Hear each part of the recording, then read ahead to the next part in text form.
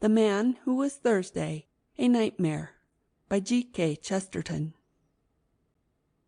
Dedication to Edmund Clearhue Bentley. A cloud was on the mind of man, and wailing went the weather. Yea, a sick cloud upon the soul when we were boys together. Science announced nonentity, and art admired decay. The world was old and ended, but you and I were gay. Round us in antic order their crippled vices came. Lust that had lost its laughter, fear that had lost its shame. Like the white lock of Whistler that lit our aimless gloom, men showed their own white feather as proudly as a plume. Life was a fly that faded, and death a drone that stung. The world was very old indeed when you and I were young. They twisted even decent sin to shapes not to be named. Men were ashamed of honor, but we were not ashamed. Weak if we were, and foolish, not thus we failed, not thus. When that black veil blocked the heavens, he had no hymns from us. Children we were. Our forts of sand were even as weak as we. High as they went, we piled them up to break that bitter sea. Fools as we were in motley, all jangling and absurd, when all church bells were silent, our cap and bells were heard. Not all unhelped, we held the fort, our tiny flags unfurled. Some giants labored in that cloud to lift it from the world. I find again the book we found. I feel the hour that flings far out of fish-shaped Paumanok some cry of cleaner things. And the green carnation withered, as in forest fires that pass, roared in the wind of all the world 10 million leaves of grass. Or sane and sweet and sudden as a bird sings in the rain, truth out of Tusitala spoke, and pleasure out of pain. Yea, cool and clear and sudden as a bird sings in the gray, Dunedin to Samoa spoke, and darkness unto day. But we were young, we lived to see God break their bitter charms. God and the good Republic come riding back in arms. We have seen the city of Mansoul, even as it rocked, relieved. Blessed are they who did not see, but being blind, believed. This is a tale of those old fears, even of those emptied hells, and none but you shall understand the true thing that it tells.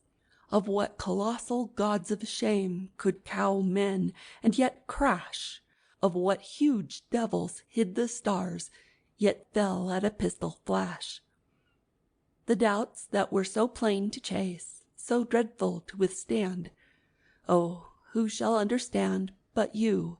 Yea, who shall understand? The doubts that drove us through the night as we two talked amain, and day had broken on the streets ere it broke upon the brain. Between us, by the peace of God, such truth can now be told. Yea, there is strength in striking root, and good in growing old. We have found common things at last, and marriage, and a creed, and I may safely write it now, and you may safely read. G.K.C. Chapter 1 of The Man Who Was Thursday, The Two Poets of Saffron Park.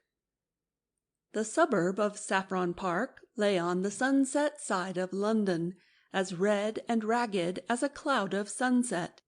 It was built of a bright brick throughout.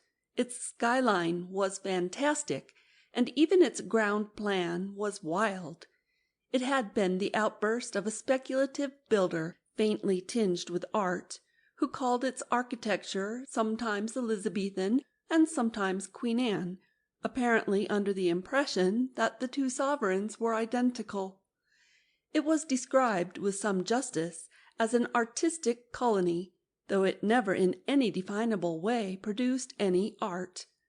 But although its pretensions to be an intellectual center were a little vague, its pretensions to be a pleasant place were quite indisputable. The stranger, who looked for the first time at the quaint red houses, could only think how very oddly shaped the people must be who could fit into them. Nor, when he met the people, was he disappointed in this respect. The place was not only pleasant, but perfect, if once he could regard it not as a deception, but rather as a dream. Even if the people were not artists, the whole was nevertheless artistic. That young man with the long auburn hair and the impudent face, that young man was not really a poet, but surely he was a poem. That old gentleman with the wild white beard and the wild white hat, that venerable humbug, was not really a philosopher, but at least he was the cause of philosophy in others. That scientific gentleman with the bald, egg-like head and the bare, bird-like neck had no real right to the airs of science that he assumed. He had not discovered anything new in biology, but what biological creature could he have discovered more singular than himself? Thus, and thus only, the whole place had properly to be regarded. It had to be considered not so much as a workshop for artists, but as a frail but finished work of art. A man who stepped into its social atmosphere felt as if he had stepped into a written comedy. More especially, this attractive unreality fell upon it about nightfall, when the extravagant roofs were dark against the afterglow, and the whole insane village seemed as separate as a drifting cloud. This again was more strongly true of the many nights of local festivity, when the little gardens were often illuminated, and the big Chinese lanterns glowed in the dwarfish trees like some fierce and monstrous fruit. And this was strongest of all on one particular evening, still vaguely remembered in the locality, of which the auburn-haired poet was the hero. It was not by any means the only evening of which he was the hero. On many nights those passing by his little back garden might hear his high didactic voice laying down the law to men, and particularly to women. The attitude of women in such cases was indeed one of the paradoxes of the place. Most of the women were of the kind vaguely called emancipated, and professed some protest against male supremacy. Yet these new women would always pay to a man the extravagant compliment which no ordinary woman ever pays to him, that of listening while he is talking. And Mr. Lucian Gregory, the red-haired poet, was really, in some sense, a man worth listening to, even if one only laughed at the end of it. He put the old cant of the lawlessness of art and the art of lawlessness with a certain impudent freshness, which gave at least a momentary pleasure. He was helped in some degree by the arresting oddity of his appearance, which he worked, as the phrase goes, for all it was worth. His dark red hair, parted in the middle, was literally like a woman's, and curved into the slow curls of a virgin in a pre-Raphaelite picture. From within this saintly oval, however, his face projected suddenly broad and brutal, the chin carried forward with a look of cockney contempt. This combination at once tickled and terrified the nerves of a neurotic population. He seemed like a walking blasphemy, a blend of the angel and the ape.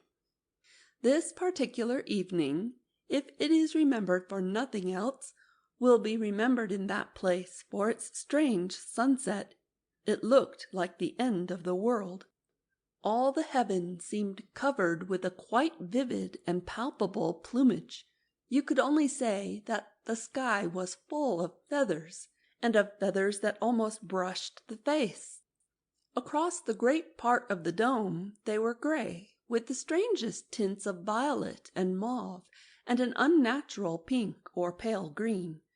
But towards the west the whole grew past description, transparent and passionate, and the last red-hot plumes of it covered up the sun like something too good to be seen. The whole was so close about the earth as to express nothing but a violent secrecy.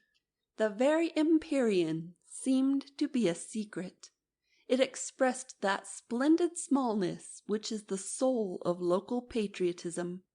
The very sky seemed small. I say that there are some inhabitants who may remember the evening if only by that oppressive sky. There are others who may remember it because it marked the first appearance in the place of the second poet of Saffron Park. For a long time the red-haired revolutionary had reigned without a rival. It was upon the night of the sunset that his solitude suddenly ended. The new poet, who introduced himself by the name of Gabriel Syme, was a very mild-looking mortal, with a fair, pointed beard and faint yellow hair. But an impression grew that he was less meek than he looked. He signalized his entrance by differing with the established poet, Gregory, upon the whole nature of poetry. He said that he, Syme, was a poet of law, a poet of order. Nay, he said he was a poet of respectability.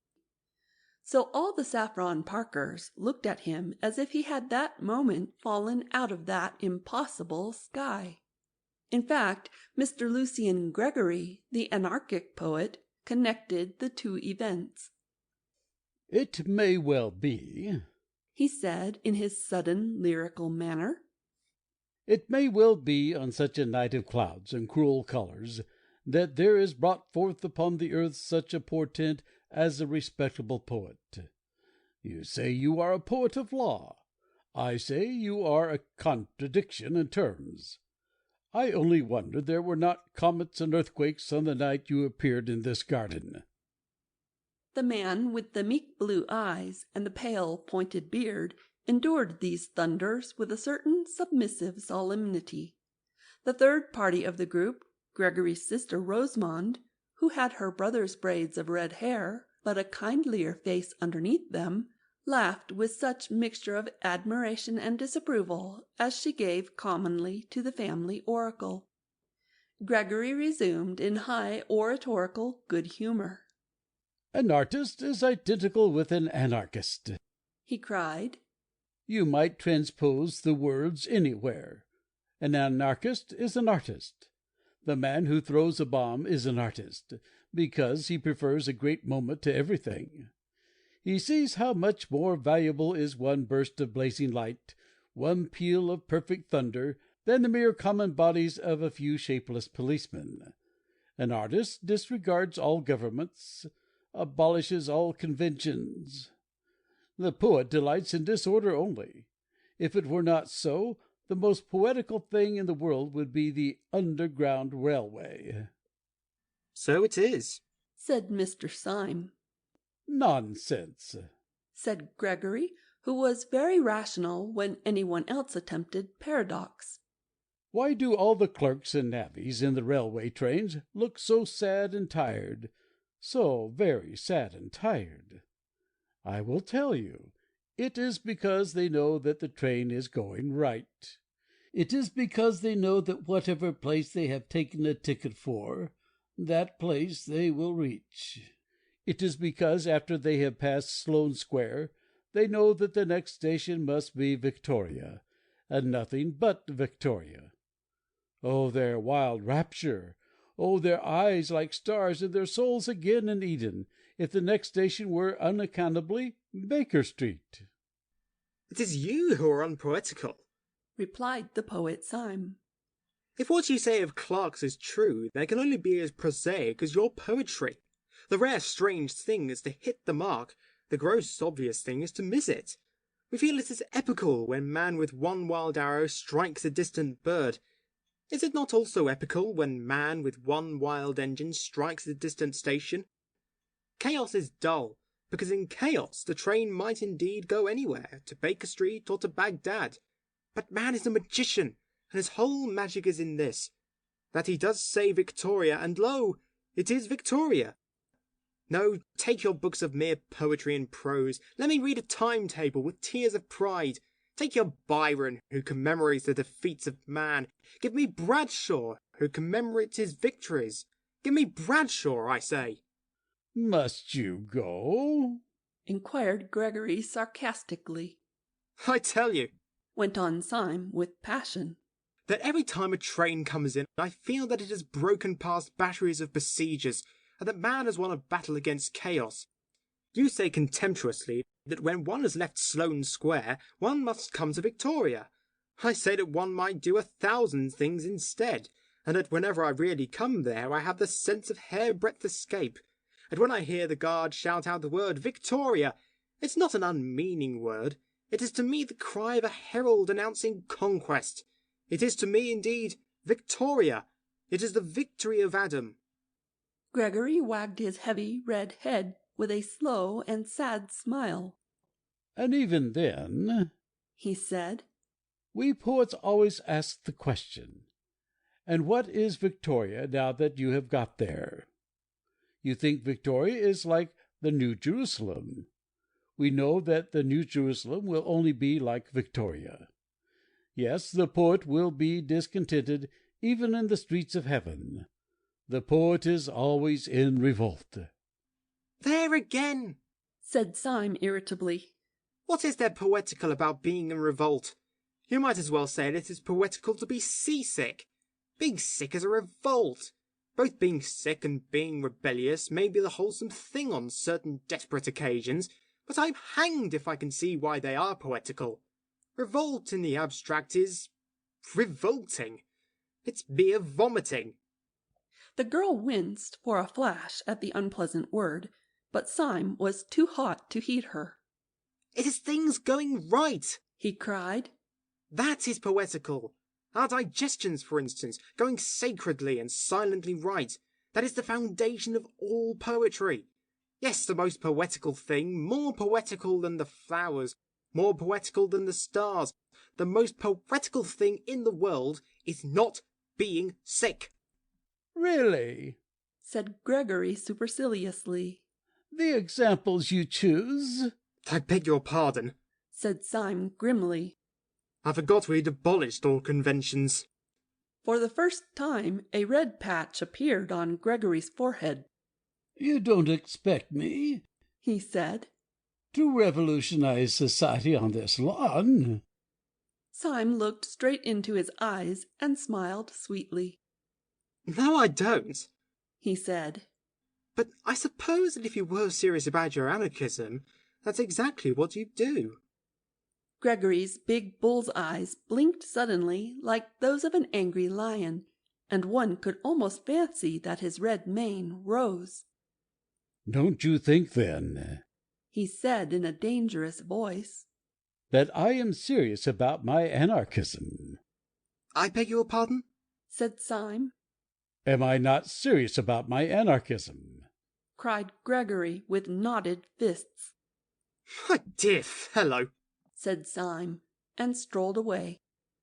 With surprise, but with a curious pleasure, he found Rosamond Gregory still in his company. Mr. Syme, She said, do the people who talk like you and my brother often mean what they say? Do you mean what you say now? Syme smiled. do you? He asked. What do you mean? Asked the girl with grave eyes. My dear Miss Gregory, Said Syme gently. there are many kinds of sincerity and insincerity. When you say thank you for the salt, do you mean what you say? No. When you say the world is round, do you mean what you say? No. It is true, but you don't mean it. Now, sometimes a man like your brother really finds a thing he does mean. It may be only a half-truth, quarter-truth, tenth truth, but then he says more than he means, from sheer force of meaning it. She was looking at him from under level brows. Her face was grave and open, and there had fallen upon it the shadow of that unreasoning responsibility which is at the bottom of the most frivolous woman, the maternal watch which is as old as the world. Is he really an anarchist, then? She asked. Only in that sense I speak of. Replied Syme. or, if you prefer it, in that nonsense. She drew her broad brows together and said abruptly, He wouldn't really use bombs or that sort of thing? Syme broke into a great laugh that seemed too large for his slight and somewhat dandified figure. Good Lord, no, he said. That has to be done anonymously. And at that the corners of her own mouth broke into a smile, and she thought with a simultaneous pleasure of Gregory's absurdity and of his safety. Syme strolled with her to a seat in the corner of the garden, and continued to pour out his opinions, for he was a sincere man, and in spite of his superficial airs and graces, at root a humble one. And it is always the humble man who talks too much. The proud man watches himself too closely. He defended respectability with violence and exaggeration. He grew passionate in his praise of tidiness and propriety. All the time there was a smell of lilac all around him. Once he heard very faintly in some distant street a barrel organ begin to play, and it seemed to him that his heroic words were moving to a tiny tune from under or beyond the world. He stared and talked at the girl's red hair and amused face for what seemed to be a few minutes, and then, feeling that the groups in such a place should mix, rose to his feet. To his astonishment he discovered the whole garden empty. Everyone had gone long ago, and he went himself with a rather hurried apology. He left with a sense of champagne in his head, which he could not afterwards explain. In the wild events which were to follow, this girl had no part at all. He never saw her again until all his tale was over. And yet, in some indescribable way, she kept recurring, like a motif in music, through all his mad adventures afterwards, and the glory of her strange hair ran like a red thread through those dark and ill-drawn tapestries of the night. For what followed was so improbable that it might well have been a dream. When Syme went out into the starlit street, he found it for the moment empty. Then he realized, in some odd way, that the silence was rather a living silence than a dead one. Directly outside the door stood a street lamp, whose gleam gilded the leaves of the tree that bent out over the fence behind him. About a foot from the lamp-post stood a figure almost as rigid and motionless as the lamp-post itself. The tall hat and long frock-coat were black. The face, in an abrupt shadow, was almost as dark. Only a fringe of fiery hair against the light, and also something aggressive in the attitude, proclaimed that it was the poet Gregory.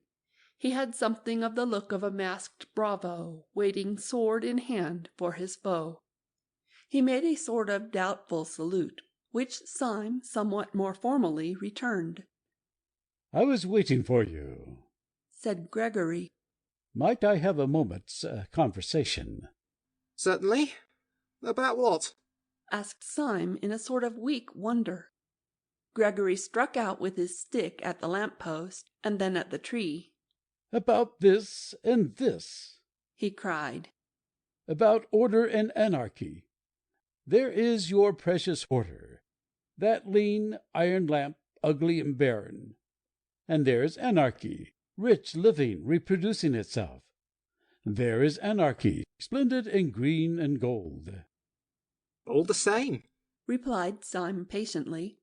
Just at present you only see the tree by the light of the lamp. I wonder when you would ever see the lamp by the light of the tree. Then, after a pause, he said, But may I ask if you have been standing out here in the dark only to resume our little argument? "No," cried out Gregory in a voice that rang down the street. "I did not stand here to resume our argument, but to end it forever." The silence fell again, and Syme, though he understood nothing, listened instinctively for something serious. Gregory began in a smooth voice and with a rather bewildering smile. "Mr. Syme," he said, "this evening you succeeded in doing something rather remarkable. You did something to me that no man born of woman has ever succeeded in doing before. Indeed. Now I remember, resumed Gregory reflectively. one other person succeeded in doing it. The captain of a penny steamer, if I remember correctly, at Southend. You have irritated me. I'm very sorry, replied Syme with gravity. I am afraid my fury and your insult are too shocking to be wiped out even with an apology, said Gregory very calmly. No duel could wipe it out. If I struck you dead, I could not wipe it out. There's only one way by which that insult can be erased, and that way I choose.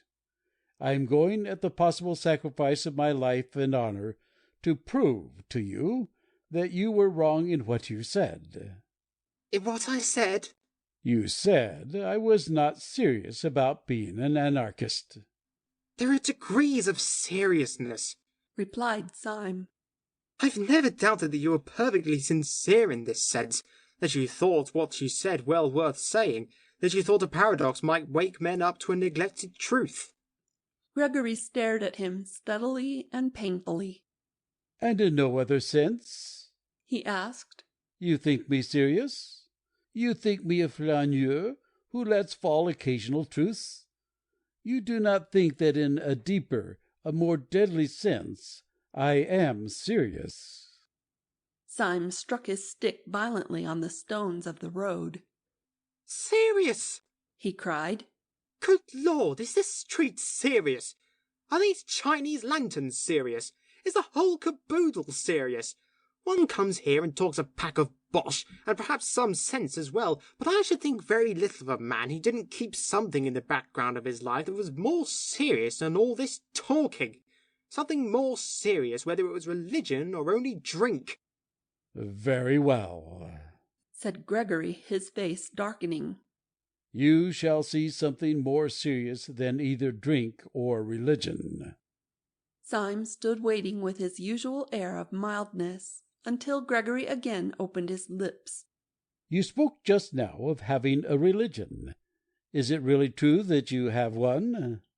Oh, said Syme with a beaming smile. We're all Catholics now. Then may I ask you to swear by whatever gods or saints your religion involves that you will not reveal what I am now going to tell you to any son of Adam, and especially not to the police. Will you swear that?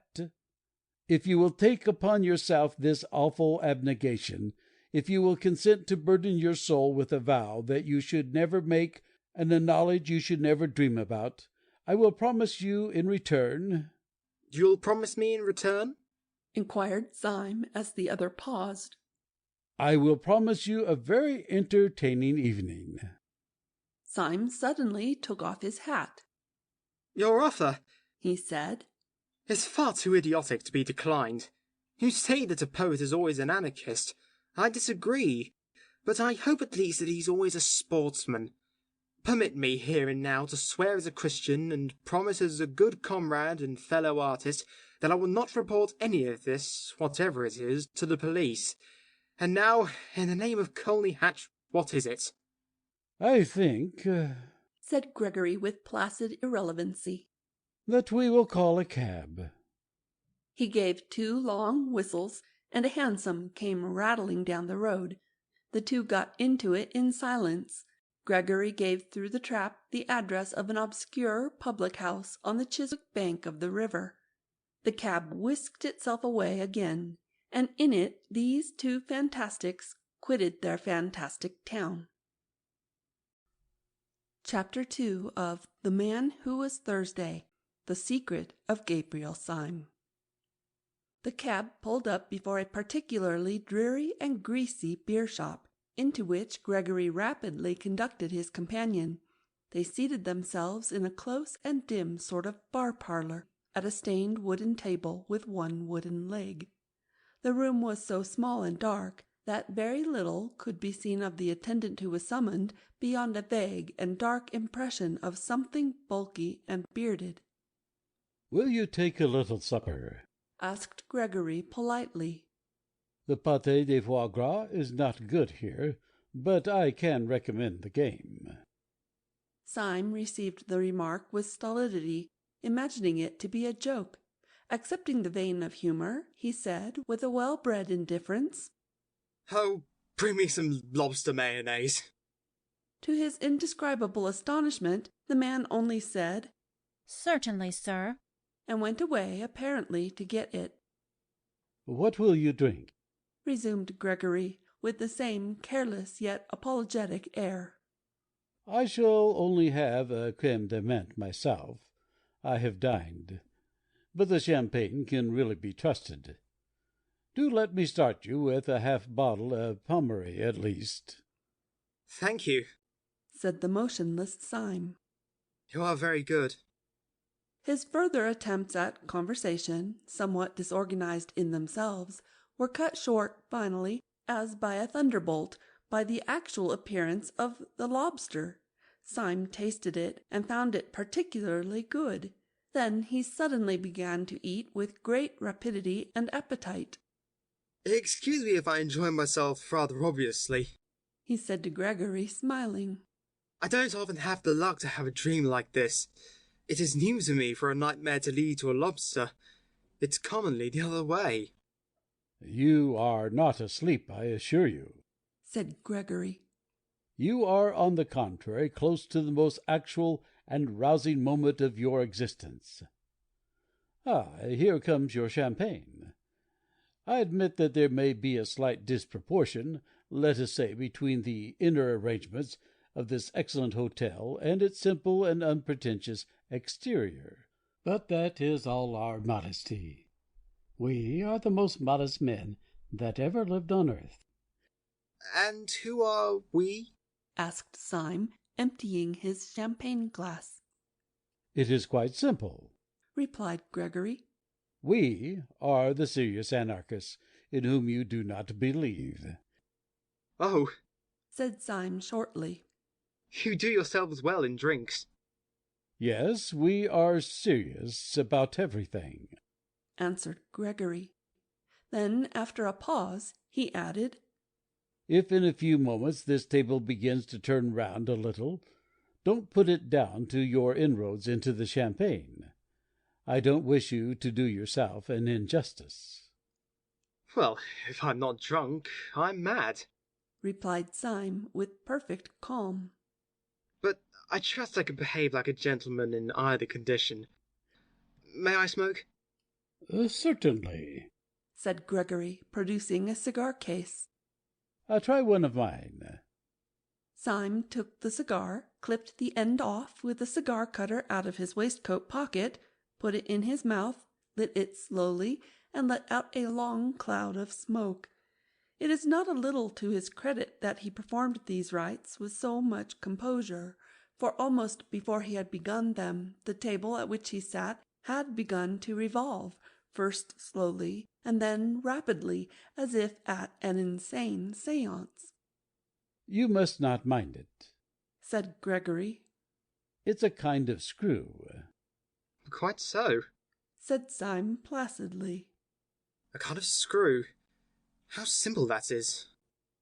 The next moment the smoke of his cigar, which had been wavering across the room in snaky twists, went straight up, as if from a factory chimney, and the two, with their chairs and table, shot down through the floor as if the earth had swallowed them.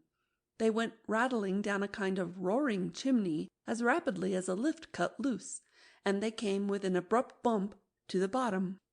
But when Gregory threw open a pair of doors and let in a red subterranean light, Syme was still smoking with one leg thrown over the other, and had not turned a yellow hair. Gregory led him down a low, vaulted passage, at the end of which was the red light.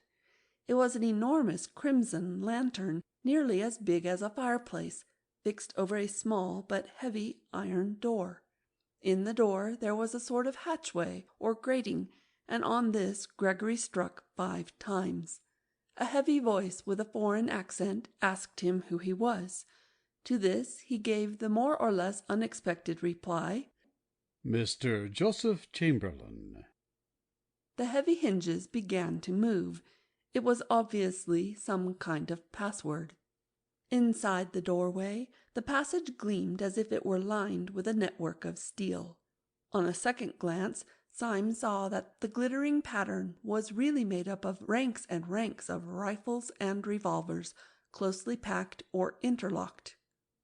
"I must ask you to forgive me all these formalities," said Gregory. "We have to be very strict here." Oh, don't apologize, said Syme. I know your passion for law and order. And he stepped into the passage lined with the steel weapons. With his long fair hair and rather foppish frock-coat, he looked a singularly frail and fanciful figure as he walked down that shining avenue of death. They passed through several such passages, and came out at last into a queer steel chamber with curved walls, almost spherical in shape, but presenting, with its tiers of benches, something of the appearance of a scientific lecture theatre. There were no rifles or pistols in this apartment, but round the walls of it were hung more dubious and dreadful shapes, things that looked like the bulbs of iron plants, or the eggs of iron birds. They were bombs, and the very room itself seemed like the inside of a bomb. Syme knocked his cigar ash off against the wall, and went in. "And now, my dear Mr. Syme," said Gregory, throwing himself in an expansive manner on the bench under the largest bomb. "now we are quite cosy, so let us talk properly. Now no human words can give you any notion of why I brought you here. It was one of those quite arbitrary emotions, like jumping off a cliff or falling in love. Suffice it to say that you were an inexpressibly irritating fellow, and to do you justice, you are still. I would break 20 oaths of secrecy for the pleasure of taking you down a peg. That way you have of lighting a cigar would make a priest break the seal of confession. Well, you said that you were quite certain I was not a serious anarchist. Does this place strike you as being serious? It does seem to have a moral under all its gaiety, assented Syme. But may I ask you 2 questions? You need not fear to give me information, because, as you remember, you very wisely extorted from me a promise not to tell the police, a promise I shall certainly keep. So it is in mere curiosity that I make my queries. First of all, what is it really all about? What is it you object to? You want to abolish government? To abolish God, said Gregory, opening the eyes of a fanatic. We do not only want to upset a few despotisms and police regulations. That sort of anarchism does exist, but it is a mere branch of the nonconformists. We dig deeper and we blow you higher. We wish to deny all those arbitrary distinctions of vice and virtue, honor and treachery, upon which mere rebels base themselves. The silly sentimentalists of the French Revolution talked of the rights of man. We hate rights as we hate wrongs. We have abolished right and wrong. And right and left, said Syme with a simple eagerness. I hope you'll abolish them too. They're much more troublesome to me. You spoke of a second question, snapped Gregory. With pleasure, resumed Syme. In all your present acts and surroundings, there's a scientific attempt at secrecy. I have an aunt who lived over a shop, but this is the first time I've found people living from preference under a public house. You have a heavy iron door. You cannot pass it without submitting to the humiliation of calling yourself Mr. Chamberlain. You surround yourself with steel instruments which make the place, if I may say so, more impressive than homelike. May I ask why, after taking all this trouble to barricade yourselves in the bowels of the earth, you then parade your whole secret by talking about anarchism to every silly woman in Saffron Park? Gregory smiled. The answer is simple, he said. I told you I was a serious anarchist, and you did not believe me, nor do they believe me. Unless I took them into this infernal room, they would not believe me. Syme smoked thoughtfully, and looked at him with interest. Gregory went on. "The history of the thing might amuse you," he said. "When first I became one of the new anarchists, I tried all kinds of respectable disguises. I dressed up as a bishop. I read up all about bishops in our anarchist pamphlets. In superstition, the vampire, and priests of prey. I certainly understood from them that bishops are strange and terrible old men keeping a cruel secret from mankind. I was misinformed. When, on my first appearing in episcopal gaiters in a drawing-room, I cried out in a voice of thunder, 'Down, down, presumptuous human reason!' they found out in some way that I was not a bishop at all. I was nabbed at once. Then I made up as a millionaire, but I defended capital with so much intelligence that a fool could see that I was quite poor. Then I tried being a major. Now I am a humanitarian myself, but I have, I hope, enough intellectual breadth to understand the position of those who, like Nietzsche, admired violence. The proud, mad war of nature, and all that, you know. I threw myself into the major. I drew my sword and waved it constantly. I called out 'blood' abstractedly, like a man calling for wine. I often said, 'Let the weak perish. It is the law.' Well, it seems majors don't do this. I was nabbed again. At last I went in despair to the president of the Central Anarchist Council, who is the greatest man in Europe." "What is his name?" asked Syme. "You would not know it," answered Gregory. "That is his greatness. Caesar and Napoleon put all their genius into being heard of, and they were heard of. He puts all his genius into not being heard of, and he is not heard of. But you cannot be for 5 minutes in the room with him without feeling that Caesar and Napoleon would have been children in his hands." He was silent and even pale for a moment, and then resumed. "But whenever he gives advice, it is always something as startling as an epigram, and yet as practical as the Bank of England. I said to him, 'What disguise will hide me from the world? What can I find more respectable than bishops and majors?' He looked at me with his large but indecipherable face. 'You want a safe disguise, do you? You want a dress which will guarantee you harmless? A dress in which no one would ever look for a bomb?' I nodded. He suddenly lifted his lion's voice. 'Why, then, dress up as an anarchist, you fool!' He roared so that the room shook. 'Nobody will ever expect you to do anything dangerous then.' And he turned his broad back on me without another word. I took his advice, and have never regretted it. I preached blood and murder to those women day and night, and they would let me wheel their perambulators." Syme sat watching him with some respect in his large blue eyes. "You took me in," he said. "It is really a smart dodge." Then, after a pause, he added, "What do you call this tremendous president of yours?" "We generally call him Sunday," replied Gregory with simplicity. "You see, there are 7 members of the Central Anarchist Council, and they are named after days of the week. He is called Sunday, by some of his admirers Bloody Sunday. It is curious you should mention the matter, because the very night you have dropped in, if I may so express it, is the night on which our London branch, which assembles in this room, has to elect its own deputy to fill vacancy in the council. The gentleman who has for some time past played, with propriety and general applause, the difficult part of Thursday, has died quite suddenly. Consequently, we have called a meeting this very evening to elect a successor." He got to his feet and strolled about the room with a sort of smiling embarrassment. "I feel somehow as if you were my mother, Syme," he continued casually. "I feel that I can confide anything to you, as you have promised to tell nobody.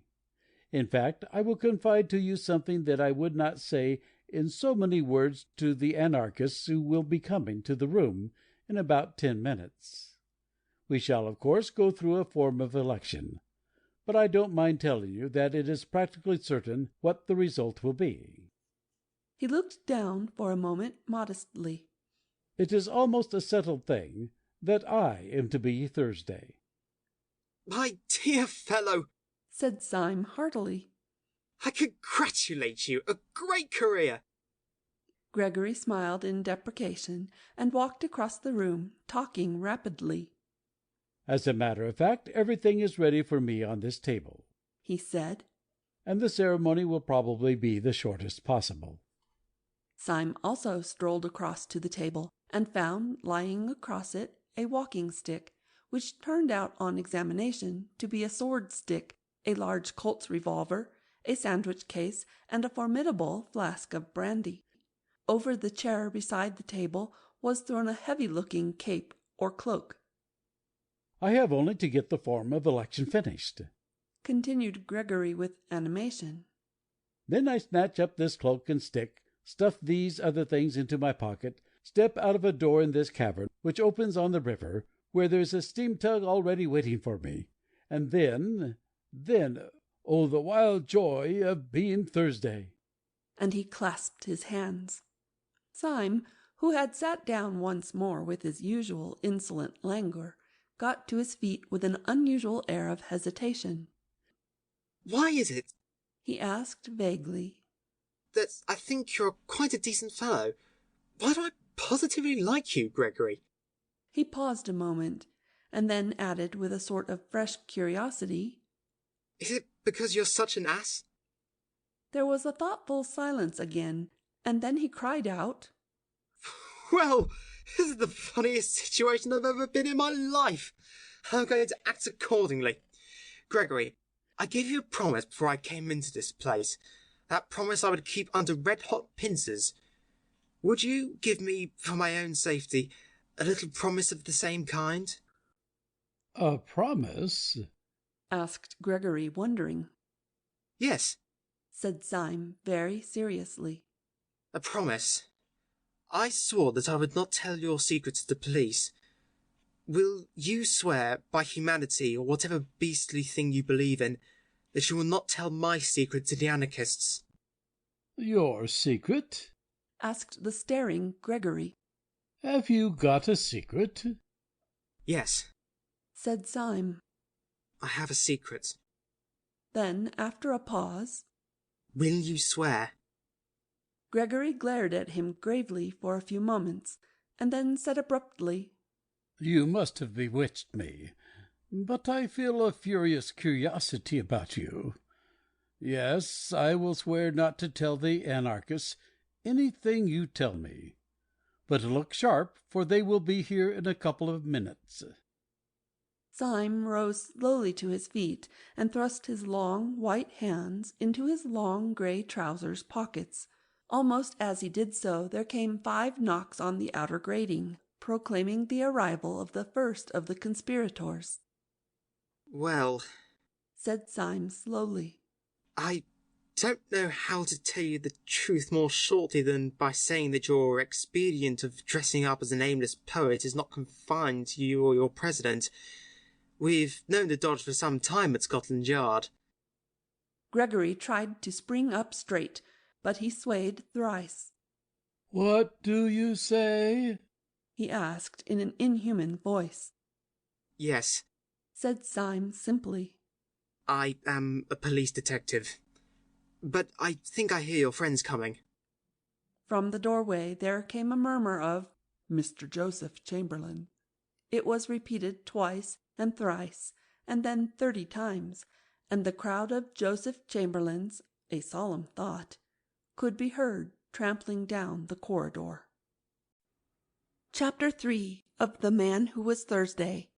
The Man Who Was Thursday.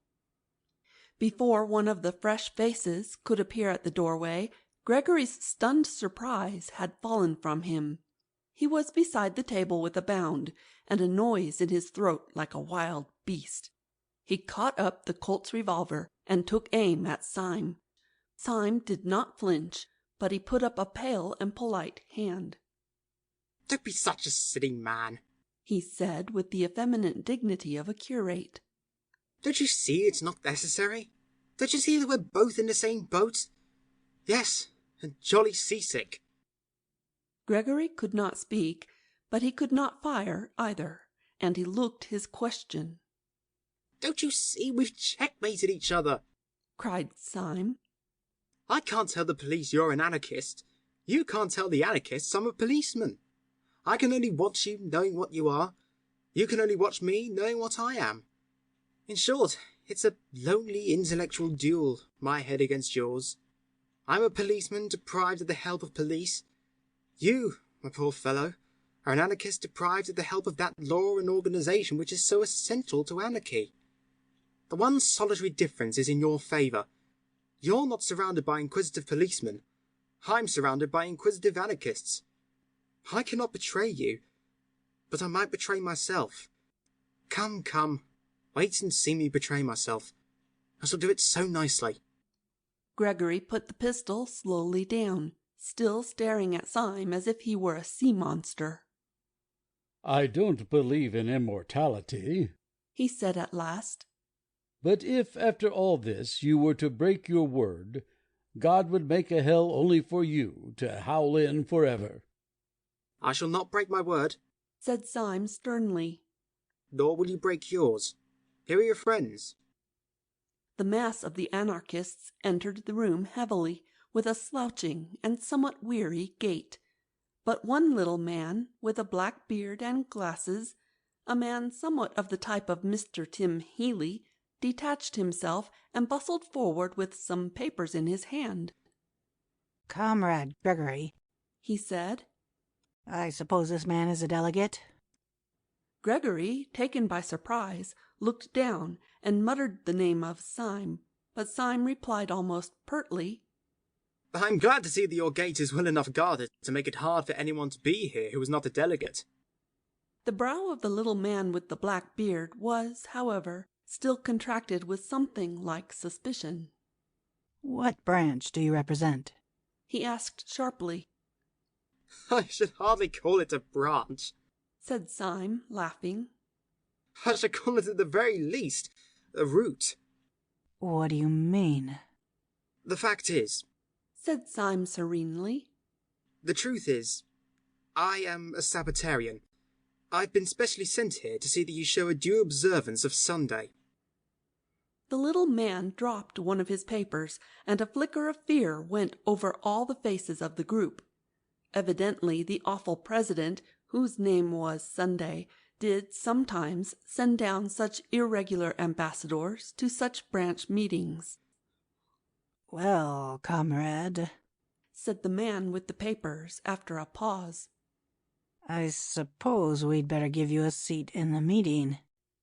"If you ask my advice as a friend," said Syme with severe benevolence, "I think you'd better." When Gregory heard the dangerous dialogue end with a sudden safety for his rival, he rose abruptly and paced the floor in painful thought. He was, indeed, in an agony of diplomacy. It was clear that Syme's inspired impudence was likely to bring him out of all merely accidental dilemmas. Little was to be hoped from them.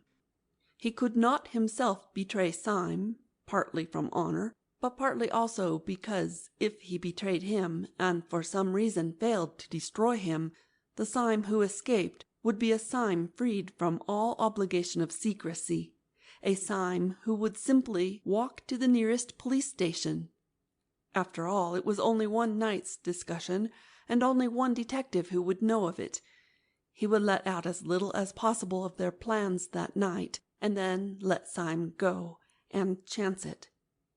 He strode across to the group of anarchists, which was already distributing itself along the benches.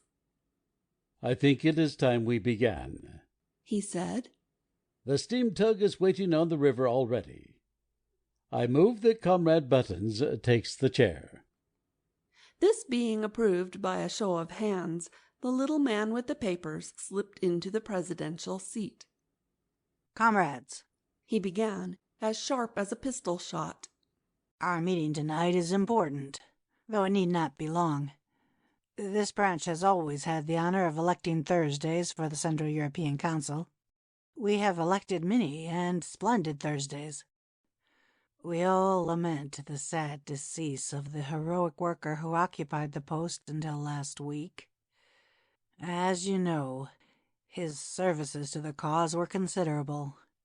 He organized the great dynamite coup of Brighton, which, under happier circumstances, ought to have killed everybody on the pier.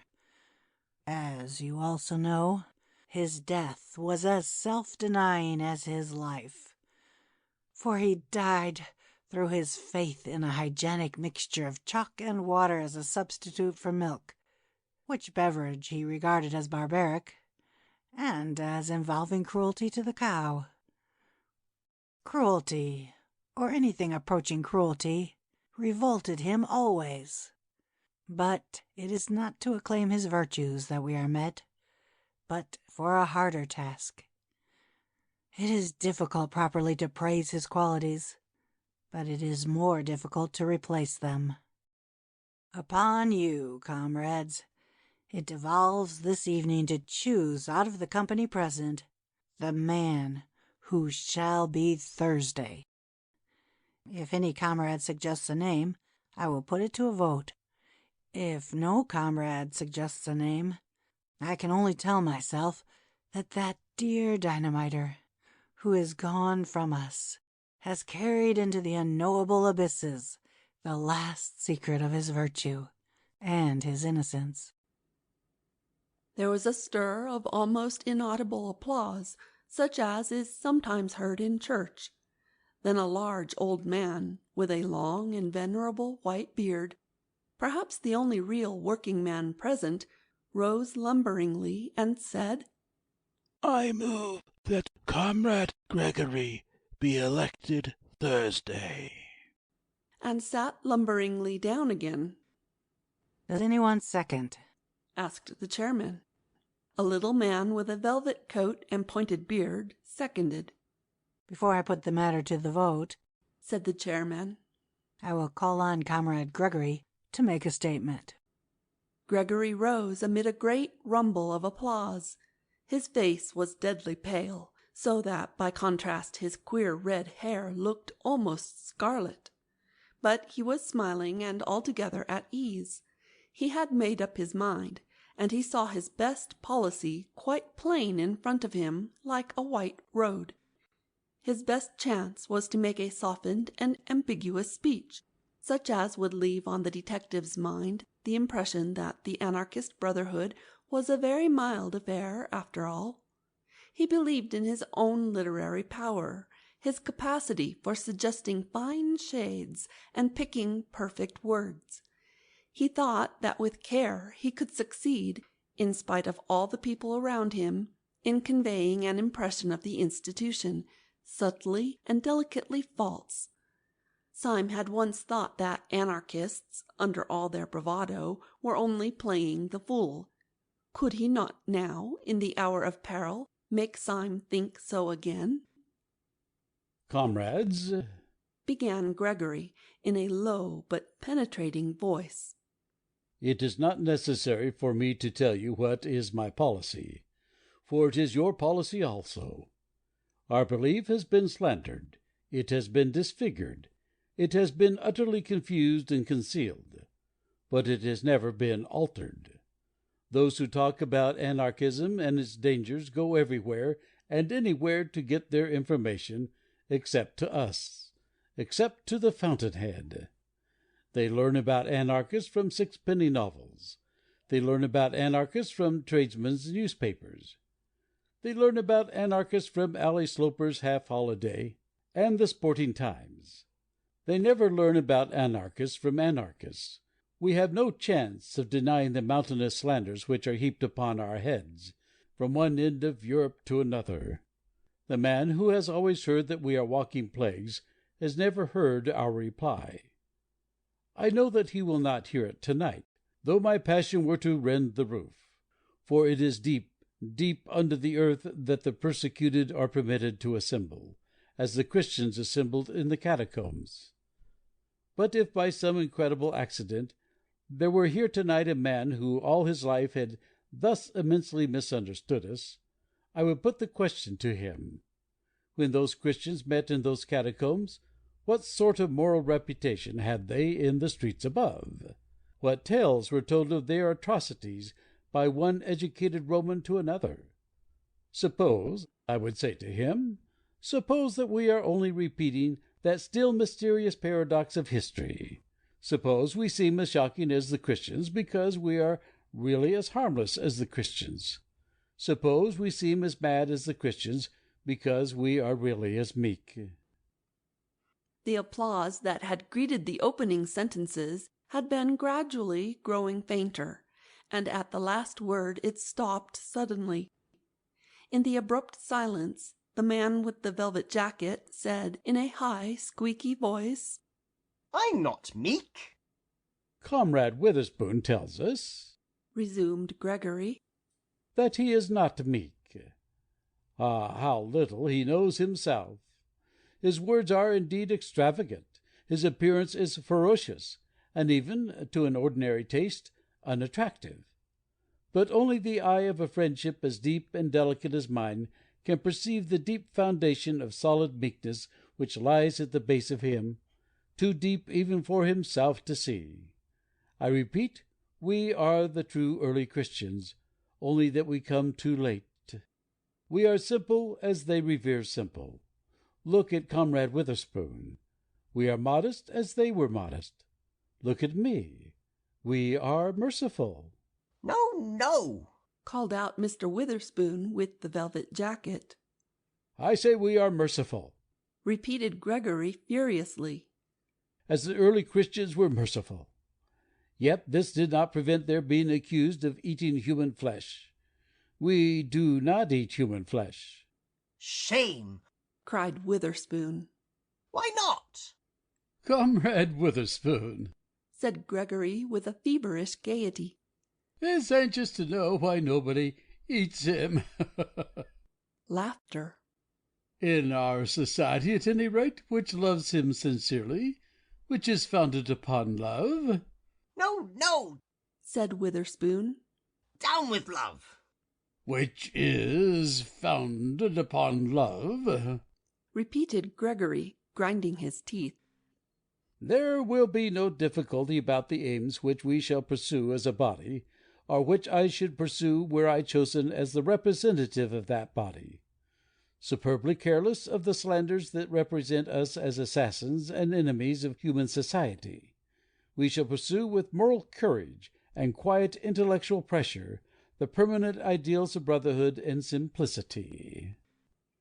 Gregory resumed his seat and passed his hand across his forehead. The silence was sudden and awkward, but the chairman rose like an automaton and said in a colorless voice, "Does anyone oppose the election of Comrade Gregory?" The assembly seemed vague and subconsciously disappointed, and Comrade Witherspoon moved restlessly on his seat and muttered in his thick beard. By the sheer rush of routine, however, the motion would have been put and carried. But as the chairman was opening his mouth to put it, Syme sprang to his feet and said in a small and quiet voice, "Yes, Mr. Chairman, I oppose." The most effective fact in oratory is an unexpected change in the voice. Mr. Gabriel Syme evidently understood oratory. Having said these first formal words in a moderated tone and with a brief simplicity, he made his next word ring and volley in the vault as if one of the guns had gone off. "Comrades!" he cried in a voice that made every man jump out of his boots. "Have we come here for this? Do we live underground like rats in order to listen to talk like this? This is talk we might listen to while eating buns as a Sunday school treat. Do we line these walls with weapons and bar that door with death, lest anyone should come and hear Comrade Gregory saying to us, 'Be good and you will be happy. Honesty is the best policy, and virtue is its own reward'? There was not a word in Comrade Gregory's address to which a curate could not have listened with pleasure. Hear, hear. But I am not a curate. Loud cheers. And I did not listen to it with pleasure. Renewed cheers. The man who is fitted to make a good curate is not fitted to make a resolute, forcible, and efficient Thursday. Hear, hear. Comrade Gregory has told us, in only too apologetic a tone, that we are not the enemies of society. But I say that we are the enemies of society, and so much the worse for society. We are the enemies of society, for society is the enemy of humanity, its oldest and its most pitiless enemy. Hear, hear. Comrade Gregory has told us, apologetically again, that we are not murderers. There, I agree. We are not murderers. We are executioners! Cheers. Ever since Syme had risen, Gregory had sat staring at him, his face idiotic with astonishment. Now in the pause his lips of clay parted, and he said with an automatic and lifeless distinctness, "You hypocrite!" Syme looked straight into those frightful eyes with his own pale blue ones, and said with dignity, Comrade Gregory accuses me of hypocrisy. He knows as well as I do that I'm keeping all my engagements and doing nothing but my duty. I do not mince words. I do not pretend to. I say that Comrade Gregory is unfit to be Thursday for all his amiable qualities.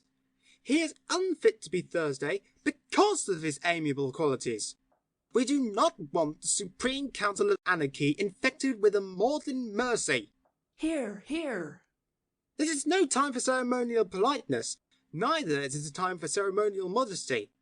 I set myself against Comrade Gregory as I would set myself against all the governments of Europe, because the anarchist who has given himself to anarchy has forgotten modesty as much as he's forgotten pride. Cheers. I am not a man at all. I am a cause. Renewed cheers. I set myself against Comrade Gregory as impersonally and as calmly as I should choose one pistol rather than another out of that rack upon the wall. And I say that rather than have Gregory and his milk and water methods on the Supreme Council, I would offer myself for election. His sentence was drowned in a deafening cataract of applause. The faces that had grown fiercer and fiercer with approval as his tirade grew more and more uncompromising were now distorted with grins of anticipation or cloven with delighted cries. At the moment when he announced himself as ready to stand for the post of Thursday, a roar of excitement and assent broke forth and became uncontrollable. And at the same moment Gregory sprang to his feet, with foam upon his mouth, and shouted against the shouting. "Stop, you blasted madmen!" he cried at the top of a voice that tore his throat.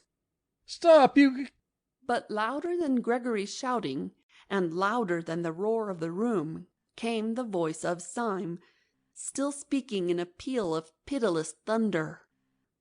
I do not go to the council to rebut that slander that calls us murderers. I go to earn it. Loud and prolonged cheering. To the priest who says these men are the enemies of religion, to the judge who says these men are the enemies of law, to the fat parliamentarian who says these men are the enemies of order and public decency, to all these I will reply, you are false kings, but you are true prophets. I am come to destroy you and to fulfill your prophecies. The heavy clamour gradually died away, but before it had ceased, Witherspoon had jumped to his feet, his hair and beard all on end, and had said, I move as an amendment that Comrade Syme be appointed to the post. "Stop all this, I tell you!" cried Gregory with frantic face and hands. "Stop, it is all—" The voice of the chairman clove his speech with a cold accent. Does anyone second this amendment? He said. A tall, tired man with melancholy eyes and an American chin-beard was observed on the back bench to be slowly rising to his feet. Gregory had been screaming for some time past. Now there was a change in his accent, more shocking than any scream.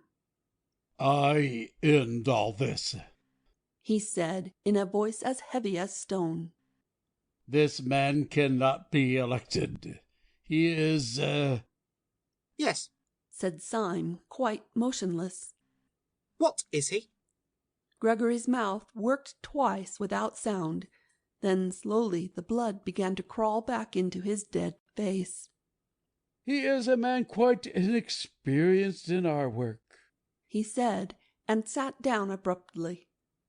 Before he had done so, the long, lean man with the American beard was again upon his feet, and was repeating in a high American monotone, "I beg to second the election of Comrade Syme." The amendment will, as usual, be put first, said Mr. Buttons, the chairman, with mechanical rapidity. The question is that Comrade Syme. Gregory had again sprung to his feet, panting and passionate. "Comrades," he cried out, "I am not a madman." Oh, said Mr. Witherspoon. "I am not a madman," reiterated Gregory, with a frightful sincerity which for a moment staggered the room. "But I give you a counsel which you can call mad if you like. No, I will not call it a counsel, for I can give you no reason for it. I will call it a command. Call it a mad command, but act upon it. Strike, but hear me. Kill me, but obey me. Do not elect this man." Truth is so terrible, even in fetters, that for a moment Syme's slender and insane victory swayed like a reed.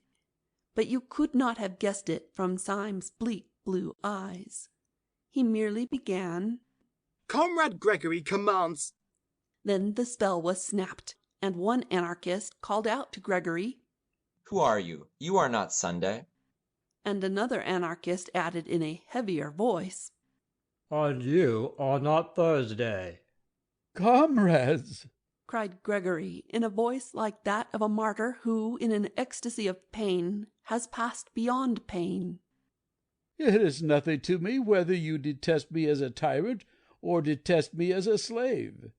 If you will not take my command, accept my degradation. I kneel to you. I throw myself at your feet. I implore you, do not elect this man." Comrade Gregory, said the chairman after a painful pause. This is really not quite dignified. For the first time in the proceedings, there was for a few seconds a real silence. Then Gregory fell back in his seat, a pale wreck of a man, and the chairman repeated, like a piece of clockwork suddenly started again, The question is that Comrade Syme be elected to the post of Thursday on the General Council. The roar rose like the sea, the hands rose like a forest, and 3 minutes afterwards Mr. Gabriel Syme, of the Secret Police Service, was elected to the post of Thursday on the General Council of the Anarchists of Europe. Everyone in the room seemed to feel the tug waiting on the river, the sword-stick and the revolver waiting on the table.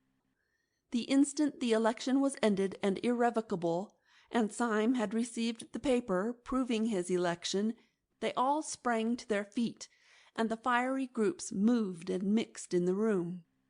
Syme found himself, somehow or other, face to face with Gregory, who still regarded him with a stare of stunned hatred. They were silent for many minutes.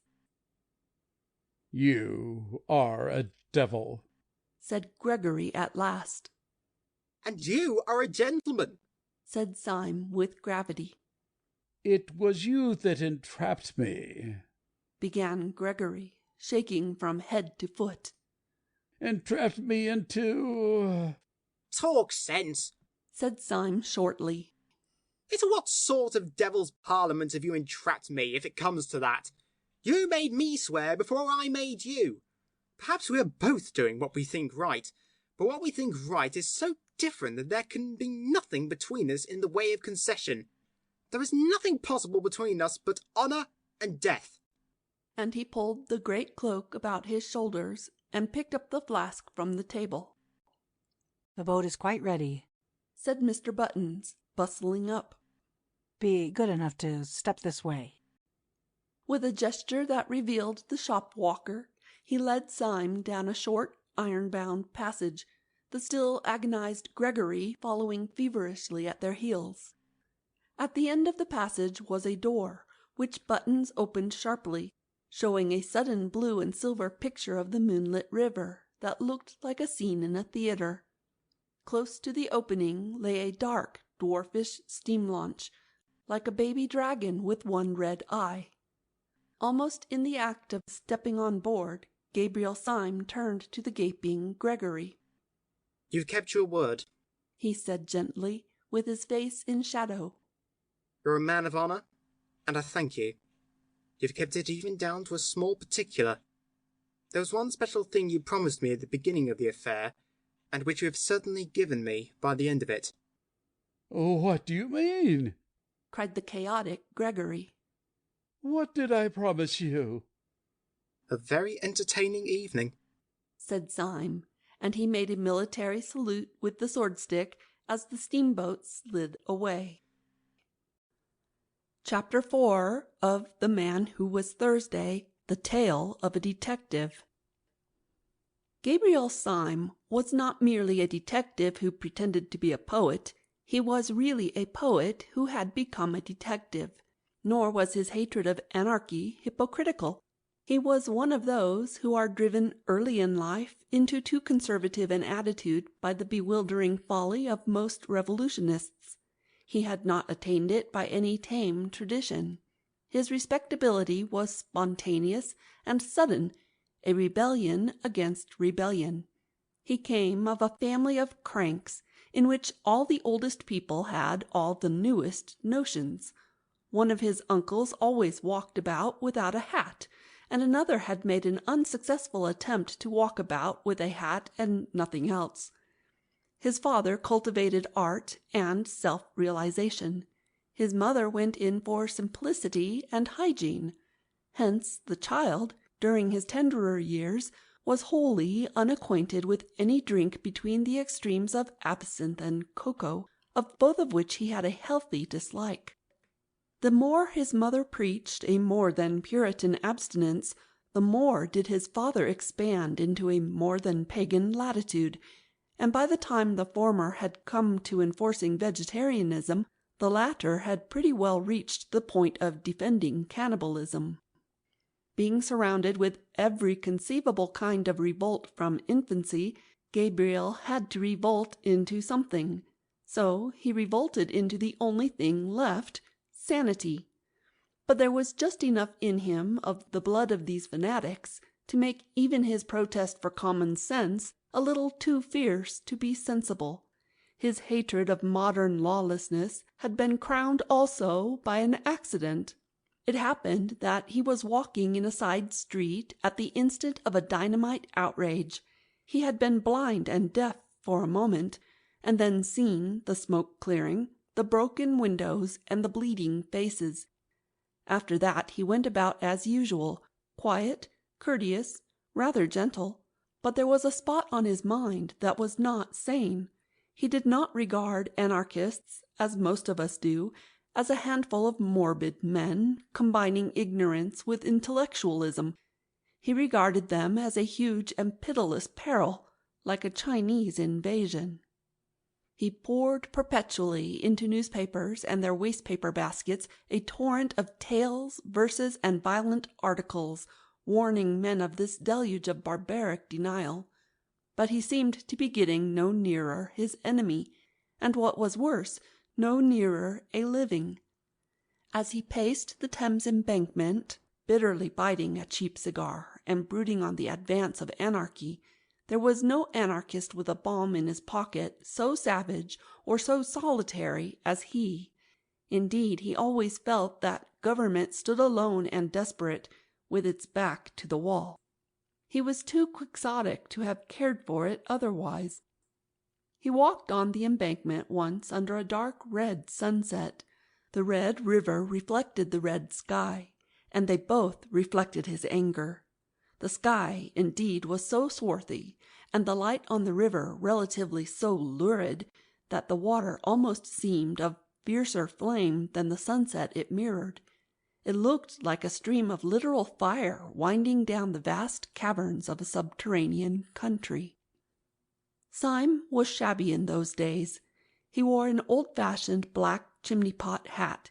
He was wrapped in a yet more old-fashioned cloak, black and ragged, and the combination gave him the look of the early villains in Dickens and Bulwer Lytton. Also, his yellow beard and hair were more unkempt and leonine than when they appeared long afterwards, cut and pointed, on the lawns of Saffron Park. A long, lean, black cigar, bought in Soho for twopence, stood out from between his tightened teeth, and altogether he looked a very satisfactory specimen of the anarchists upon whom he had vowed a holy war. Perhaps this was why a policeman on the embankment spoke to him and said, "Good evening."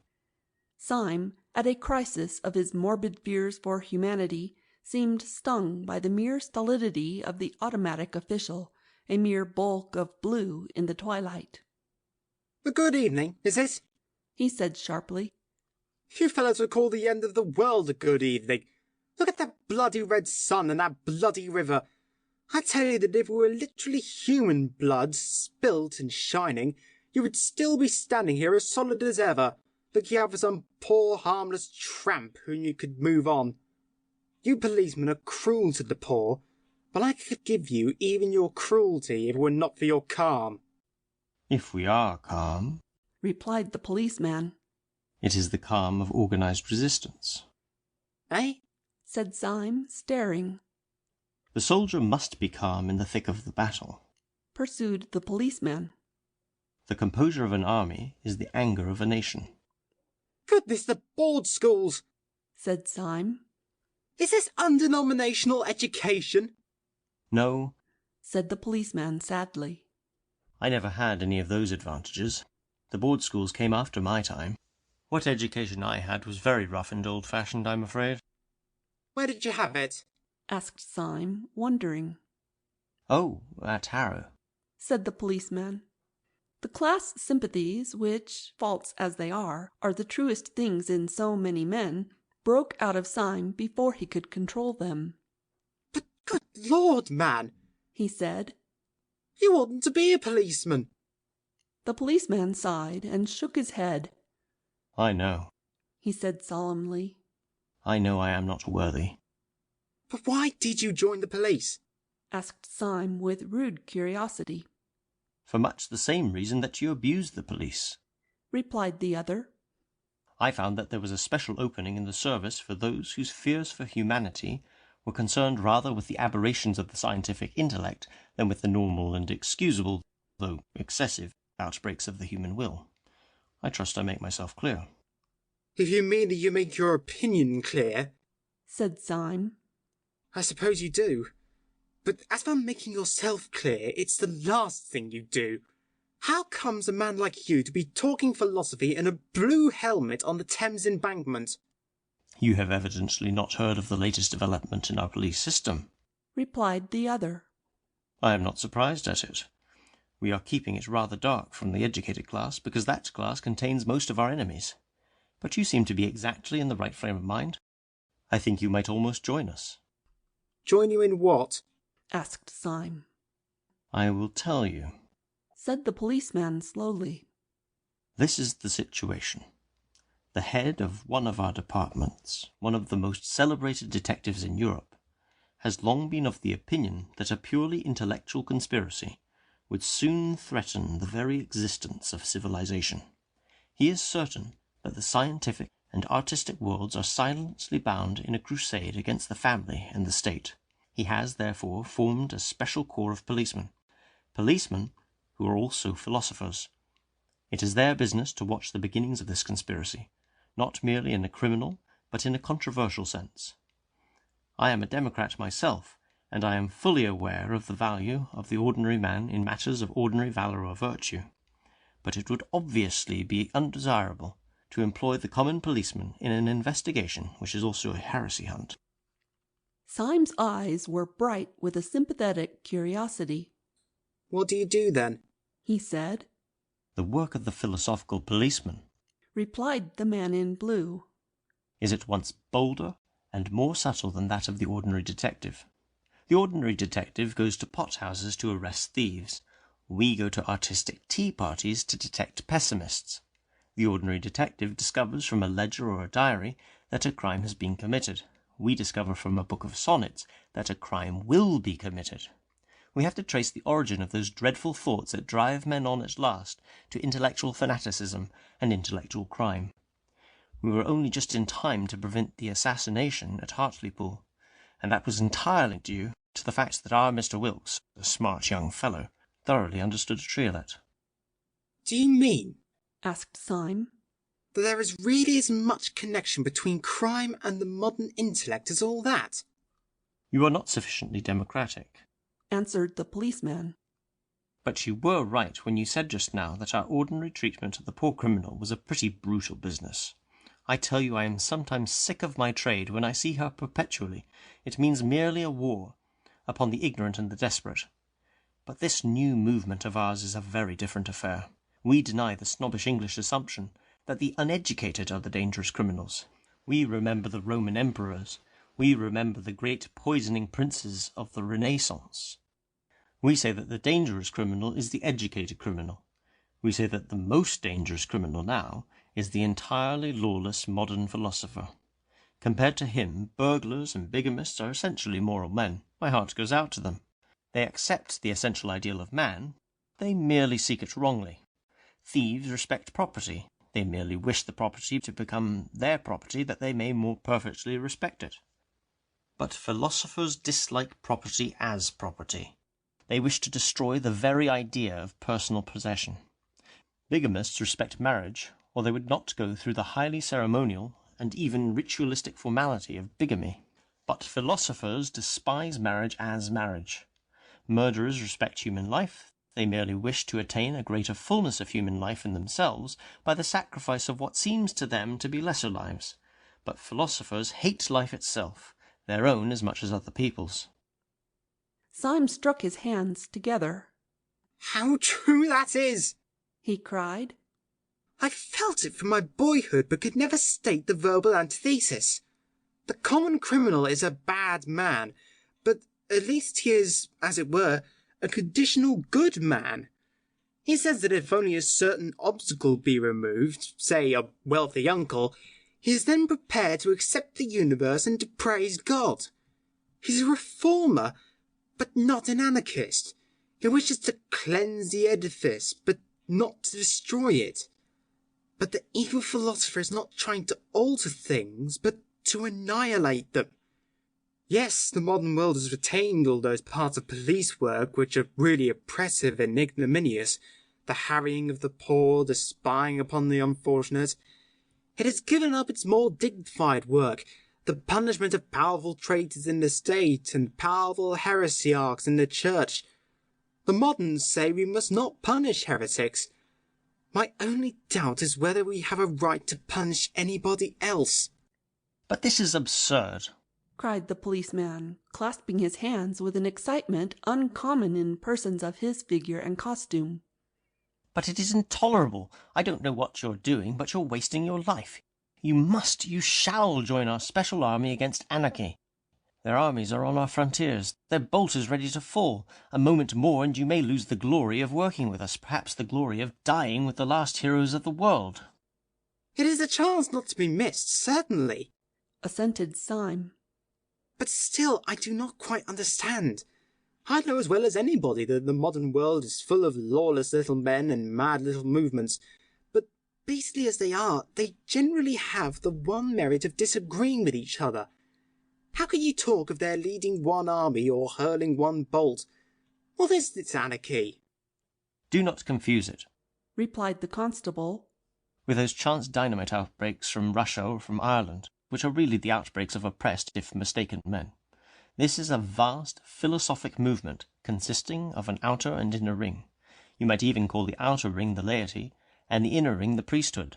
I prefer to call the outer ring the innocent section, and the inner ring the supremely guilty section.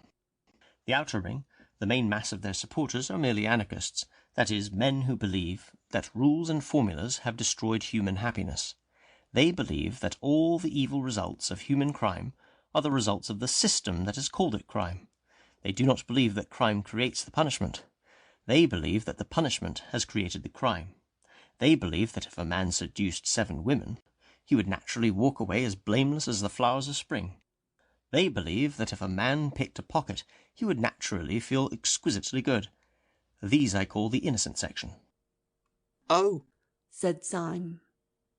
Naturally, therefore, these people talk about a happy time coming, the paradise of the future, mankind freed from the bondage of vice and the bondage of virtue, and so on. And so also the men of the inner circle speak, the sacred priesthood. They also speak to applauding crowds of the happiness of the future, of mankind freed at last. But in their mouths, and the policeman lowered his voice, in their mouths, these happy phrases have a horrible meaning. They are under no illusions.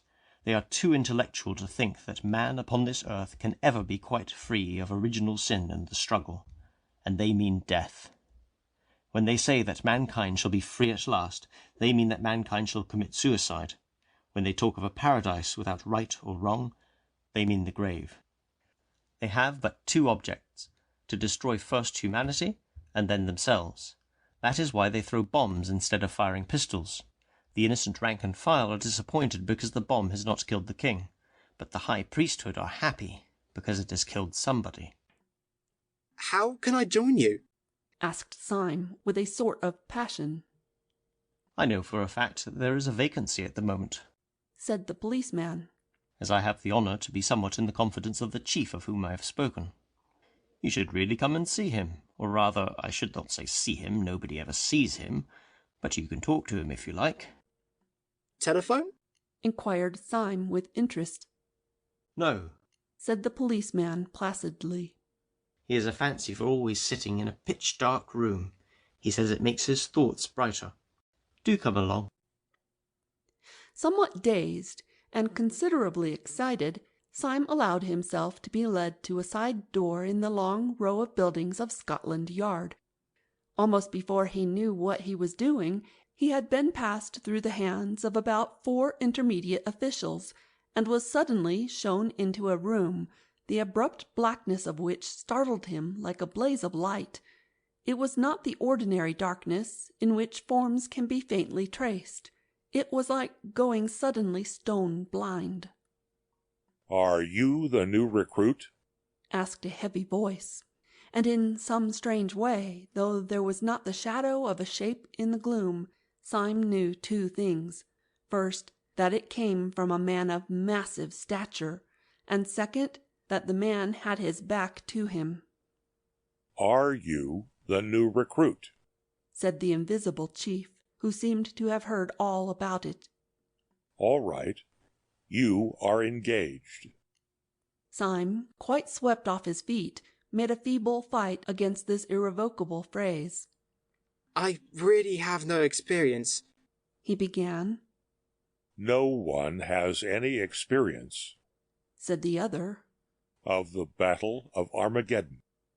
but I'm really unfit. "You are willing. That is enough," said the unknown. Well, really, said Syme, I don't know any profession of which mere willingness is the final test. "I do." said the other. "Martyrs, I am condemning you to death. Good day." Thus it was that when Gabriel Syme came out again into the crimson light of evening, in his shabby black hat and shabby lawless cloak, he came out a member of the new detective corps for the frustration of the great conspiracy.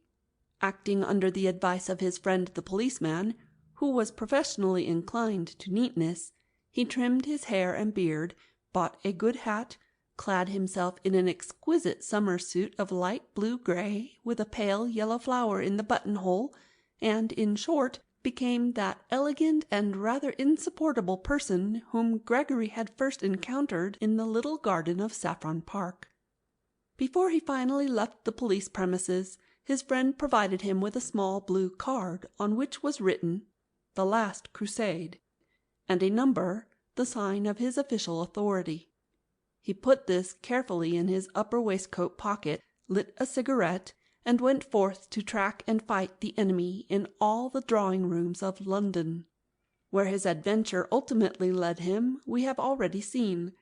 At about 1:30 on a February night he found himself steaming in a small tug up the silent Thames, armed with sword-stick and revolver, the duly elected Thursday of the Central Council of Anarchists. When Syme stepped out on to the steam-tug, he had a singular sensation of stepping out into something entirely new, not merely into the landscape of a new land, but even into the landscape of a new planet. This was mainly due to the insane, yet solid decision of that evening, though partly also to an entire change in the weather and the sky since he entered the little tavern some 2 hours before. Every trace of the passionate plumage of the cloudy sunset had been swept away, and a naked moon stood in a naked sky. The moon was so strong and full that, by a paradox often to be noticed, it seemed like a weaker sun. It gave not the sense of bright moonshine, but rather of a dead daylight. Over the whole landscape lay a luminous and unnatural discoloration, as of that disastrous twilight which Milton spoke of as shed by the sun in eclipse, so that Syme fell easily into his first thought, that he was actually on some other and emptier planet, which circled round some sadder star. But the more he felt this glittering desolation in the moonlit land, the more his own chivalric folly glowed in the night like a great fire. Even the common things he carried with him, the food and the brandy and the loaded pistol, took on exactly that concrete and material poetry which a child feels when he takes a gun upon a journey or a bun with him to bed. The sword-stick and the brandy-flask, though in themselves only the tools of morbid conspirators, became the expressions of his own more healthy romance. The sword-stick became almost the sword of chivalry, and the brandy the wine of the stirrup-cup. For even the most dehumanized modern fantasies depend on some older and simpler figure. The adventures may be mad, but the adventurer must be sane. The dragon without St. George would not even be grotesque. So this inhuman landscape was only imaginative by the presence of a man really human. To Syme's exaggerative mind, the bright, bleak houses and terraces by the Thames looked as empty as the mountains of the moon. But even the moon is only poetical because there is a man in the moon. The tug was worked by 2 men, and with much toil went comparatively slowly. The clear moon that had lit up Chiswick had gone down by the time they passed Battersea, and when they came under the enormous bulk of Westminster, day had already begun to break. It broke like the splitting of great bars of lead, showing bars of silver, and these had brightened like white fire when the tug, changing its onward course, turned inward to a large landing stage rather beyond Charing Cross. The great stones of the embankment seemed equally dark and gigantic as Syme looked up at them. They were big and black against the huge white dawn. They made him feel that he was landing on the colossal steps of some Egyptian palace, and indeed the thing suited his mood, for he was, in his own mind, mounting to attack the solid thrones of horrible and heathen kings. He leapt out of the boat on to one slimy step, and stood, a dark and slender figure, amid the enormous masonry. The 2 men in the tug put her off again, and turned up stream. They had never spoken a word. Chapter 5 of The Man Who Was Thursday, The Feast of Fear. At first the large stone stair seemed to Syme as deserted as a pyramid, but before he reached the top He had realized that there was a man leaning over the parapet of the embankment and looking out across the river. As a figure he was quite conventional, clad in a silk hat and frock coat of the more formal type of fashion. He had a red flower in his buttonhole. As Syme drew nearer to him, step by step, he did not even move a hair, and Syme could come close enough to notice, even in the dim, pale morning light, that his face was long, pale, and intellectual, and ended in a small triangular tuft of dark beard at the very point of the chin, all else being clean-shaven.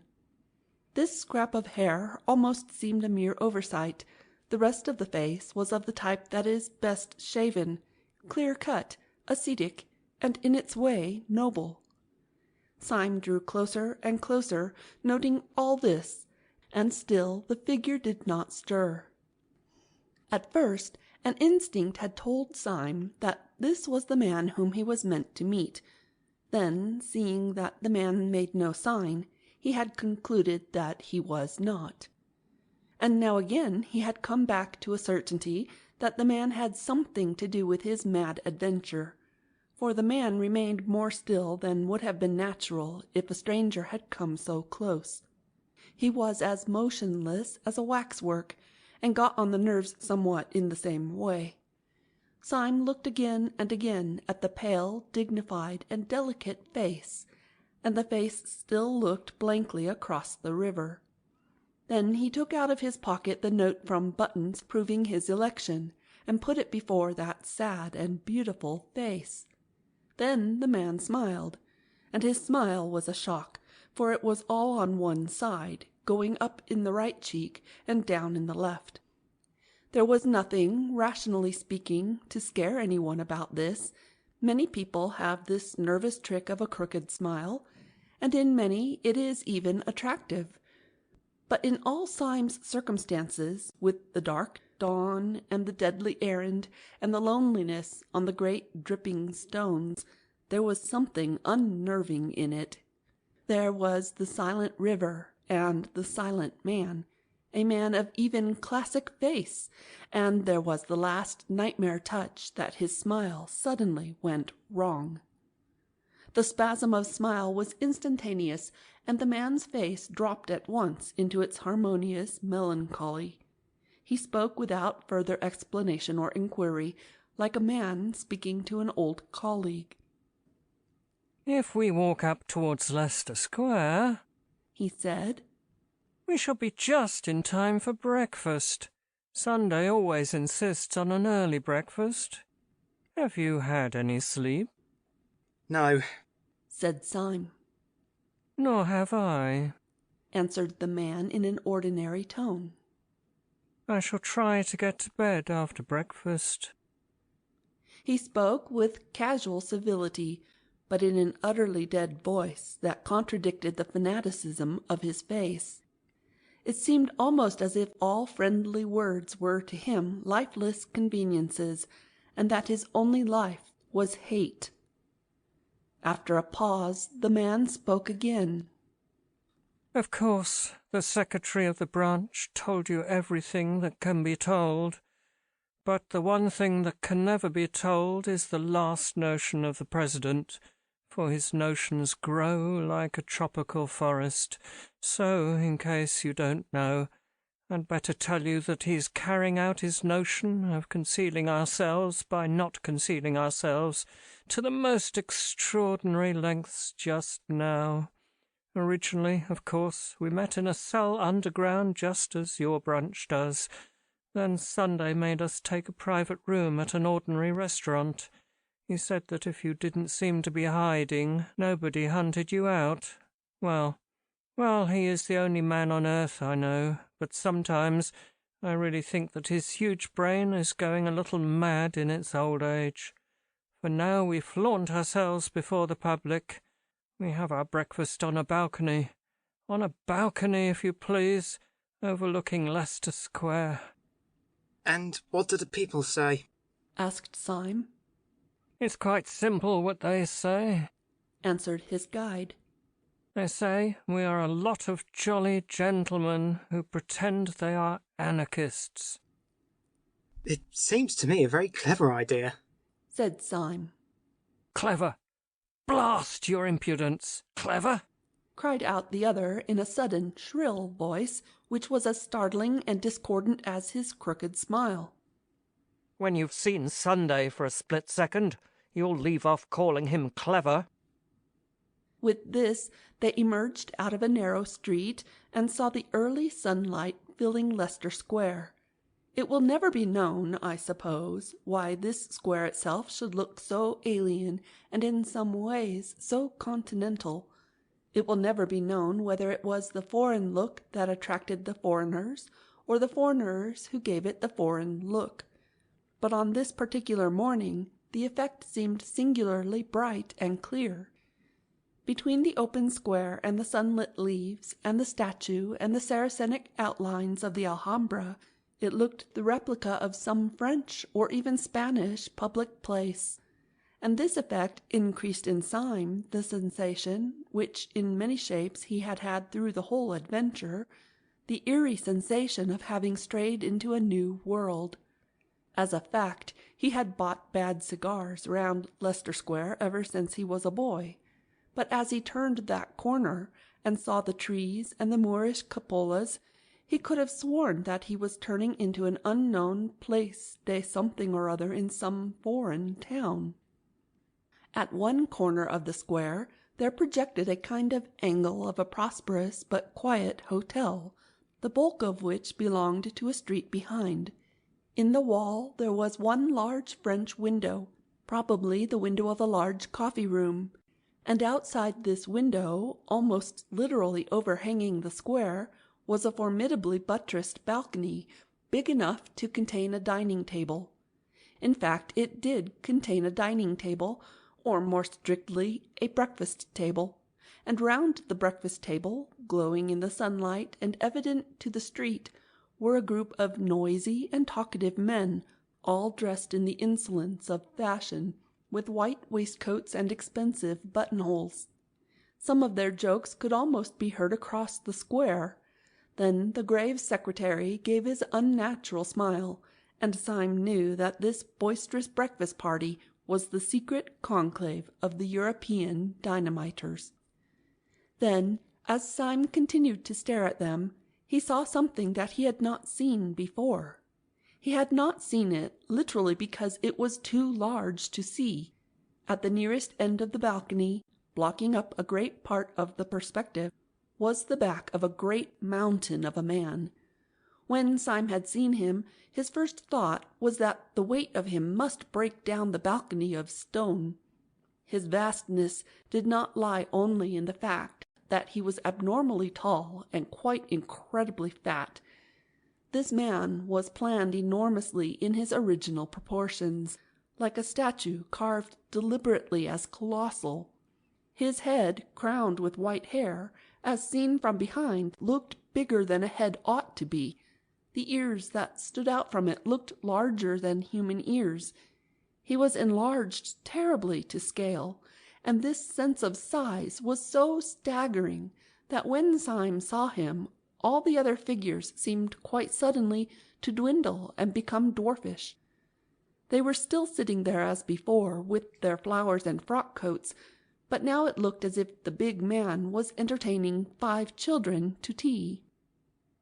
As Syme and the guide approached the side door of the hotel, a waiter came out smiling with every tooth in his head. "The gentlemen are up there, sir," he said. "They do talk and they do laugh at what they talk. They do say they will throw bombs at the king." And the waiter hurried away with a napkin over his arm, much pleased with the singular frivolity of the gentleman upstairs. The 2 men mounted the stairs in silence. Syme had never thought of asking whether the monstrous man who almost filled and broke the balcony was the great president of whom the others stood in awe. He knew it was so, with an unaccountable but instantaneous certainty. Syme, indeed, was one of those men who are open to all the more nameless psychological influences in a degree a little dangerous to mental health. utterly devoid of fear in physical dangers, he was a great deal too sensitive to the smell of spiritual evil. Twice already that night little unmeaning things had peeped out at him almost pruriently, and given him a sense of drawing nearer and nearer to the headquarters of hell. And this sense became overpowering as he drew nearer to the great President. The form it took was a childish and yet hateful fancy. As he walked across the inner room towards the balcony, the large face of Sunday grew larger and larger, and Syme was gripped with a fear that when he was quite close the face would be too big to be possible, and that he would scream aloud. He remembered that as a child he would not look at the mask of Memnon in the British Museum, because it was a face, and so large. By an effort, braver than that of leaping over a cliff, he went to an empty seat at the breakfast table, and sat down. The men greeted him with good-humoured raillery as if they had always known him. He sobered himself a little by looking at their conventional coats and solid shining coffee-pot. Then he looked again at Sunday. His face was very large, but it was still possible to humanity. In the presence of the President, the whole company looked sufficiently commonplace. Nothing about them caught the eye at first, except that, by the President's caprice, they had been dressed up with a festive respectability, which gave the meal the look of a wedding breakfast. One man, indeed, stood out at even a superficial glance. He, at least, was the common or garden dynamiter. He wore, indeed, the high white collar and satin tie that were the uniform of the occasion, but out of this collar there sprang a head quite unmanageable and quite unmistakable, a bewildering brush of brown hair and beard that almost obscured the eyes like those of a Skye terrier. But the eyes did look out of the tangle, and they were the sad eyes of some Russian serf. The effect of this figure was not terrible like that of the President, but it had every diablerie that can come from the utterly grotesque. If out of that stiff tie and collar there had come abruptly the head of a cat or a dog, it could not have been a more idiotic contrast. The man's name, it seemed, was Gogol. He was a Pole, and in this circle of days he was called Tuesday. His soul and speech were incurably tragic. He could not force himself to play the prosperous and frivolous part demanded of him by President Sunday. And indeed, when Syme came in, the President, with that daring disregard of public suspicion which was his policy, was actually chaffing Gogol upon his inability to assume conventional graces. "Our friend Tuesday," said the President in a deep voice at once of quietude and volume. "Our friend Tuesday doesn't seem to grasp the idea. He dresses up like a gentleman, but he seems to be too great a soul to behave like one. He insists on the ways of the stage conspirator. Now, if a gentleman goes about London in a top hat and frock coat, no one needs to know that he is an anarchist. But if a gentleman puts on a top hat and frock coat, and then goes about on his hands and knees, well, he may attract attention. That's what Brother Gogol does. He goes about on his hands and knees with such inexhaustible diplomacy that by this time he finds it quite difficult to walk upright." "I am not good at concealment," said Gogol sulkily, with a thick foreign accent. "I am not ashamed of the cause." "Yes, you are, my boy, and so is the cause of you," said the President good-naturedly. "You hide as much as anybody, but you can't do it, you see. You're such an ass. You try to combine two inconsistent methods. When a householder finds a man under his bed, he will probably pause to note the circumstance. But if he finds a man under his bed in a top hat, You will agree with me, my dear Tuesday, that he is not likely even to forget it. Now, when you were found under Admiral Biffin's bed—" I am not good at deception, said Tuesday gloomily, flushing. "Ride, my boy, ride," said the president with a ponderous heartiness. "You aren't good at anything." While this stream of conversation continued, Syme was looking more steadily at the men around him. As he did so, he gradually felt all his sense of something spiritually queer return.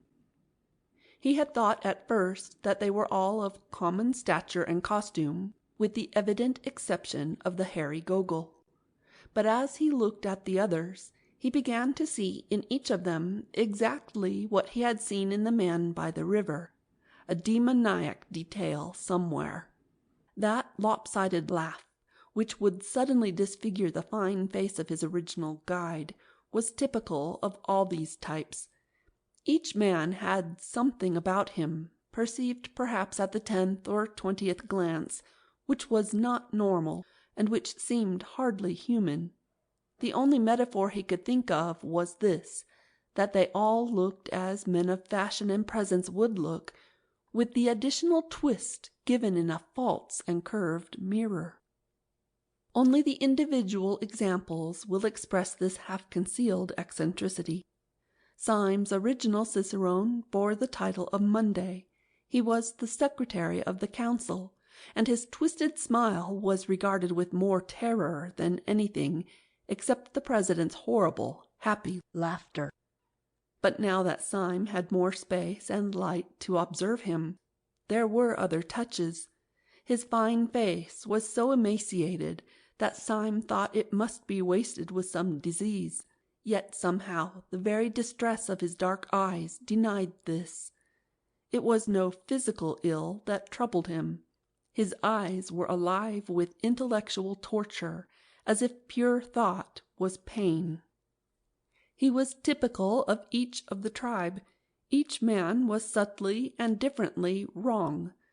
Next to him sat Tuesday, the tousle-headed Gogol, a man more obviously mad.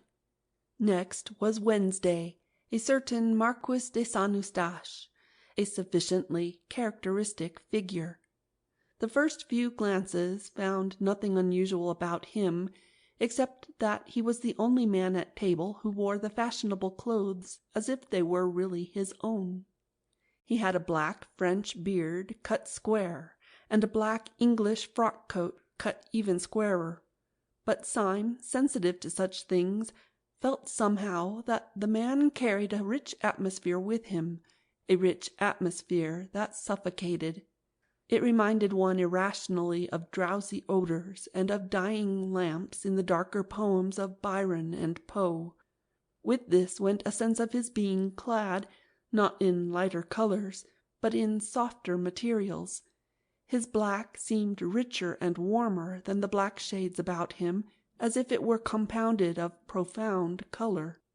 His black beard looked as if it were only black by being too deep a blue, and in the gloom and thickness of the beard his dark red mouth showed sensual and scornful. Whatever he was not a Frenchman. He might be a Jew, he might be something deeper yet in the dark heart of the East. In the bright-colored Persian tiles and pictures showing tyrants hunting, you may see just those almond eyes, those blue-black beards, those cruel crimson lips. Then came Syme, and next a very old man, Professor de Worms, who still kept the chair of Friday, though every day it was expected that his death would leave it empty. Save for his intellect, he was in the last dissolution of senile decay. His face was as grey as his long grey beard. His forehead was lifted and fixed finally in a furrow of mild despair. In no other case, not even that of Gogol, did the bridegroom brilliancy of the morning dress express a more painful contrast, for the red flower in his buttonhole showed up against a face that was literally discolored like lead. The whole hideous effect was as if some drunken dandies had put their clothes upon a corpse. When he rose or sat down, which was with long labour and peril, something worse was expressed than mere weakness, something indefinably connected with the horror of the whole scene. It did not express decrepitude merely, but corruption. Another hateful fancy crossed Syme's quivering mind. He could not help thinking that whenever the man moved, a leg or arm might fall off. Right at the end sat the man called Saturday, the simplest and the most baffling of all. He was a short, square man with a dark, square face, clean-shaven, a medical practitioner going by the name of Bull. He had that combination of savoir-faire with a sort of well-groomed coarseness which is not uncommon in young doctors. He carried his fine clothes with confidence rather than ease, and he mostly wore a set smile. There was nothing whatever odd about him, except that he wore a pair of dark, almost opaque spectacles. It may have been merely a crescendo of nervous fancy that had gone before, but those black discs were dreadful to Syme. They reminded him of half-remembered ugly tales, of some story about pennies being put on the eyes of the dead. Syme's eye always caught the black glasses and the blind grin. Had the dying professor worn them, or even the pale secretary, they would have been appropriate. But on the younger and grosser man they seemed only an enigma. They took away the key of the face. You could not tell what his smile or his gravity meant. Partly from this, and partly because he had a vulgar virility wanting in most of the others, it seemed to Syme that he might be the wickedest of all those wicked men. Syme even had the thought that his eyes might be covered up because they were too frightful to see. Chapter 6 of The Man Who Was Thursday, The Exposure. Such were the 6 men who had sworn to destroy the world. Again and again Syme strove to pull together his common sense in their presence. Sometimes he saw for an instant that these notions were subjective, that he was only looking at ordinary men, one of whom was old, another nervous, another short-sighted. The sense of an unnatural symbolism always settled back on him again. Each figure seemed to be, somehow, on the borderland of things, just as their theory was on the borderland of thought. He knew that each one of these men stood at the extreme end, so to speak, of some wild road of reasoning. He could only fancy, as in some old-world fable, that if a man went westward to the end of the world, he would find something, say a tree, that was more or less than a tree possessed by a spirit, and that if he went east to the end of the world, he would find something else that was not wholly itself, a tower, perhaps, of which the very shape was wicked. So these figures seemed to stand up, violent and unaccountable, against an ultimate horizon, visions from the verge. The ends of the earth were closing in. Talk had been going on steadily as he took in the scene, and not the least of the contrasts of that bewildering breakfast-table was the contrast between the easy and unobtrusive tone of talk and its terrible purport. They were deep in the discussion of an actual and immediate plot. The waiter downstairs had spoken quite correctly when he said that they were talking about bombs and kings. Only 3 days afterwards the Tsar was to meet the President of the French Republic in Paris, and over their bacon and eggs upon their sunny balcony these beaming gentlemen had decided how both should die. Even the instrument was chosen. The black-bearded Marquis, it appeared, was to carry the bomb. Ordinarily speaking, the proximity of this positive and objective crime would have sobered Syme and cured him of all his merely mystical tremors. He would have thought of nothing but the need of saving at least 2 human bodies from being ripped in pieces with iron and roaring gas. But the truth was that by this time he had begun to feel a third kind of fear. more piercing and practical than either his moral revulsion or his social responsibility. Very simply, he had no fear to spare for the French president or the Tsar. He had begun to fear for himself.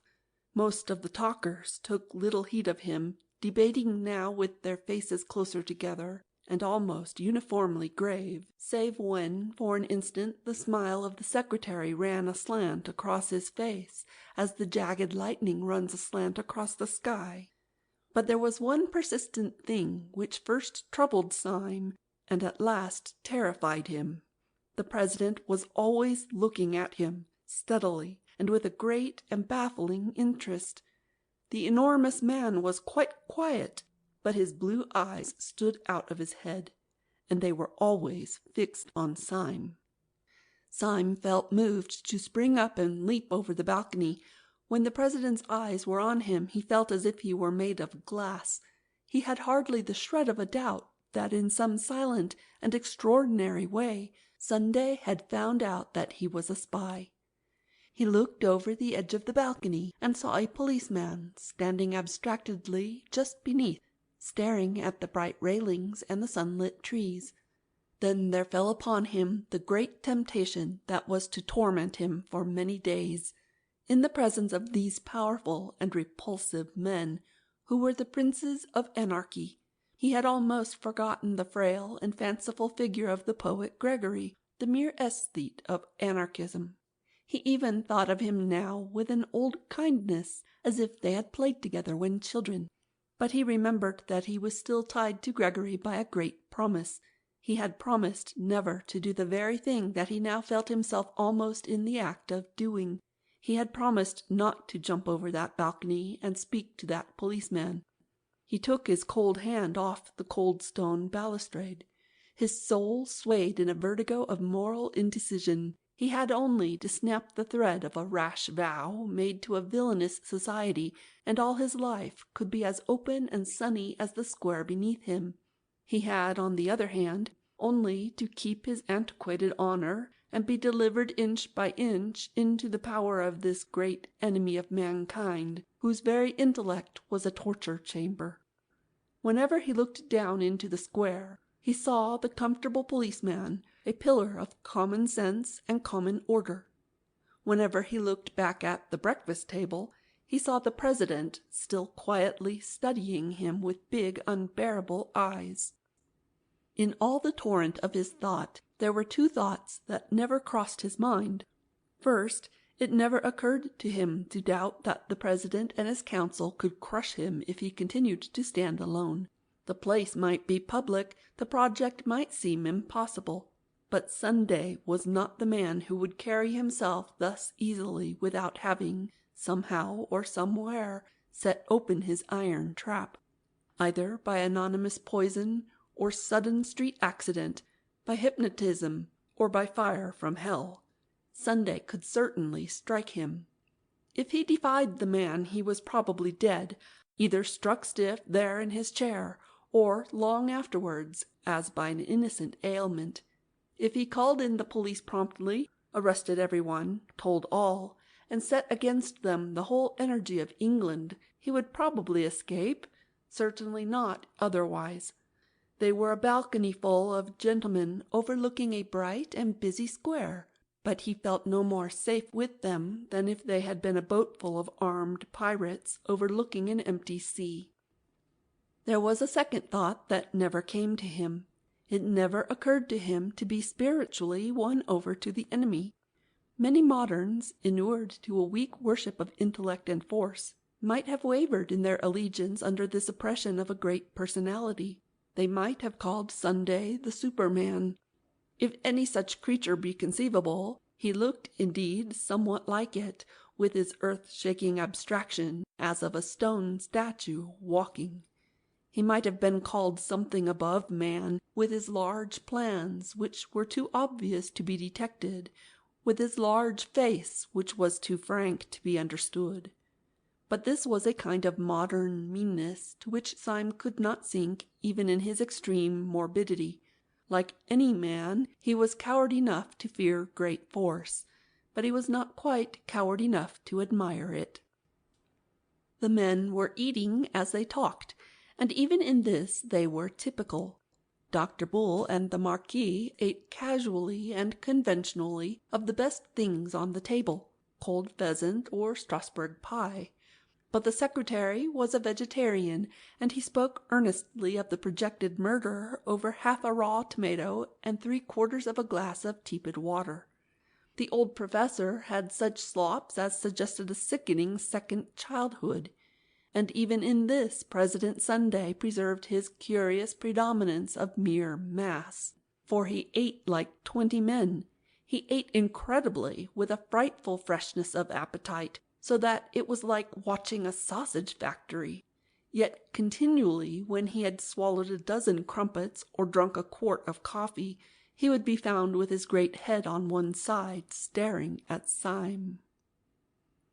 "I have often wondered," said the Marquis, taking a great bite out of a slice of bread and jam, "whether it wouldn't be better for me to do it with a knife. Most of the best things have been brought off with a knife, and it would be a new emotion to get a knife into a French president and wriggle it around." "You are wrong," said the secretary, drawing his black brows together.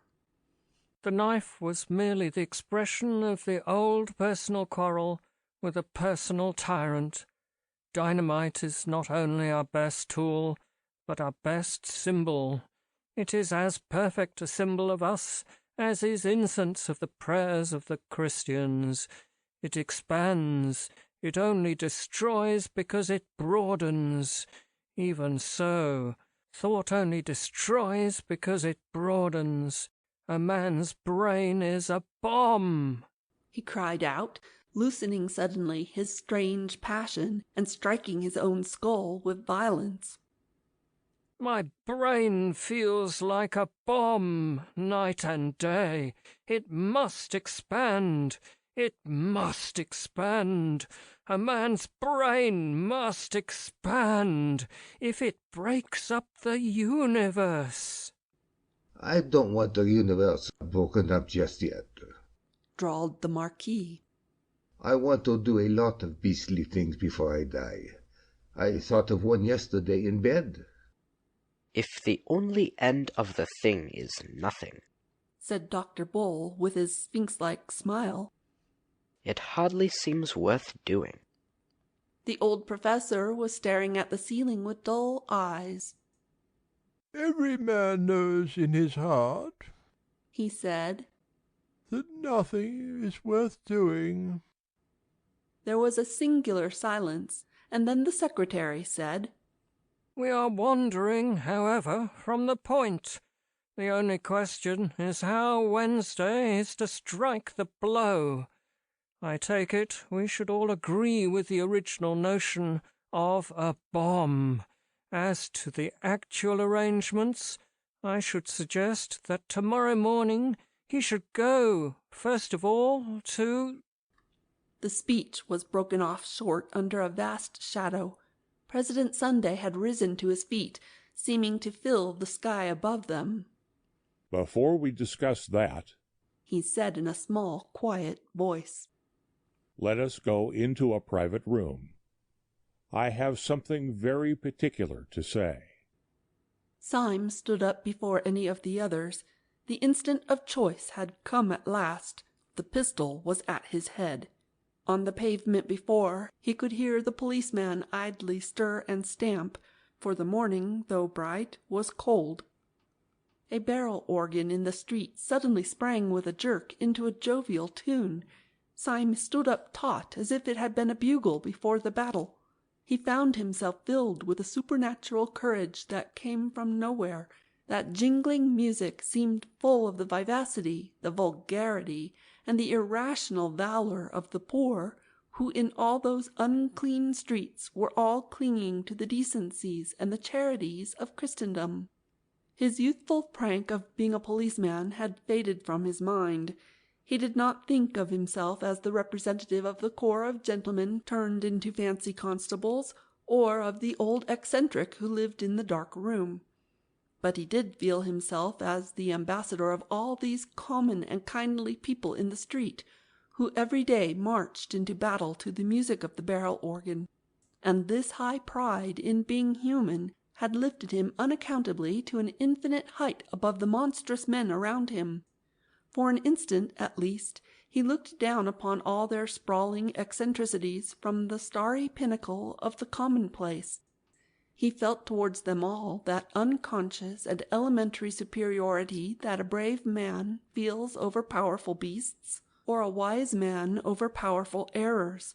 He knew that he had neither the intellectual nor the physical strength of President Sunday, but in that moment he minded it no more than the fact that he had not the muscles of a tiger or a horn on his nose like a rhinoceros. All was swallowed up in an ultimate certainty that the President was wrong and that the barrel organ was right. There clanged in his mind that unanswerable and terrible truism in the song of Roland, Payons en trop et chrétiens en droit, which in the old nasal French has the clang and groan of great iron. This liberation of his spirit from the load of his weakness went with a quite clear decision to embrace death. If the people of the barrel organ could keep their old world obligations, so could he. This very pride in keeping his word was that he was keeping it to miscreants. It was his last triumph over these lunatics to go down into their dark room and die for something that they could not even understand. The barrel organ seemed to give the marching tune with the energy and the mingled noises of a whole orchestra, and he could hear, deep and rolling, under all the trumpets of the pride of life, the drums of the pride of death. The conspirators were already filing through the open window and into the rooms behind. Syme went last, outwardly calm, but with all his brain and body throbbing with romantic rhythm. The President led them down an irregular side stair, such as might be used by servants, and into a dim, cold, empty room, with a table and benches, like an abandoned board-room. When they were all in, he closed and locked the door. The first to speak was Gogol, the irreconcilable, who seemed bursting with inarticulate grievance. "Co, he cried with an obscure excitement, his heavy Polish accent becoming almost impenetrable. You say you not hide. You say you show himself. It is all nothings. When you want talk importance, you run yourself in a dark box." The President seemed to take the foreigner's incoherent satire with entire good humor. "You can't get hold of it yet, Gogol," he said in a fatherly way. "When once they have heard us talking nonsense on that balcony, they will not care where we go afterwards. If we had come here first, we should have had the whole staff at the keyhole. You don't seem to know anything about mankind." "I die for them," cried the Pole in thick excitement. "and I slay their oppressors. I care not for these games of concealment. I would smite the tyrant in the open square." I see, said the President, nodding kindly as he seated himself at the top of a long table. "You die for mankind first, then you get up and smite their oppressors. So that's all right. And now may I ask you to control your beautiful sentiments and sit down with the other gentlemen at this table?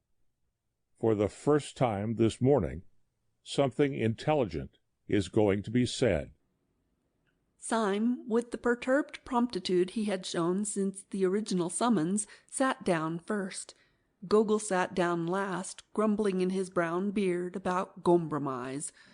No one except Syme seemed to have any notion of the blow that was about to fall. As for him, he had merely the feeling of a man mounting the scaffold with the intention, at any rate, of making a good speech. "Comrades," said the President, suddenly rising, "we have spun out this farce long enough. I have called you down here to tell you something so simple and shocking that even the waiters upstairs, long inured to our levities, might hear some new seriousness in my voice. Comrades, we were discussing plans and naming places.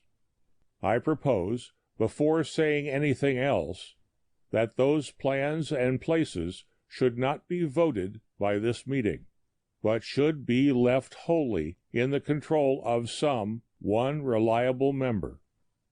I suggest Comrade Saturday, Dr. Bull.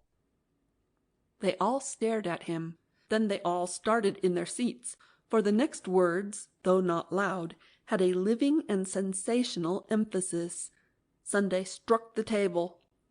Not one more word about the plans and places must be said at this meeting.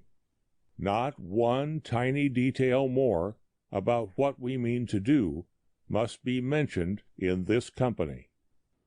Sunday had spent his life in astonishing his followers, but it seemed as if he had never really astonished them until now. They all moved feverishly in their seats, except Syme. He sat stiff in his, with his hand in his pocket and on the handle of his loaded revolver.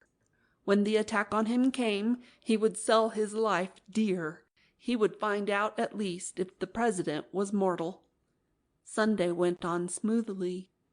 You will probably understand that there is only one possible motive for forbidding free speech at this festival of freedom.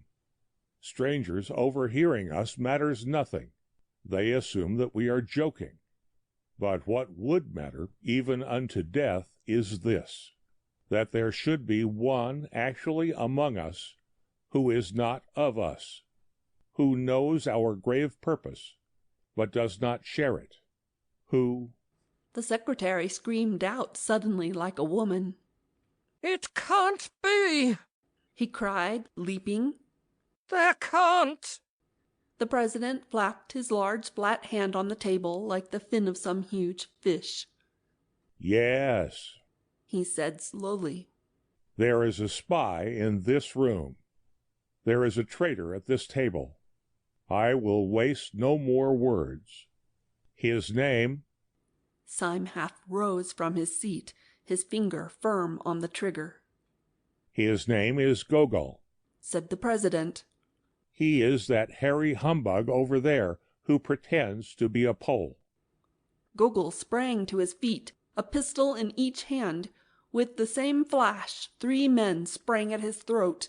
Even the professor made an effort to rise. But Syme saw little of the scene, for he was blinded with a beneficent darkness. He had sunk down into his seat, shuddering in a palsy of passionate relief. Chapter 7 of The Man Who Was Thursday, The Unaccountable Conduct of Professor de Worms. Sit down, said Sunday in a voice that he used once or twice in his life, a voice that made men drop drawn swords. The 3 who had risen fell away from Gogol, and that equivocal person himself resumed his seat. Well, my man, said the president briskly, addressing him as one addresses a total stranger. Will you oblige me by putting your hand in your upper waistcoat pocket and showing me what you have there? The alleged Pole was a little pale under his tangle of dark hair, but he put 2 fingers into the pocket with apparent coolness and pulled out a blue strip of card. When Syme saw it lying on the table, he woke up again to the world outside him, for although the card lay at the other extreme of the table, and he could read nothing of the inscription on it, it bore a startling resemblance to the blue card in his own pocket, the card which had been given to him when he joined the anti-anarchist constabulary. Pathetic Slav, said the president. Tragic child of Poland, are you prepared in the presence of that card to deny that you are in this company? Shall we say de trop? Righto, said the late Gogol. It made everyone jump to hear a clear, commercial, and somewhat cockney voice coming out of that forest of foreign hair. It was irrational, as if a Chinaman had suddenly spoken with a Scotch accent. I gather that you fully understand your position, said Sunday. You bet, answered the Pole. I say it's a fair cop. All I say is I don't believe any Pole could have imitated my accent like I did his. I concede the point, said Sunday. I believe your own accent to be inimitable, though I shall practice it in my bath. Do you mind leaving your beard with your card? Not a bit, answered Gogol, and with one finger he ripped off the whole of his shaggy head covering, emerging with thin red hair and a pale, pert face. It was hot, he added. I will do you the justice to say, said Sunday, not without a sort of brutal admiration, that you seem to have kept pretty cool under it. Now listen to me. I like you. The consequence is that it would annoy me for just about 2.5 minutes if I heard that you had died in torments. Well, if you ever tell the police or any human soul about us, I shall have that 2.5 minutes of discomfort. On your discomfort I will not dwell. Good day. Mind the step. The red-haired detective who had masqueraded as Gogol rose to his feet without a word, and walked out of the room with an air of perfect nonchalance. Yet the astonished Syme was able to realize that this ease was suddenly assumed, for there was a slight stumble outside the door, which showed that the departing detective had not minded the step. Time is flying, said the President in his gayest manner, after glancing at his watch, which, like everything about him, seemed bigger than it ought to be. I must go off at once. I have to take the chair at a humanitarian meeting. The secretary turned to him with working eyebrows. Would it not be better, he said a little sharply, to discuss further the details of our project now that the spy has left us? No, I think not, said the President, with a yawn like an unobtrusive earthquake. Leave it as it is. Let Saturday settle it. I must be off. Breakfast here next Sunday? But the late loud scenes had whipped up the almost naked nerves of the secretary. He was one of those men who are conscientious even in crime. I must protest, President, that the thing is irregular, he said. It is a fundamental rule of our society that all plans shall be debated in full council. Of course, I fully appreciate your forethought when in the actual presence of a traitor.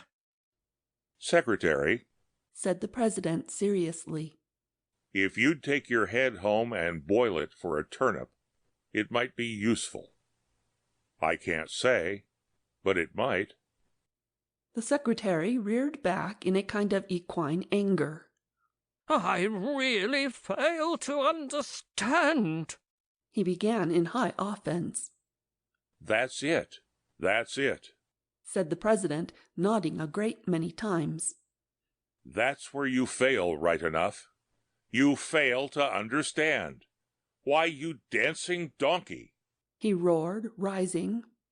You didn't want to be overheard by a spy, didn't you?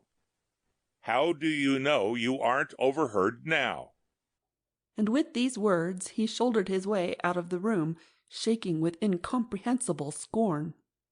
4 of the men left behind gaped at him without any apparent glimmering of his meaning. Syme alone had even a glimmering, and such as it was, froze him to the bone. If the last words of the President meant anything, they meant that he had not, after all, passed unsuspected. They meant that while Sunday could not denounce him like Gogol, he still could not trust him like the others. The other 4 got to their feet, grumbling more or less, and betook themselves elsewhere to find lunch, for it was already well past midday. The professor went last, very slowly and painfully. Syme sat long after the rest had gone, revolving his strange position. He had escaped a thunderbolt, but he was still under a cloud. At last he rose and made his way out of the hotel into Leicester Square. The bright, cold day had grown increasingly colder, and when he came out into the street he was surprised by a few flakes of snow. While he still carried the sword-stick and the rest of Gregory's portable luggage, he had thrown the cloak down and left it somewhere, perhaps on the steam-tug, perhaps on the balcony. Hoping, therefore, that the snow-shower might be slight, he stepped back out of the street for a moment and stood up under the doorway of a small and greasy hairdresser's shop, the front window of which was empty except for a sickly wax lady in evening dress. Snow, however, began to thicken and fall fast, and Syme, having found one glance at the wax lady quite sufficient to depress his spirits, stared out instead into the white and empty street. He was considerably astonished to see, standing quite still outside the shop and staring into the window, a man. His top hat was loaded with snow like the hat of Father Christmas. The white drift was rising round his boots and ankles, but it seemed as if nothing could tear him away from the contemplation of the colourless wax doll in dirty evening dress. That any human being should stand in such weather looking into such a shop was a matter of sufficient wonder to Syme. But his idle wonder turned suddenly into a personal shock, for he realized that the man standing there was the paralytic old Professor de Worms.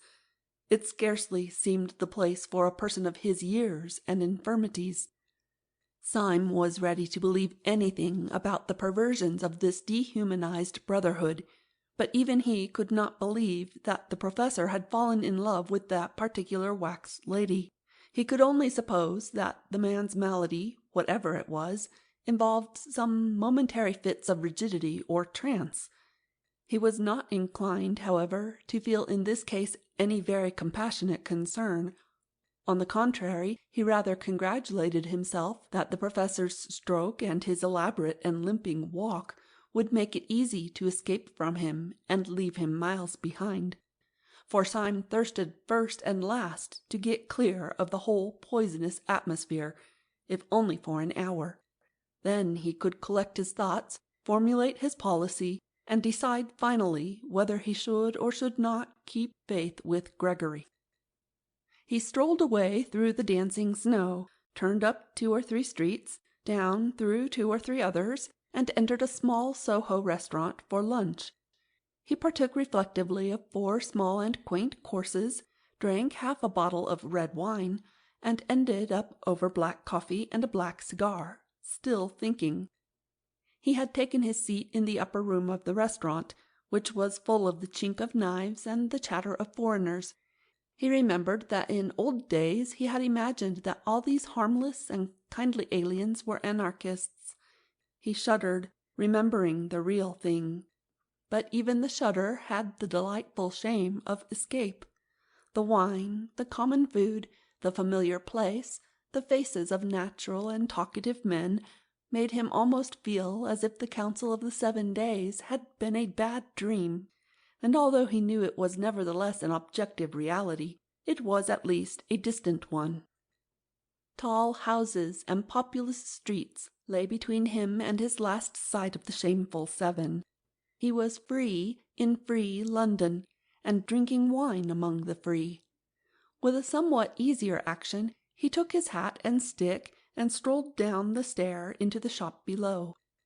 When he entered that lower room, he stood stricken and rooted to the spot. At a small table, close up to the blank window and the white street of snow, sat the old anarchist professor over a glass of milk, with his lifted, livid face and pendant eyelids. For an instant Syme stood as rigid as the stick he leant upon. Then, with a gesture as of blind hurry, he brushed past the professor, dashing open the door and slamming it behind him, and stood outside in the snow. Can that old corpse be following me? He asked himself, biting his yellow moustache. I stopped too long up in that room, so that even such leaden feet could catch me up. One comfort is, with a little brisk walking, I could put a man like that as far away as Timbuktu. Or am I too fanciful? Was he really following me? Surely Sunday wouldn't be such a fool as to send a lame man. He set off at a smart pace, twisting and whirling his stick in the direction of Covent Garden. As he crossed the great market, the snow increased, growing blinding and bewildering as the afternoon began to darken. The snowflakes tormented him like a swarm of silver bees. Getting into his eyes and beard, they added their unremitting futility to his already irritated nerves. And by the time that he had come at a swinging pace to the beginning of Fleet Street, he lost patience, and finding a Sunday tea shop, turned into it to take shelter. He ordered another cup of black coffee as an excuse.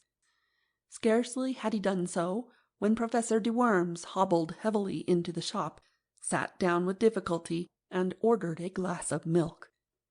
Syme's walking-stick had fallen from his hand with a great clang, which confessed the concealed steal. But the professor did not look round. Syme, who was commonly a cool character, was literally gaping as a rustic gapes at a conjuring trick. He had seen no cab following. He had heard no wheels outside the shop. To all mortal appearances the man had come on foot, but the old man could only walk like a snail, and Syme had walked like the wind. He started up and snatched his stick, half crazy with the contradiction in mere arithmetic, and swung out of the swinging doors, leaving his coffee untasted. An omnibus going to the bank went rattling by with an unusual rapidity. He had a violent run of 100 yards to reach it, but he managed to spring, swaying upon the splashboard, and, pausing for an instant to pant, he climbed on to the top. When he had been seated for about half a minute, he heard behind him a sort of heavy and asthmatic breathing. Turning sharply, he saw rising gradually higher and higher up the omnibus steps a top hat soiled and dripping with snow, and under the shadow of its brim the short-sighted face and shaky shoulders of Professor de Worms. He let himself into a seat with characteristic care, and wrapped himself up to the chin in the mackintosh rug.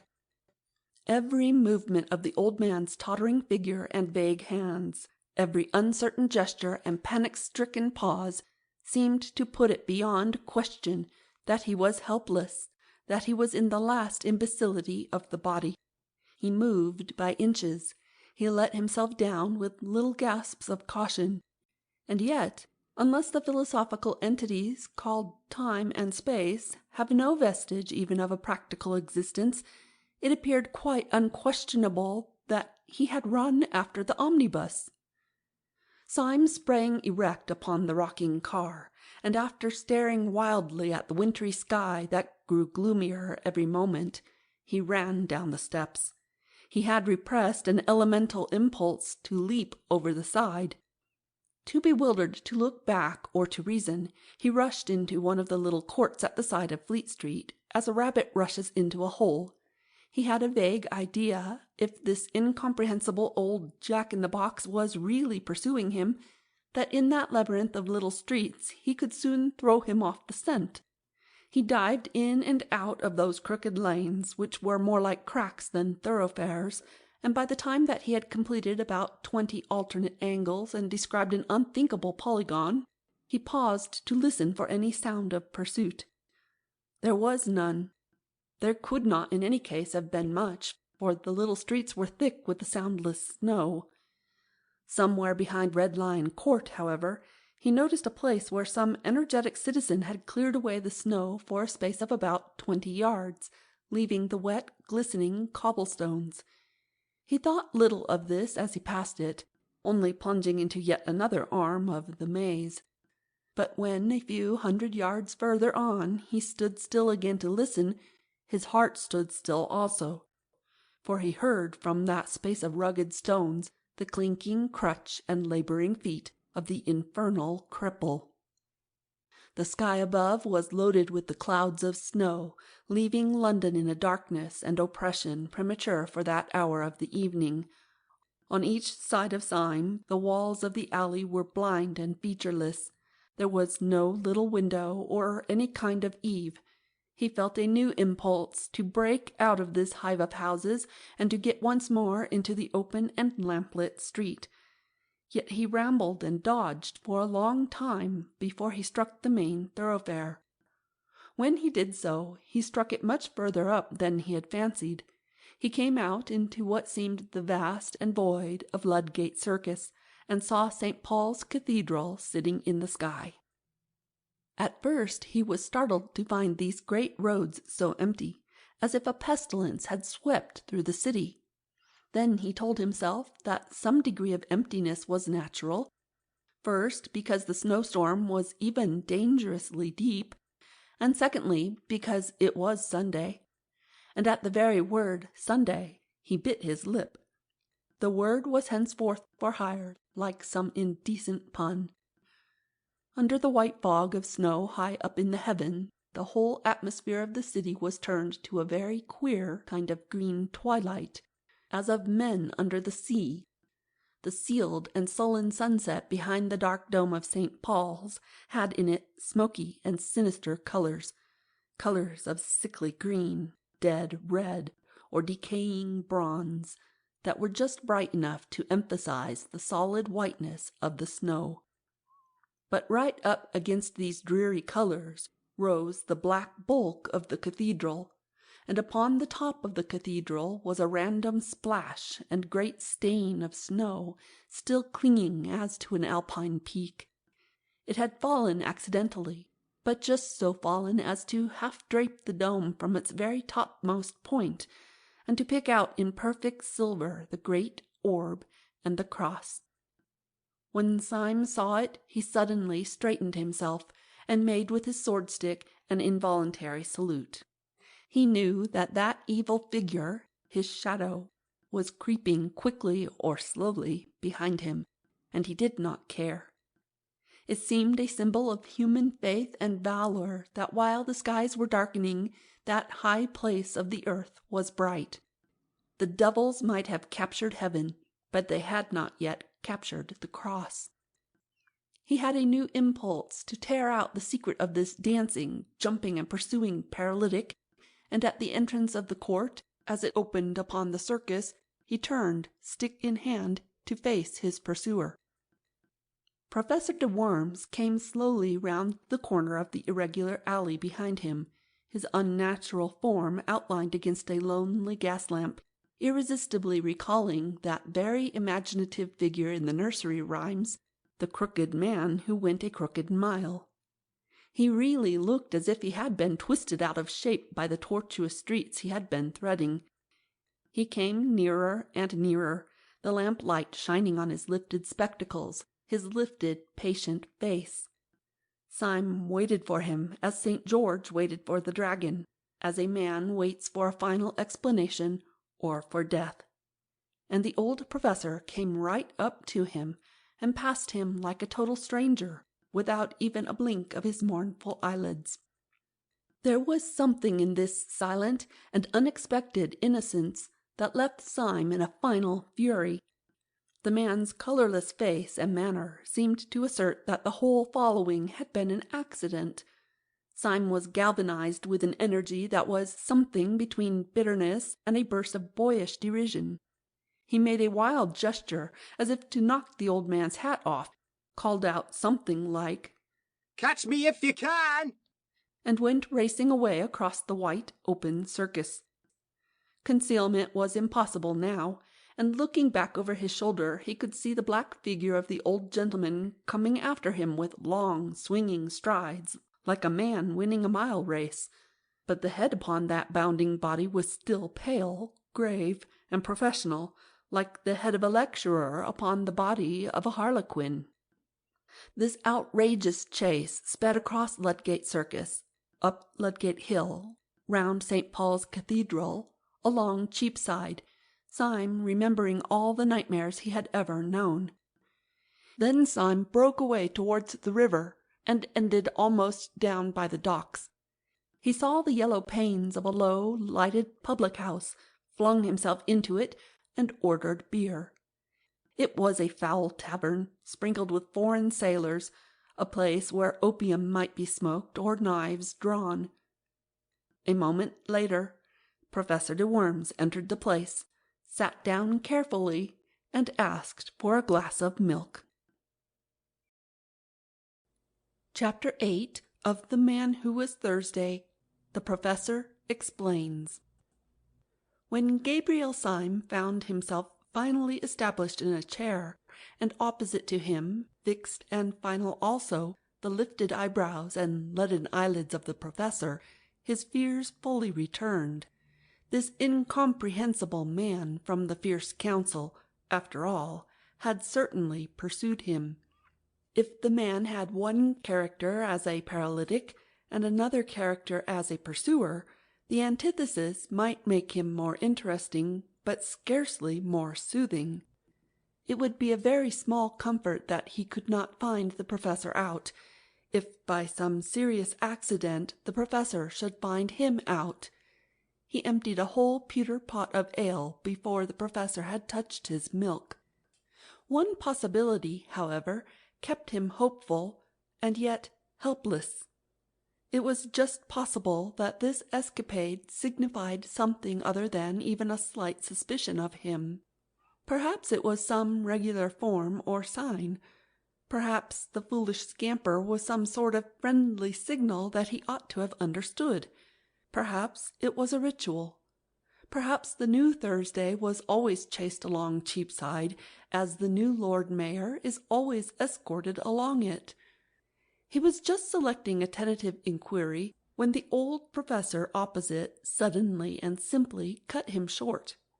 Before Syme could ask the first diplomatic question, the old anarchist had asked suddenly, without any sort of preparation, "Are you a policeman?"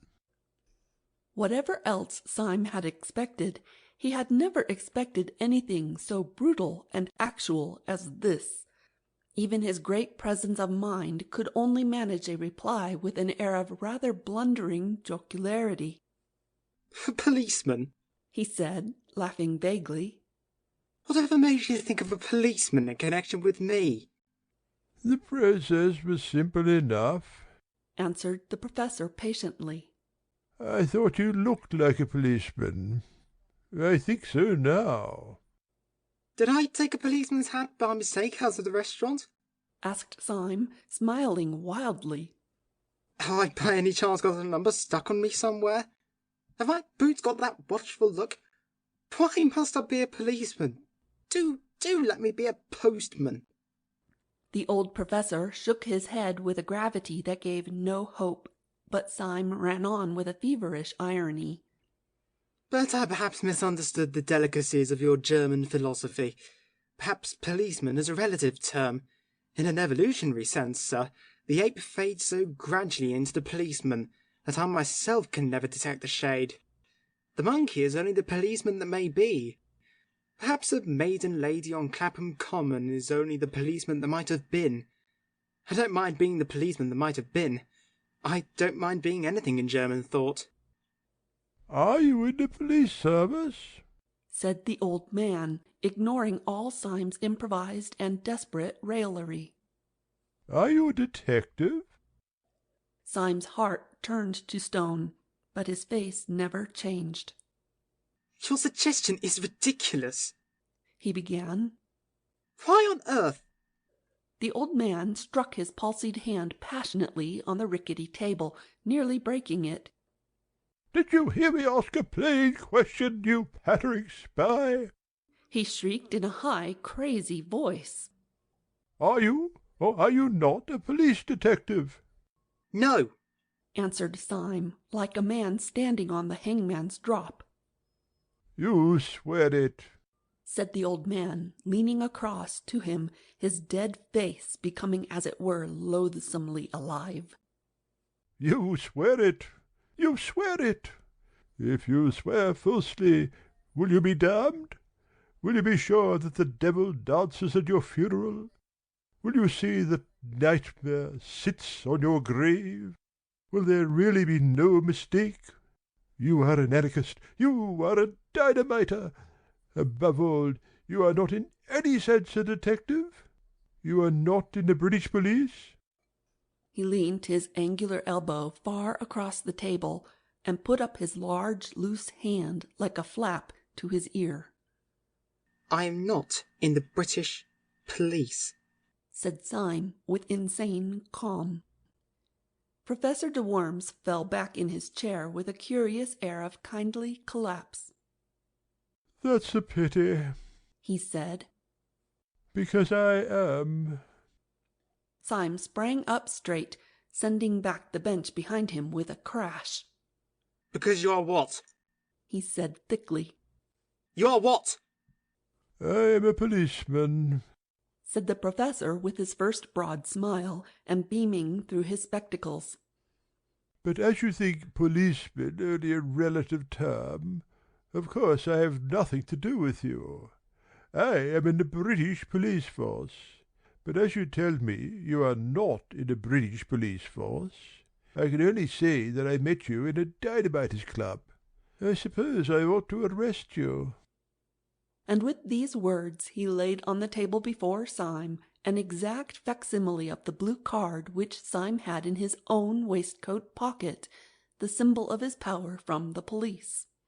Syme had for a flash the sensation that the cosmos had turned exactly upside down, that all trees were growing downwards, and that all stars were under his feet. Then came slowly the opposite conviction. For the last 24 hours the cosmos had really been upside down, but now the capsized universe had come right side up again. This devil from whom he had been fleeing all day was only an elder brother of his own house, who on the other side of the table lay back and laughed at him. He did not for the moment ask any questions of detail. He only knew the happy and silly fact that this shadow, which had pursued him with an intolerable oppression of peril, was only the shadow of a friend, trying to catch him up. He knew simultaneously that he was a fool and a free man. For with any recovery from morbidity there must go a certain healthy humiliation. There comes a certain point in such conditions when only 3 things are possible. First, a perpetuation of satanic pride. Secondly, tears. And third, laughter. Syme's egotism held hard for the first course for a few seconds, and then suddenly adopted the third. Taking his own blue police ticket from his own waistcoat pocket, he tossed it onto the table. Then he flung his head back until his spike of yellow beard almost pointed at the ceiling, and shouted with a barbaric laughter. Even in that close den, perpetually filled with the din of knives, plates, cans, clamorous voices, sudden struggles and stampedes, there was something Homeric in Syme's mirth which made many half-drunken men look round. "What you laughing at, governor?" asked one wondering labourer from the docks. "At myself," answered Syme, and went off again into the agony of his ecstatic reaction. "Pull yourself together," said the professor, "or you'll get hysterical. Have some more beer. I'll join you." "You haven't drunk your milk," said Syme. "My milk," said the other, in tones of withering and unfathomable contempt. "My milk? Do you think I'd look at the beastly stuff when I'm out of sight of the bloody anarchists? We're all Christians in this room, though perhaps," he added, glancing round at the reeling crowd, "not strict ones. Finish my milk? Great blazes! Yes, I'll finish it right enough." And he knocked the tumbler off the table, making a crash of glass and a splash of silver fluid.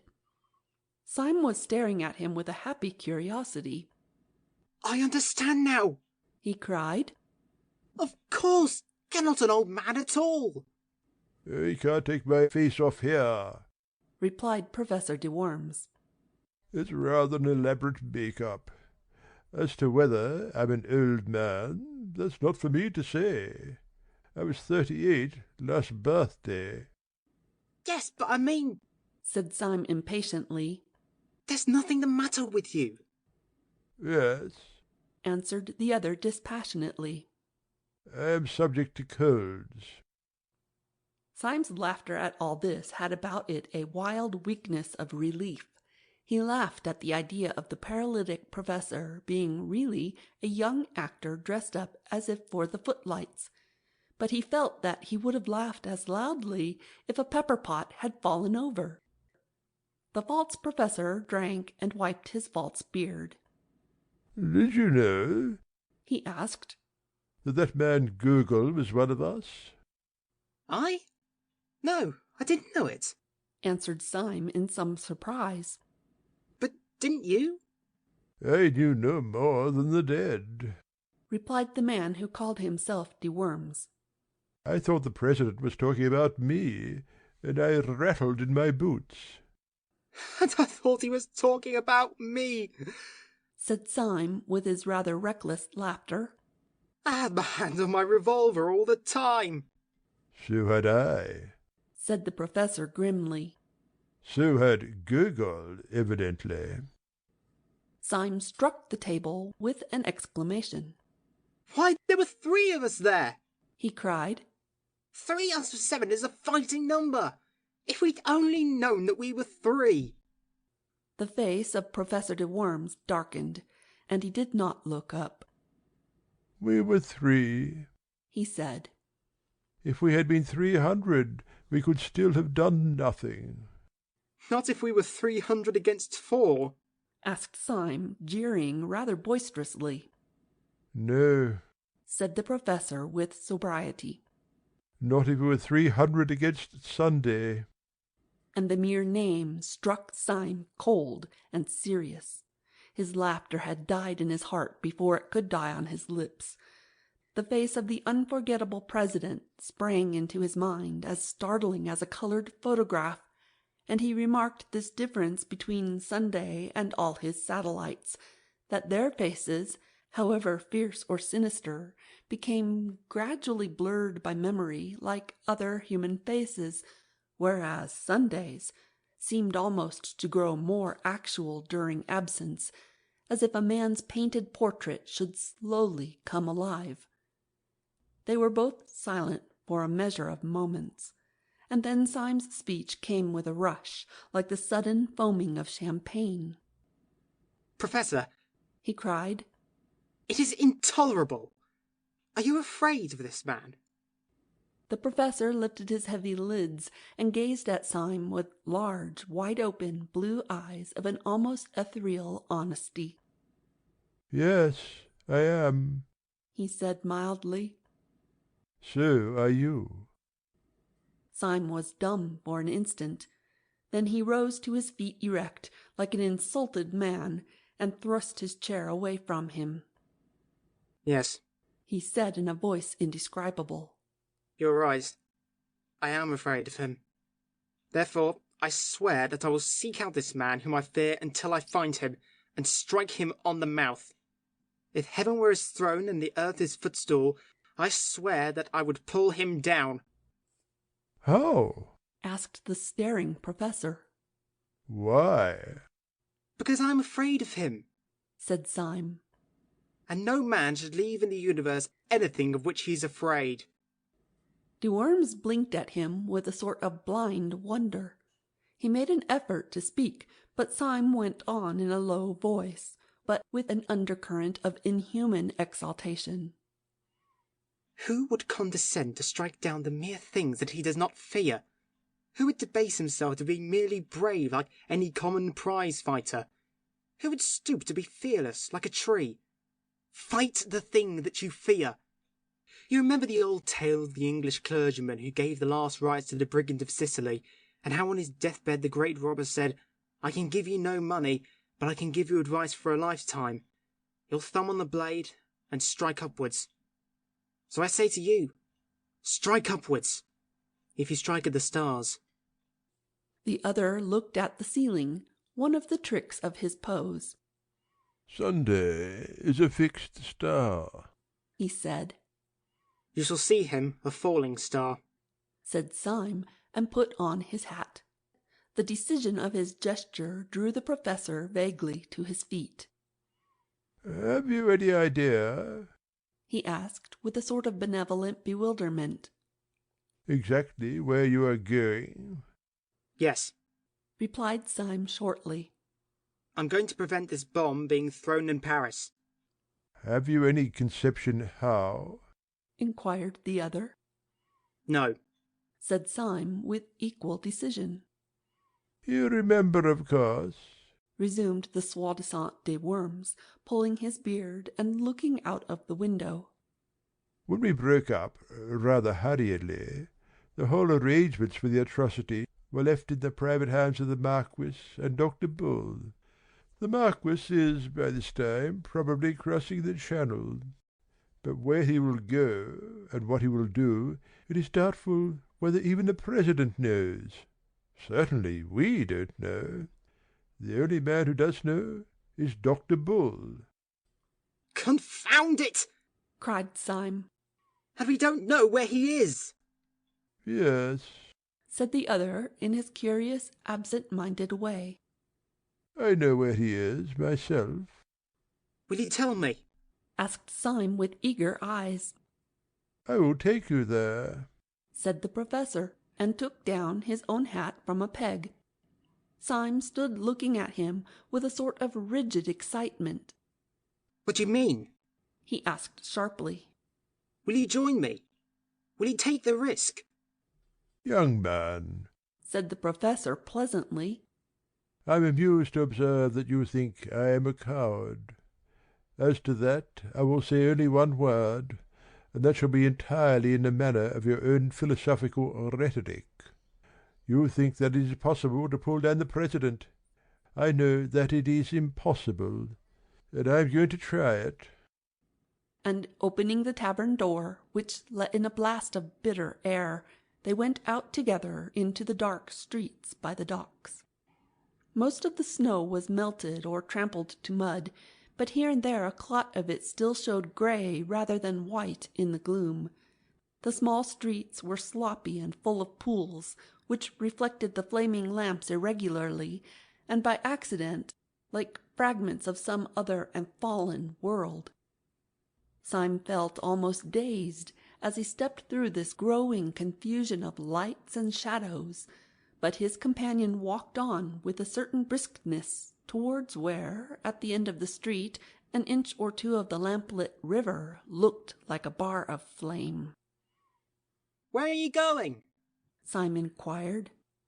Just now, answered the Professor. I am going just round the corner to see whether Dr. Bull has gone to bed. He is hygienic and retires early. Dr. Bull! exclaimed Syme. Does he live round the corner? No, answered his friend. As a matter of fact, he lives some way off, on the other side of the river, but we can tell from here whether he has gone to bed. Turning the corner as he spoke, and facing the dim river flecked with flame, he pointed with his stick to the other bank.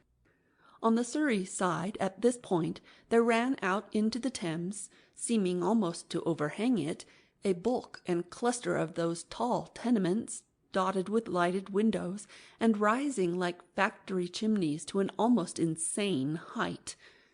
Their special poise and position made one block of buildings especially look like a Tower of Babel with 100 eyes. Syme had never seen any of the skyscraping buildings in America, so he could only think of the buildings in a dream. Even as he stared, the highest light in this innumerably lighted turret abruptly went out, as if this black Argus had winked at him with one of his innumerable eyes. Professor de Worms swung round on his heel and struck his stick against his boot. We are too late, he said. The hygienic doctor has gone to bed. What do you mean? asked Syme. Does he live over there, then? Yes, said de Worms. Behind that particular window, which you can't see. Come along and get some dinner. We must call upon him tomorrow morning. Without further parley, he led the way through several byways until they came out into the flare and clamour of the East India Dock Road. The Professor, who seemed to know his way about the neighbourhood, proceeded to a place where the line of lighted shops fell back into a sort of abrupt twilight and quiet, in which an old white inn, all out of repair, stood back some 20 feet from the road. You can find good English inns left by accident everywhere, like fossils, explained the professor. I once found a decent place in the West End. I suppose, said Syme, smiling, that this is the corresponding decent place in the East End. It is, said the professor reverently, and went in. In that place they dined and slept, both very thoroughly. The beans and bacon, which these unaccountable people cooked well, the astonishing emergence of Burgundy from their cellars, crowned Syme's sense of a new comradeship and comfort. Through all this ordeal his root horror had been isolation, and there are no words to express the abyss between isolation and having one ally. It may be conceded to the mathematicians that 4 is twice 2, but 2 is not twice 1. 2 is 2,000 times 1.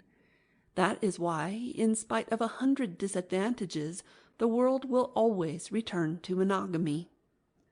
Syme was able to pour out for the first time the whole of his outrageous tale, from the time when Gregory had taken him to the little tavern by the river. He did it idly and amply, in a luxuriant monologue, as a man speaks with very old friends. On his side, also, the man who had impersonated Professor de Worms was not less communicative. His own story was almost as silly as Syme's. That's a good get-up of yours, said Syme, draining a glass of Macon. A lot better than old Gogol's.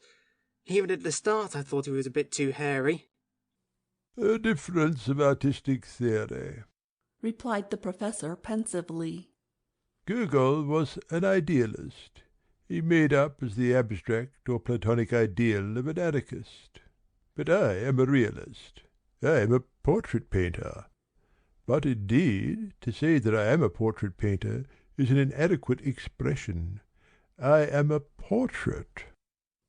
I don't understand you, said Syme. I am a portrait, repeated the professor. I am a portrait of the celebrated Professor de Worms, who is, I believe, in Naples. You mean you're made up like him? Said Syme. But doesn't he know that you're taking his nose in vain?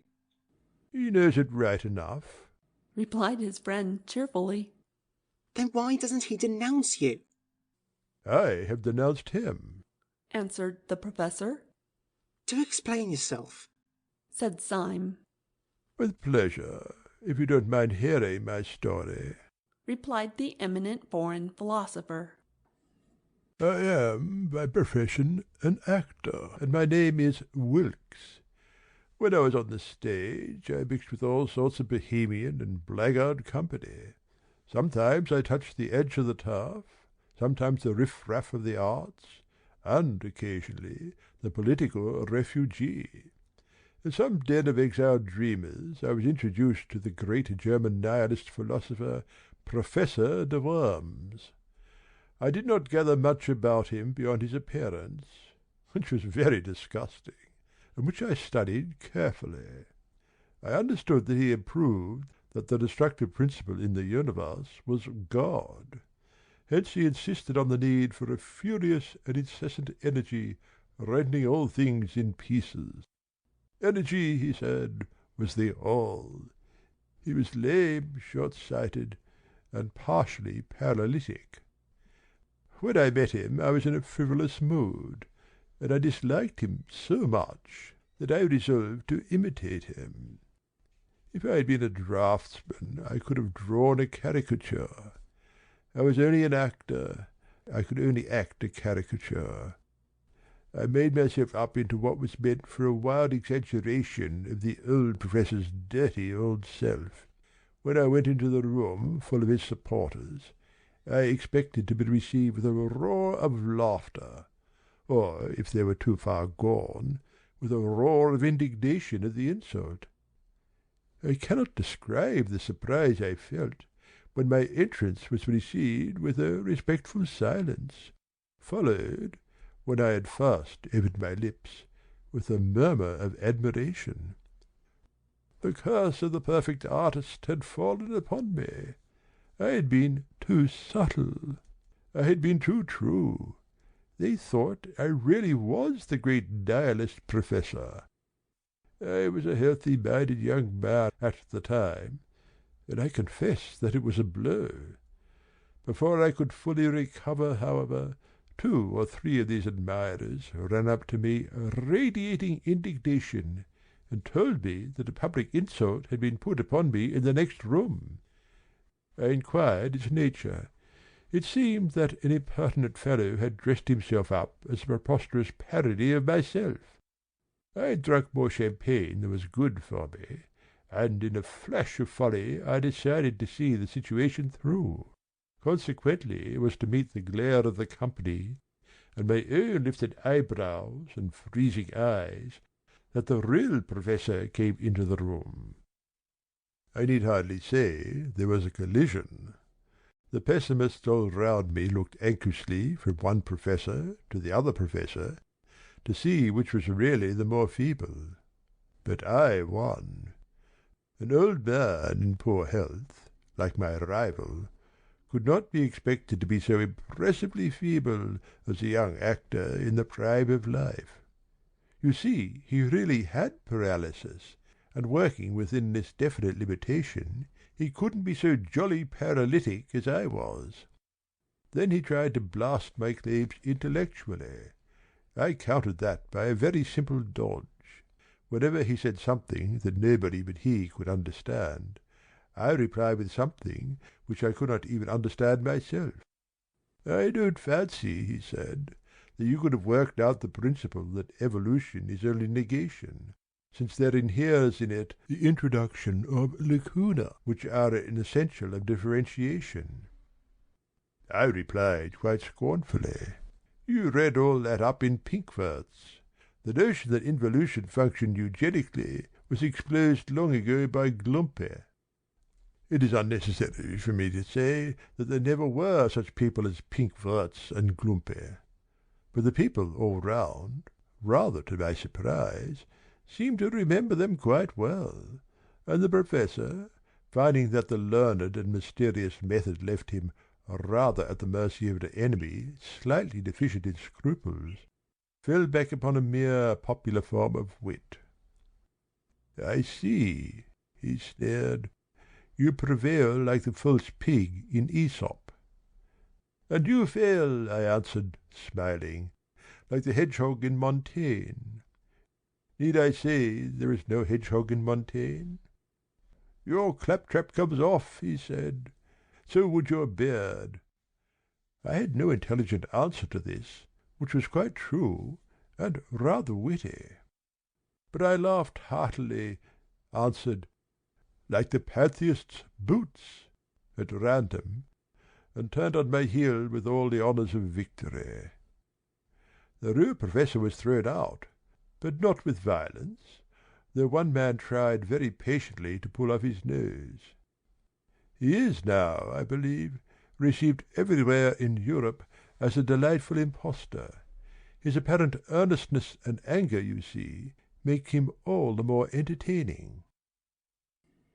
"Well," said Syme, "I can understand your putting on his dirty old beard for a night's practical joke, but I don't understand your never taking it off again." "That is the rest of the story," said the impersonator. "When I myself left the company, followed by reverent applause, I went limping down the dark street, hoping that I should soon be far enough away to be able to walk like a human being. To my astonishment, as I was turning the corner, I felt a touch on the shoulder, and turning, found myself under the shadow of an enormous policeman. He told me I was wanted. I struck a sort of paralytic attitude, and cried in a high German accent, "Yes, I am wanted by the oppressed of the world. You are arresting me on the charge of being the great anarchist, Professor de Worms." The policeman impassively consulted the paper in his hand. "No, sir," he said civilly. "At least not exactly, sir. I am arresting you on the charge of not being the celebrated anarchist Professor de Worms." This charge, if it was criminal at all, was certainly the lighter of the two, and I went along with the man, doubtful, but not greatly dismayed. I was shown into a number of rooms, and eventually into the presence of a police officer, who explained that a serious campaign had been opened against the centres of anarchy, and that this, my successful masquerade, might be of considerable value to the public safety. He offered me a good salary and this little blue card. Though our conversation was short, he struck me as a man of very massive common sense and humour. But I cannot tell you much about him, personally, because... Syme laid down his knife and fork. I know, he said, because you talked to him in a dark room. Professor de Worms nodded and drained his glass. Chapter 9 of The Man Who Was Thursday, The Man in Spectacles. "Burgundy is a jolly thing," said the Professor sadly as he set his glass down. You don't look as if it were, said Syme. You drank it as if it were medicine. "You must excuse my manner," said the Professor dismally. "My position is rather a curious one. Inside I am really bursting with boyish merriment, but I acted the paralytic Professor so well that now I can't leave off, so that when I am among friends, and have no need at all to disguise myself, I still can't help speaking slow and wrinkling my forehead, just as if it were my forehead. I can be quite happy, you understand, but only in a paralytic sort of way. The most buoyant exclamations leap up in my heart, but they come out of my mouth quite different. You should hear me say, 'Buck up, old cock.' It would bring tears to your eyes." It does, said Syme. But I cannot help thinking that apart from all that, you really are a bit worried. The Professor started a little and looked at him steadily. "You are a very clever fellow," he said. "It is a pleasure to work with you. Yes, I think I have rather a heavy cloud in my head. There is a great problem to face." And he sank his bald brow in his two hands. Then he said in a low voice, "Can you play the piano?" "Yes," said Syme in simple wonder. "I'm supposed to have a good touch." Then, as the other did not speak, he added, "I trust the great cloud has lifted." After a long silence, the Professor said, out of the cavernous shadow of his hands, "It would have done just as well if you could work a typewriter." "Thank you," said Syme. "You flatter me." "Listen to me," said the other, "and remember whom we have to see tomorrow. You and I are going tomorrow to attempt something which is very much more dangerous than trying to steal the crown jewels out of the tower. We are trying to steal a secret from a very sharp, very strong, and very wicked man. I believe there is no man, except the President, of course, who is so seriously startling and formidable as that little grinning fellow in goggles. He has not perhaps the white-hot enthusiasm unto death, the mad martyrdom for anarchy, which marks the Secretary. But then that very fanaticism in the Secretary has a human pathos, and is almost a redeeming trait. But the little doctor has a brutal sanity that is more shocking than the Secretary's disease. Don't you notice his detestable virility and vitality? He bounces like an india-rubber ball. Depend upon it, Sunday was not asleep. I wonder if he ever sleeps, when he locked up all the plans of this outrage in the round black head of Dr. Bull." "And you think," said Syme, that this unique monster will be soothed if I play the piano to him. Don't be an ass, said his mentor. I mentioned the piano because it gives one quick and independent fingers. Syme, if we are to go through this interview and come out sane or alive, we must have some code of signals between us that this brute will not see. I've made a rough alphabetical cipher corresponding to the 5 fingers. Like this, see? And he rippled with his fingers on the wooden table. B-A-D. Bad, a word we may frequently require. Syme poured himself out another glass of wine and began to study the scheme. He was abnormally quick with his brains at puzzles and with his hands at conjuring, and it did not take him long to learn how he might convey simple messages by what would seem to be idle taps upon a table or knee. But wine and companionship had always the effect of inspiring him to a farcical ingenuity, and the professor soon found himself struggling with the too vast energy of the new language as it passed through the heated brain of Syme. We must have several word signs, said Syme seriously. Words that we are likely to want, fine shades of meaning. My favourite word is coeval. What's yours? Do stop playing the goat, said the professor plaintively. You don't know how serious this is. Lush, too, said Syme, shaking his head sagaciously. We must have lush, word applying to grass, don't you know? Do you imagine, asked the professor furiously, that we are going to talk to Dr. Bull about grass? There are several ways in which the subject could be approached, said Syme reflectively. The word introduced without appearing forced.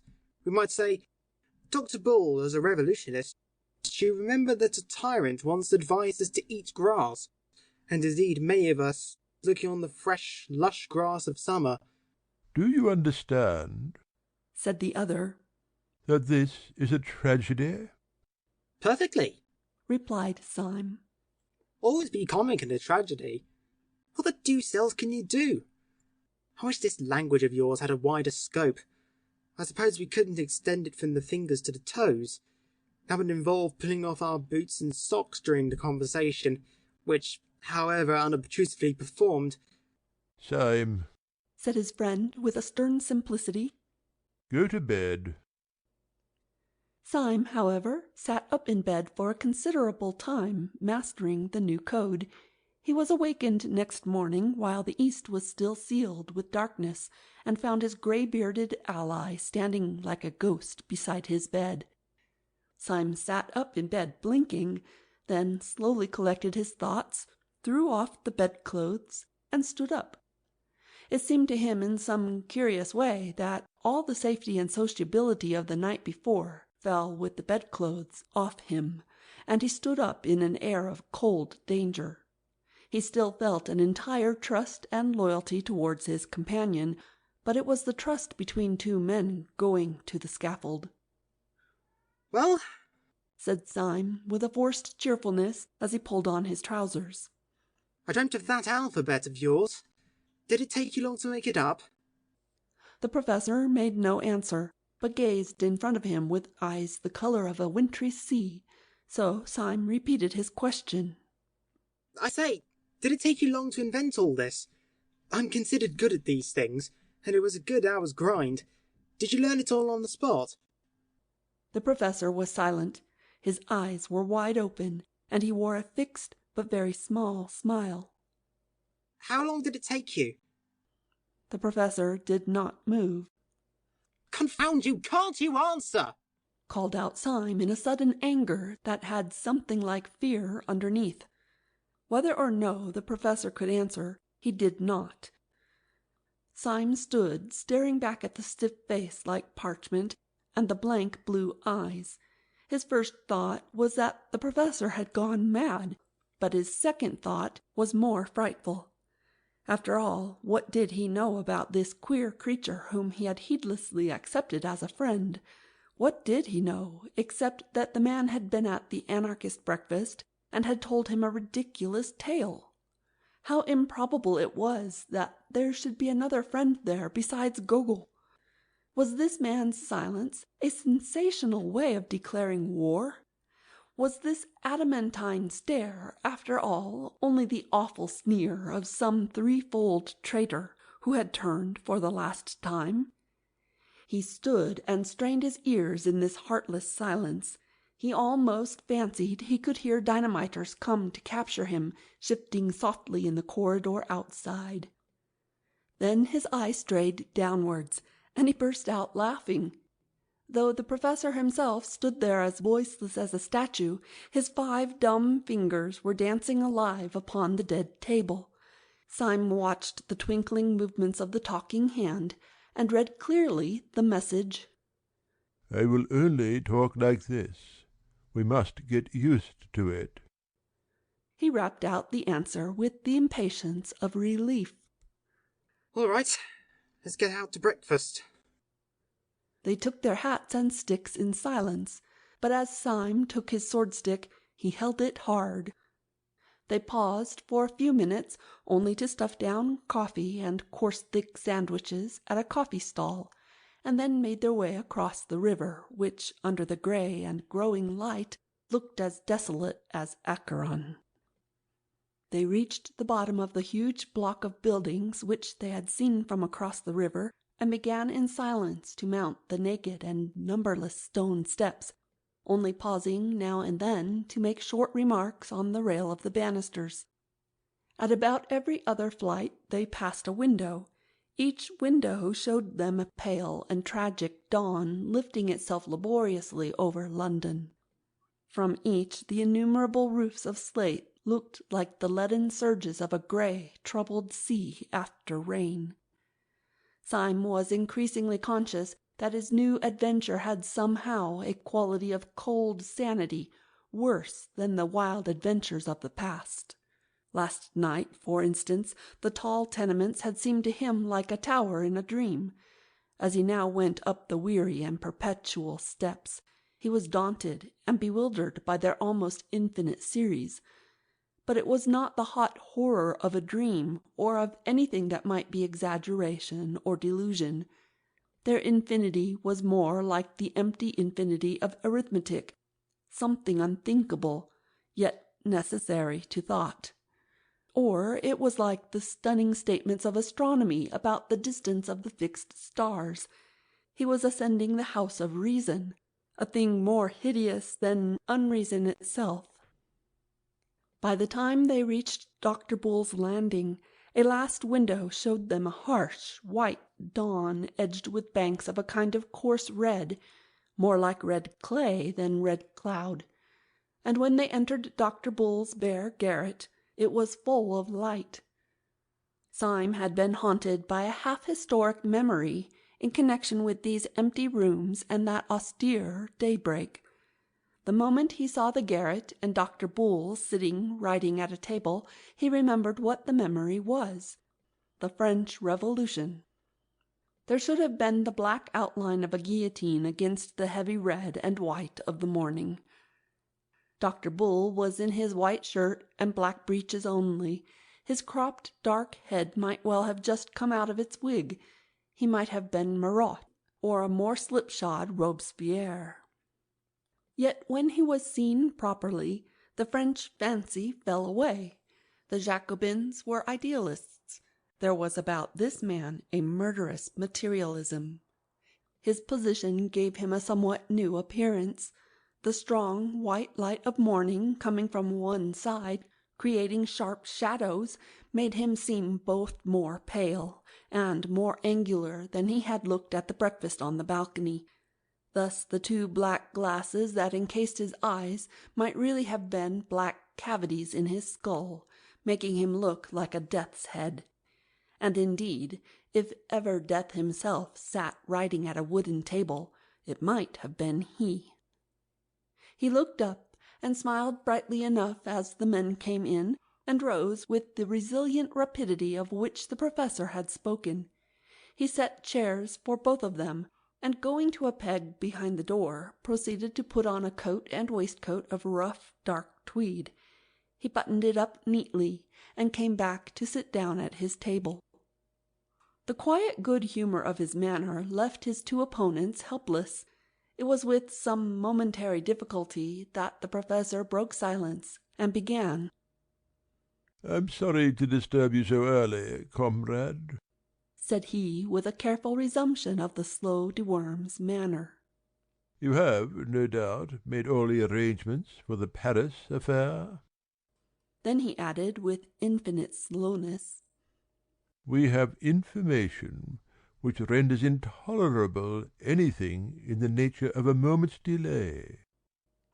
Dr. Bull smiled again, but continued to gaze on them without speaking. The professor resumed, a pause before each weary word. "Please do not think me excessively abrupt, but I advise you to alter those plans, or if it is too late for that, to follow your agent with all the support you can get for him. Comrade Syme and I have had an experience which it would take more time to recount than we can afford, if we are to act on it.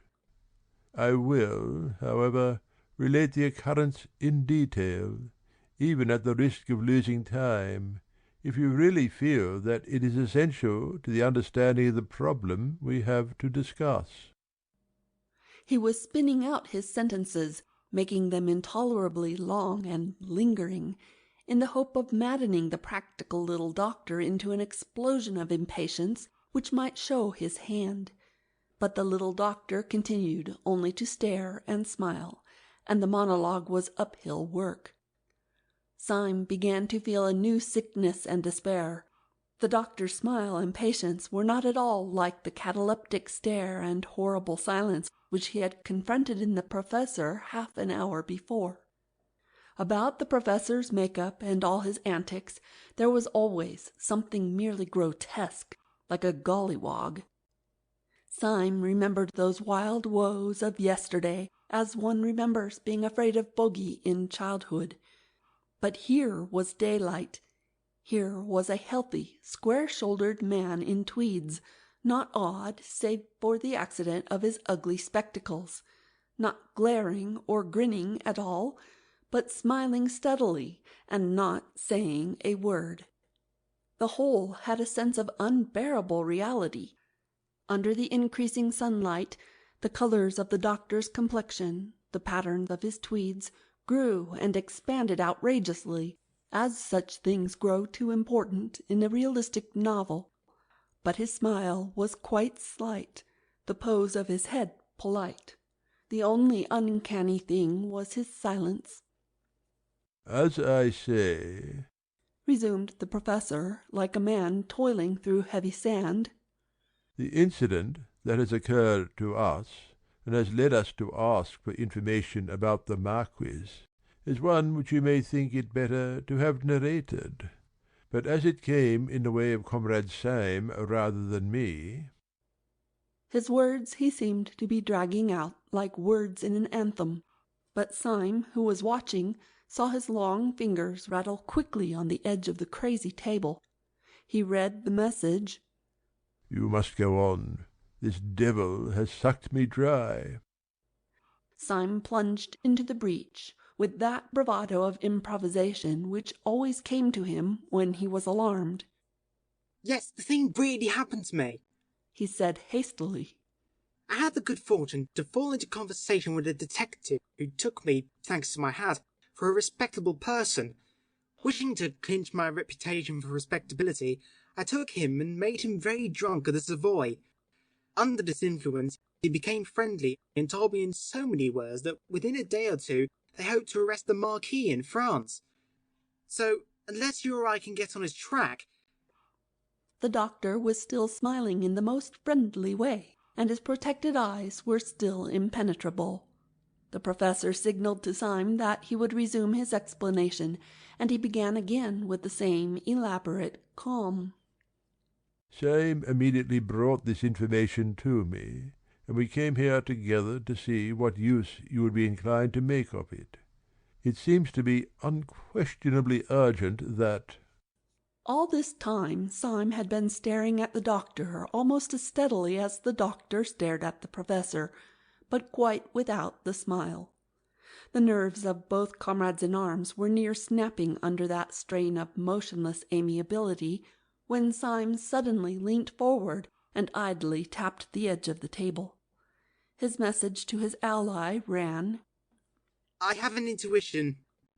The professor, with scarcely a pause in his monologue, signalled back, "Then sit on it." Syme telegraphed, "It is quite extraordinary." The other answered, "Extraordinary rot." Syme said, "I am a poet." The other retorted, "You are a dead man."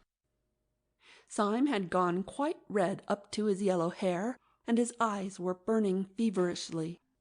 As he said, he had an intuition, and it had risen to a sort of light-headed certainty. Resuming his symbolic taps, he signalled to his friend, "You scarcely realise how poetic my intuition is. It has that sudden quality we sometimes feel in the coming of spring." He then studied the answer on his friend's fingers. The answer was, "Go to hell."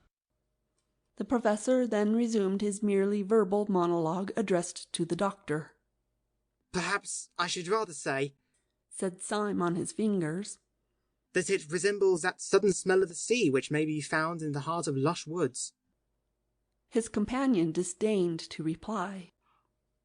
"Or, yet again," tapped Syme, "it is positive, as is the passionate red hair of a beautiful woman." The professor was continuing his speech, but in the middle of it Syme decided to act. He leant across the table, and said in a voice that could not be neglected, "Dr. Bull!" The doctor's sleek and smiling head did not move, but they could have sworn that under his dark glasses his eyes darted towards Syme.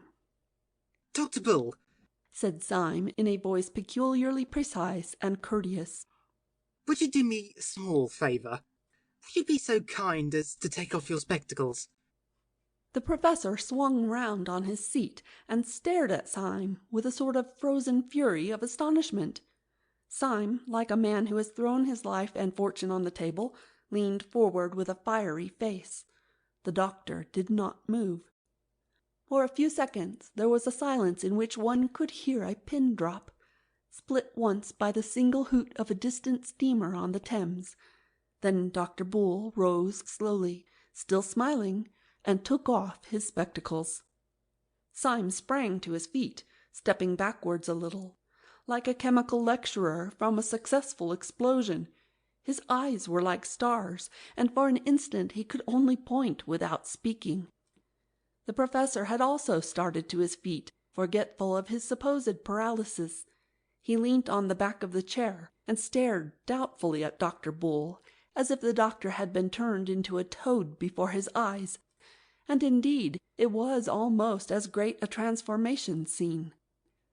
The two detectives saw sitting in the chair before them a very boyish-looking young man, with very frank and happy hazel eyes, an open expression, cockney clothes like those of a city clerk, and an unquestionable breath about him of being very good and rather commonplace. The smile was still there, but it might have been the first smile of a baby. "I knew I was a poet!" cried Syme in a sort of ecstasy. "I knew my intuition was as infallible as the Pope. It was the spectacles that did it. It was all the spectacles. Given those beastly black eyes, and all the rest of him, his health and his jolly looks, made him a live devil among dead ones." "It certainly does make a queer difference," said the professor shakily. "But as regards the project of Dr. Bull—" "Project be damned!" roared Syme, beside himself. "Look at him! Look at his face! Look at his collar! Look at his blessed boots! You don't suppose, do you, that that thing's an anarchist?" "Syme!" cried the other in an apprehensive agony. "Why," said Syme, "I'll take the risk of that myself. Dr. Bull, I am a police officer. There's my card." And he flung down the blue card upon the table. The professor still feared that all was lost, but he was loyal. He pulled out his own official card and put it beside his friend's. Then the third man burst out laughing, and for the first time that morning they heard his voice. "I'm awfully glad you chaps have come so early," he said with a sort of schoolboy flippancy. "for we can all start for France together. Yes, I'm in the force right enough." And he flicked a blue card towards them lightly, as a matter of form. Clapping a brisk bowler on his head, and resuming his goblin glasses, the doctor moved so quickly towards the door that the others instinctively followed him. Syme seemed a little distrait, and as he passed under the doorway, he suddenly struck his stick on the stone passage so that it rang. "But," he cried out, "if this is all right, there were more damned detectives than there were damned dynamiters at the damned council." "We might have fought easily," said Bull. "We were 4 against 3. The professor was descending the stairs, but his voice came up from below. "No," said the voice. "we were not 4 against 3. We were not so lucky. We were 4 against 1. The others went down the stairs in silence. The young man called Bull, with an innocent courtesy characteristic of him, insisted on going last until they reached the street. But there his own robust rapidity asserted itself unconsciously, and he walked quickly on ahead towards a railway inquiry office, talking to the others over his shoulder. "It is jolly to get some pals," he said. "I've been half dead with the jumps, being quite alone. I nearly flung my arms around Gogol and embraced him, which would have been imprudent. I hope you won't despise me for having been in a blue funk." "All the blue devils in blue hell," said Syme, "contributed to my blue funk. But the worst devil was you and your infernal goggles." The young man laughed delightedly. "Wasn't it a rag?" he said. "Such a simple idea. Not my own. I haven't got the brains. You see, I wanted to go into the detective service, especially the anti-dynamite business. But for that purpose, they wanted someone to dress up as a dynamiter, and they all swore by blazes that I could never look like a dynamiter. They said my very walk was respectable. In that scene from behind, I looked like the British Constitution. They said I looked too healthy and too optimistic, and too reliable and benevolent. They called me all sorts of names at Scotland Yard. They said that if I had been a criminal, I might have made my fortune by looking so like an honest man. But as I had the misfortune to be an honest man, there was not even the remotest chance of my assisting them by ever looking like a criminal. But at last I was brought before some old josser who was high up in the force, and who seemed to have no end of a head on his shoulders. And there the others all talked hopelessly. One asked whether a bushy beard would hide my nice smile. Another said that if they blacked my face I might look like a Negro anarchist. But this old chap chipped in with the most extraordinary remark. "A pair of smoked spectacles will do it," he said positively. "Look at him now. He looks like an angelic office boy. Put him on a pair of smoked spectacles, and children will scream at the sight of him." And so it was, by George. When once my eyes were covered, all the rest, smile and big shoulders and short hair, made me look like a perfect little devil. As I say, it was simple enough when it was done, like miracles. But that wasn't the really miraculous part of it. There was one really staggering thing about the business, and my head still turns at it. "What was that?" asked Syme. "I'll tell you," answered the man in spectacles. "This big pot in the police who sized me up, so that he knew how the goggles would go with my hair and socks. He never even saw me at all." Syme's eyes suddenly flashed on him. "How was that?" he asked. "I thought you talked to him." "So I did," said Bull brightly. "but we talked in a pitch-dark room like a coal cellar. There you would never have guessed that." "I could not have conceived it," said Syme gravely. "It is indeed a new idea," said the professor. Their new ally was in practical matters a whirlwind. At the inquiry office he asked with businesslike brevity about the trains for Dover. Having got his information, he bundled the company into a cab, and put them and himself inside a railway carriage before they had properly realized the breathless process. They were already on the Calais boat before conversation flowed freely. I had already arranged, he explained, to go to France for my lunch, but I am delighted to have someone to lunch with me. You see, I had to send that beast, the Marquis, over with his bomb, because the President had his eye on me, though God knows how. I'll tell you the story some day. It was perfectly choking. Whenever I tried to slip out of it, I saw the President somewhere, smiling out of the bow window of a club, or taking off his hat to me from the top of an omnibus. I tell you, you can say what you like. That fellow sold himself to the devil. He can be in 6 places at once. So you sent the Marquis off, I understand? asked the Professor. Was it long ago? Shall we be in time to catch him? Yes, answered the new guide. I've timed it all. He'll still be at Calais when we arrive. But when we do catch him at Calais, said the Professor, what are we going to do? At this question, the countenance of Dr. Bull fell for the first time. He reflected a little, and then said, Theoretically, I suppose we ought to call the police. Not I, said Syme. Theoretically, I ought to drown myself first. I promised the poor fellow, who is a real modern pessimist, on my word of honour not to tell the police. I'm no hand at casuistry, but I can't break my word to a modern pessimist. It's like breaking one's word to a child. I'm in the same boat, said the Professor. I tried to tell the police, and I couldn't, because of some silly oath I took. You see, when I was an actor, I was a sort of all-round beast. Perjury or treason is the only crime I haven't committed. If I did that, I should know the difference between right and wrong. I've been through all that, said Dr. Bull. And I've made up my mind. I gave my promise to the secretary. You know him, man who smiles upside down. My friends, that man is the most utterly unhappy man that was ever human. It may be his digestion, or his conscience, or his nerves, or his philosophy of the universe. But he's damned. He's in hell. Well, I can't turn on a man like that and hunt him down. It's like whipping a leper. I may be mad, but that's how I feel, and there's jolly well the end of it. I don't think you're mad, said Syme. I knew you'd decide like that when first you... Eh? said Dr. Bull. When first you took off your spectacles.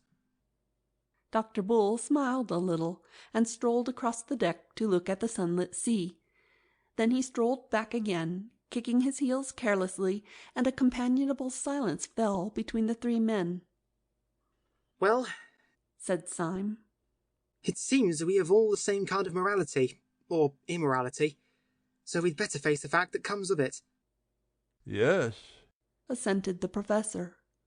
You're quite right, and we must hurry up, for I can see the grey nose standing out from France. The fact that comes of it, said Syme seriously, is this, that we 3 are alone on this planet. Goggle has gone, God knows where. Perhaps the President has smashed him like a fly. On the Council, we are 3 men against 3, like the Romans who held the bridge. But we are worse off than that. First, because they can appeal to their organisation, and we cannot appeal to ours. And second, because... Because one of those 3 other men, said the Professor, is not a man. Syme nodded, and was silent for a second or 2. Then he said, My idea is this. We must do something to keep the Marquis in Calais till tomorrow midday. I've turned over 20 schemes in my head. We cannot denounce him as the dynamiter, that's agreed. We cannot get him detained on some trivial charge, for we should have to appear. He knows us, and he would smell a rat. We cannot pretend to keep him on anarchist business. He might swallow much in that way, but not the notion of stopping in Calais while the Tsar went safely through Paris. We might try to kidnap him and lock him up ourselves, but he's a well-known man here. He has a whole bodyguard of friends. He's very strong and brave, and the event is doubtful. The only thing I can see to do is actually to take advantage of the very things that are in the Marquis's favour. I'm going to profit by the fact that he is a highly respected nobleman. I'm going to profit by the fact that he has many friends and moves in the best society. What the devil are you talking about? Asked the professor. The Symes are first mentioned in the 14th century, said Syme. But there's a tradition that one of them rode behind Bruce at Bannockburn. Since 1350, the tree is quite clear. He's gone off his head, said the little doctor, staring. Our bearings, continued Syme calmly, are argent a chevron gules charged with 3 crosslets of the field. The motto varies. The professor seized Syme roughly by the waistcoat. We are just inshore, he said. Are you seasick or joking in the wrong place? My remarks are almost painfully practical, answered Syme in an unhurried manner. The house of St. Eustache also is very ancient. The Marquis cannot deny that he is a gentleman. He can't deny that I'm a gentleman. And in order to put the matter of my social position quite beyond a doubt, I propose at the earliest opportunity to knock his hat off. But here we are in the harbour. They went on shore under the strong sun in a sort of daze. Syme, who had now taken the lead as Bull had taken it in London, led them along a kind of marine parade until he came to some cafes, embowered in a bulk of greenery and overlooking the sea. As he went before them, his step was slightly swaggering, and he swung his stick like a sword. He was making, apparently, for the extreme end of the line of cafes, but he stopped abruptly. With a sharp gesture he motioned them to silence, but he pointed with one gloved finger to a cafe table under the bank of flowering foliage, at which sat the Marquis de St. Eustache, his teeth shining in his thick black beard, and his bold brown face shadowed by a light yellow straw hat, and outlined against the violet sea. Chapter 10 of The Man Who Was Thursday, The Duel.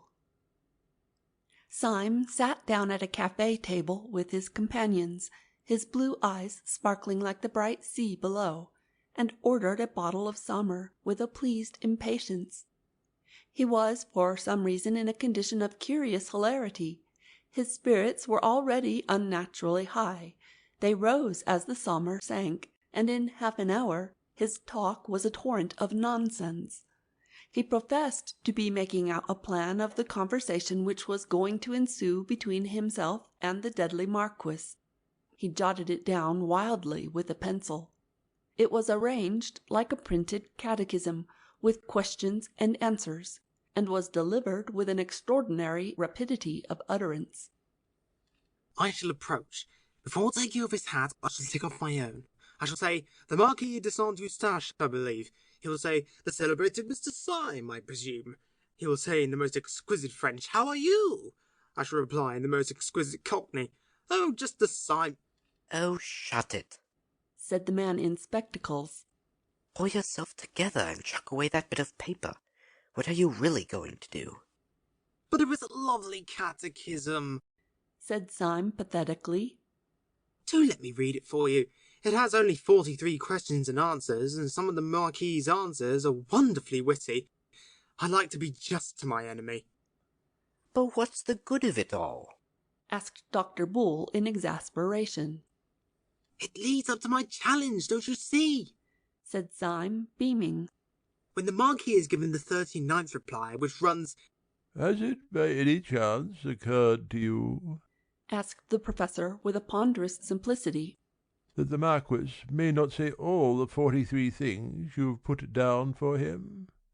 In that case, I understand, your own epigrams may appear somewhat more forced.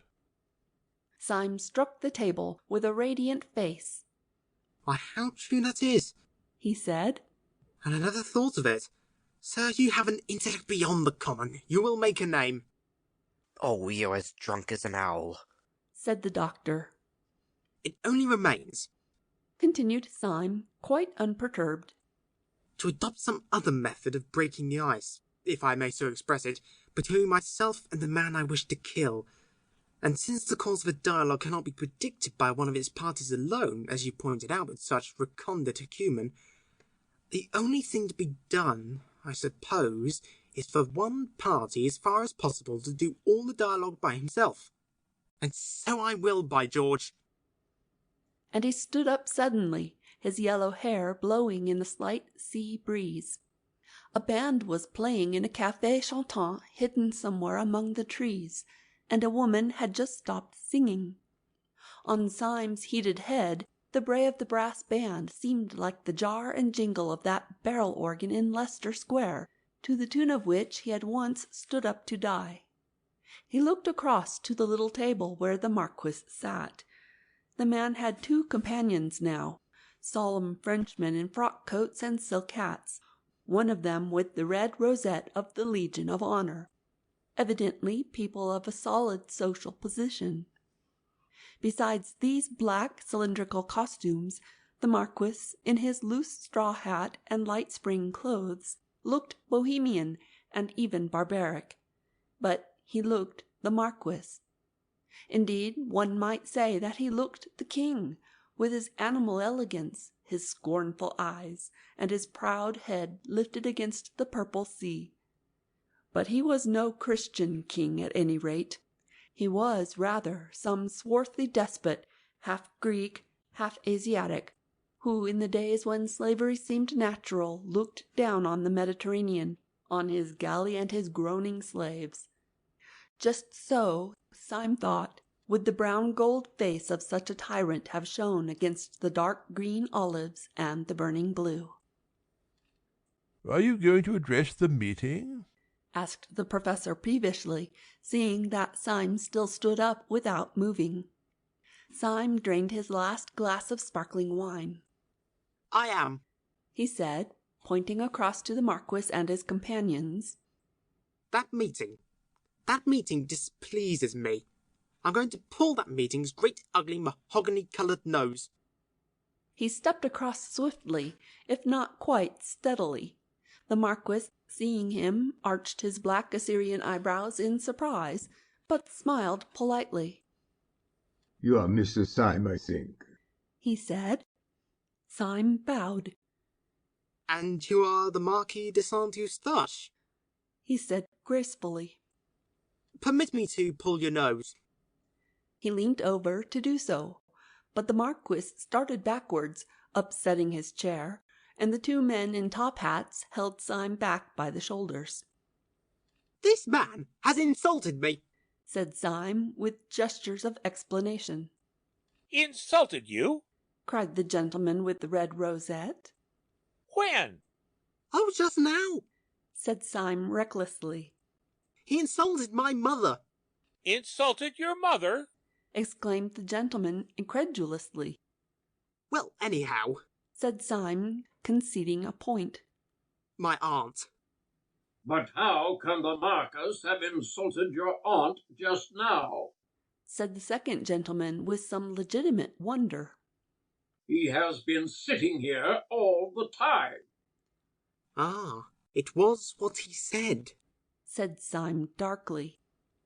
"I said nothing at all," said the Marquis. "except something about the band. I only said that I like Wagner played well." "It was an allusion to my family," said Syme firmly. "My aunt played Wagner badly. It was a painful subject. We were always being insulted about it." "This seems most extraordinary," said the gentleman who was décor, looking doubtfully at the Marquis. "Oh, I assure you," said Syme earnestly, "the whole of your conversation was simply packed with sinister allusions to my aunt's weaknesses." "This is nonsense," said the second gentleman. "I, for one, have said nothing for half an hour, except that I liked the singing of that girl with black hair." "Well, there you are again," said Syme indignantly. "My aunt's was red." "It seems to me," said the other, "that you are simply seeking a pretext to insult the Marquis." "By George," said Syme, facing round and looking at him. "What a clever chap you are." The Marquis started up with eyes flaming like a tiger's. "Seeking a quarrel with me," he cried. "Seeking to fight with me. There was never a man who had to seek long. These gentlemen will perhaps act for me. There are still fires of daylight. Let us fight this evening." Syme bowed with a quite beautiful graciousness. "Marquis," he said, "your action is worthy of your fame and blood. Permit me to consult for a moment with the gentleman in whose hands I shall place myself." In 3 long strides he rejoined his companions, and they, who had seen his champagne-inspired attack and listened to his idiotic explanations, were quite startled at the look of him. For now that he came back to them, he was quite sober, a little pale, and he spoke in a low voice of passionate practicality. "I've done it," he said hoarsely. "I've fixed a fight on the beast. But look here, and listen carefully. There's no time for talk. You are my seconds, and everything must come from you. Now, you must insist, and insist absolutely, on the duel coming off after 7 tomorrow, so as to give me the chance of preventing him from catching the 7:45 for Paris. If he misses that, he misses his crime. He can't refuse to meet you on such small point of time and place, but this is what he will do. He will choose a field somewhere near a wayside station where he could pick up the train. He's a very good swordsman, and he will trust to killing me in time to catch it. But I can fence well too, and I think I can keep him in play, at any rate until the train is lost. Then perhaps he may kill me to console his feelings. You understand? Very well then, let me introduce you to some charming friends of mine." And leading them quickly across the parade, he presented them to the Marquis's seconds by 2 very aristocratic names of which they had not previously heard. Syme was subject to spasms of singular common sense, not otherwise a part of his character. They were, as he said of his impulse about the spectacles, poetic intuitions, and they sometimes rose to the exaltation of prophecy. He had correctly calculated in this case the policy of his opponent. When the Marquis was informed by his seconds that Syme could only fight in the morning, he must fully have realized that an obstacle had suddenly arisen between him and his bomb-throwing business in the capital. Naturally, he could not explain this objection to his friends, so he chose the course which Syme had predicted. He induced his seconds to settle on a small meadow not far from the railway, and he trusted to the fatality of the first engagement.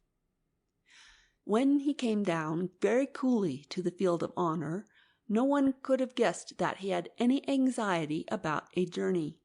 His hands were in his pockets, his straw hat on the back of his head, his handsome face brazen in the sun. But it might have struck a stranger as odd that there appeared in his train not only his seconds carrying the sword-case, but 2 of his servants carrying a portmanteau and a luncheon-basket. Early as was the hour, the sun soaked everything in warmth, and Syme was vaguely surprised to see so many spring flowers burning gold and silver in the tall grass in which the whole company stood almost knee-deep. With the exception of the Marquis, all the men were in sombre and solemn morning dress, with hats like black chimney-pots. The little doctor especially, with the addition of his black spectacles, looked like an undertaker in a farce. Syme could not help feeling a comic contrast between this funereal church parade of apparel and the rich and glistening meadow, growing wildflowers everywhere. But indeed this comic contrast between the yellow blossoms and the black hats was but a symbol of the tragic contrast between the yellow blossoms and the black business. On his right was a little wood. Far away to his left lay the long curve of the railway line, which he was, so to speak, guarding from the Marquis, whose goal and escape it was.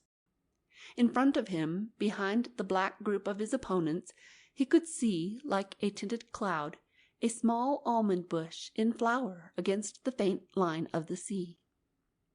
The member of the Legion of Honour, whose name it seemed was Colonel Ducroix, approached the Professor and Dr. Bull with great politeness, and suggested that the play should terminate with the first considerable hurt. Dr. Bull, however, having been carefully coached by Syme upon this point of policy, insisted, with great dignity and in very bad French, that it should continue until one of the combatants was disabled. Syme had made up his mind that he could avoid disabling the Marquis, and prevent the Marquis from disabling him, for at least 20 minutes. In 20 minutes the Paris train would have gone by. To a man of the well-known skill and valour of Monsieur de Saint-Eustache, said the Professor solemnly, it must be a matter of indifference which method is adopted, and our principal has strong reasons for demanding the longer encounter, reasons the delicacy of which prevent me from being explicit, but for the just and honourable nature of which I can— Peste! broke from the Marquis behind, whose face had suddenly darkened. Let us stop talking and begin. And he slashed off the head of a tall flower with his stick. Syme understood his rude impatience, and instinctively looked over his shoulder to see whether the train was coming in sight, but there was no smoke on the horizon.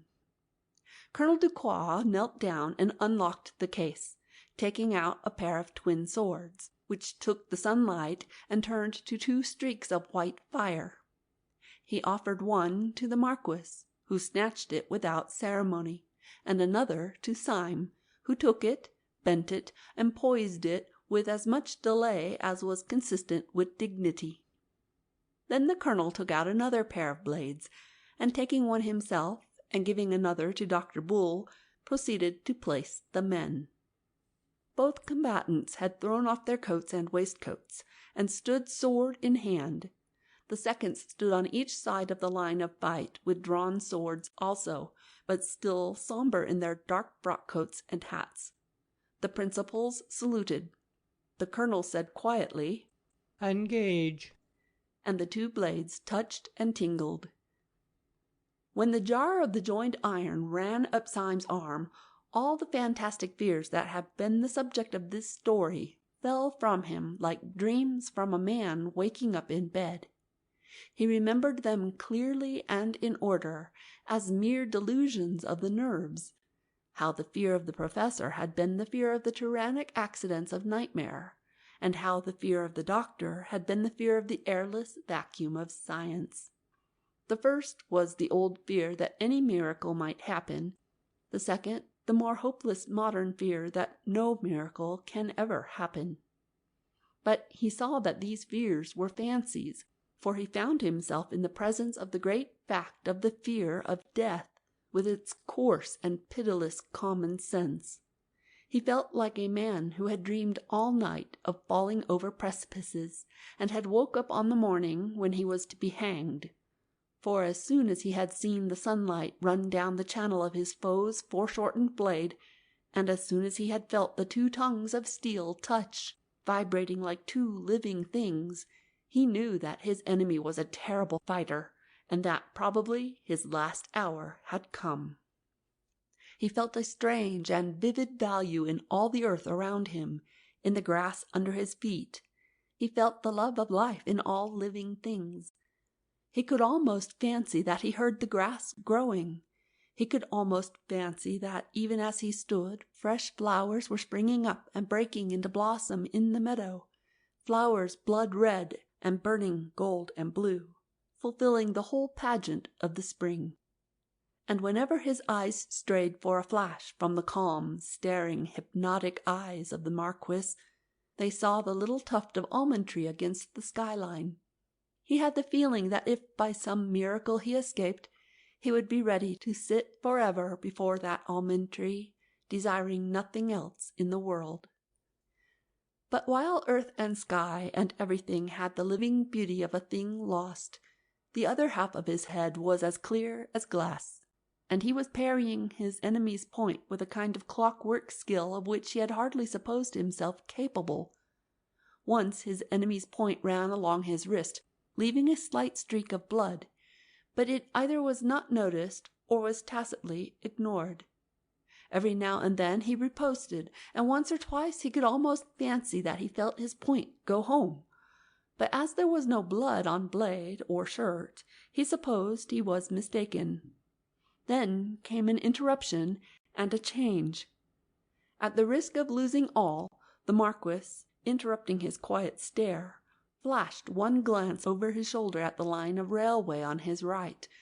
Then he turned on Syme a face transfigured to that of a fiend, and began to fight as if with 20 weapons. The attack came so fast and furious that the one shining sword seemed a shower of shining arrows. Syme had no chance to look at the railway, but also he had no need. He could guess the reason of the Marquis's sudden madness of battle. The Paris train was in sight. But the Marquis's morbid energy overreached itself.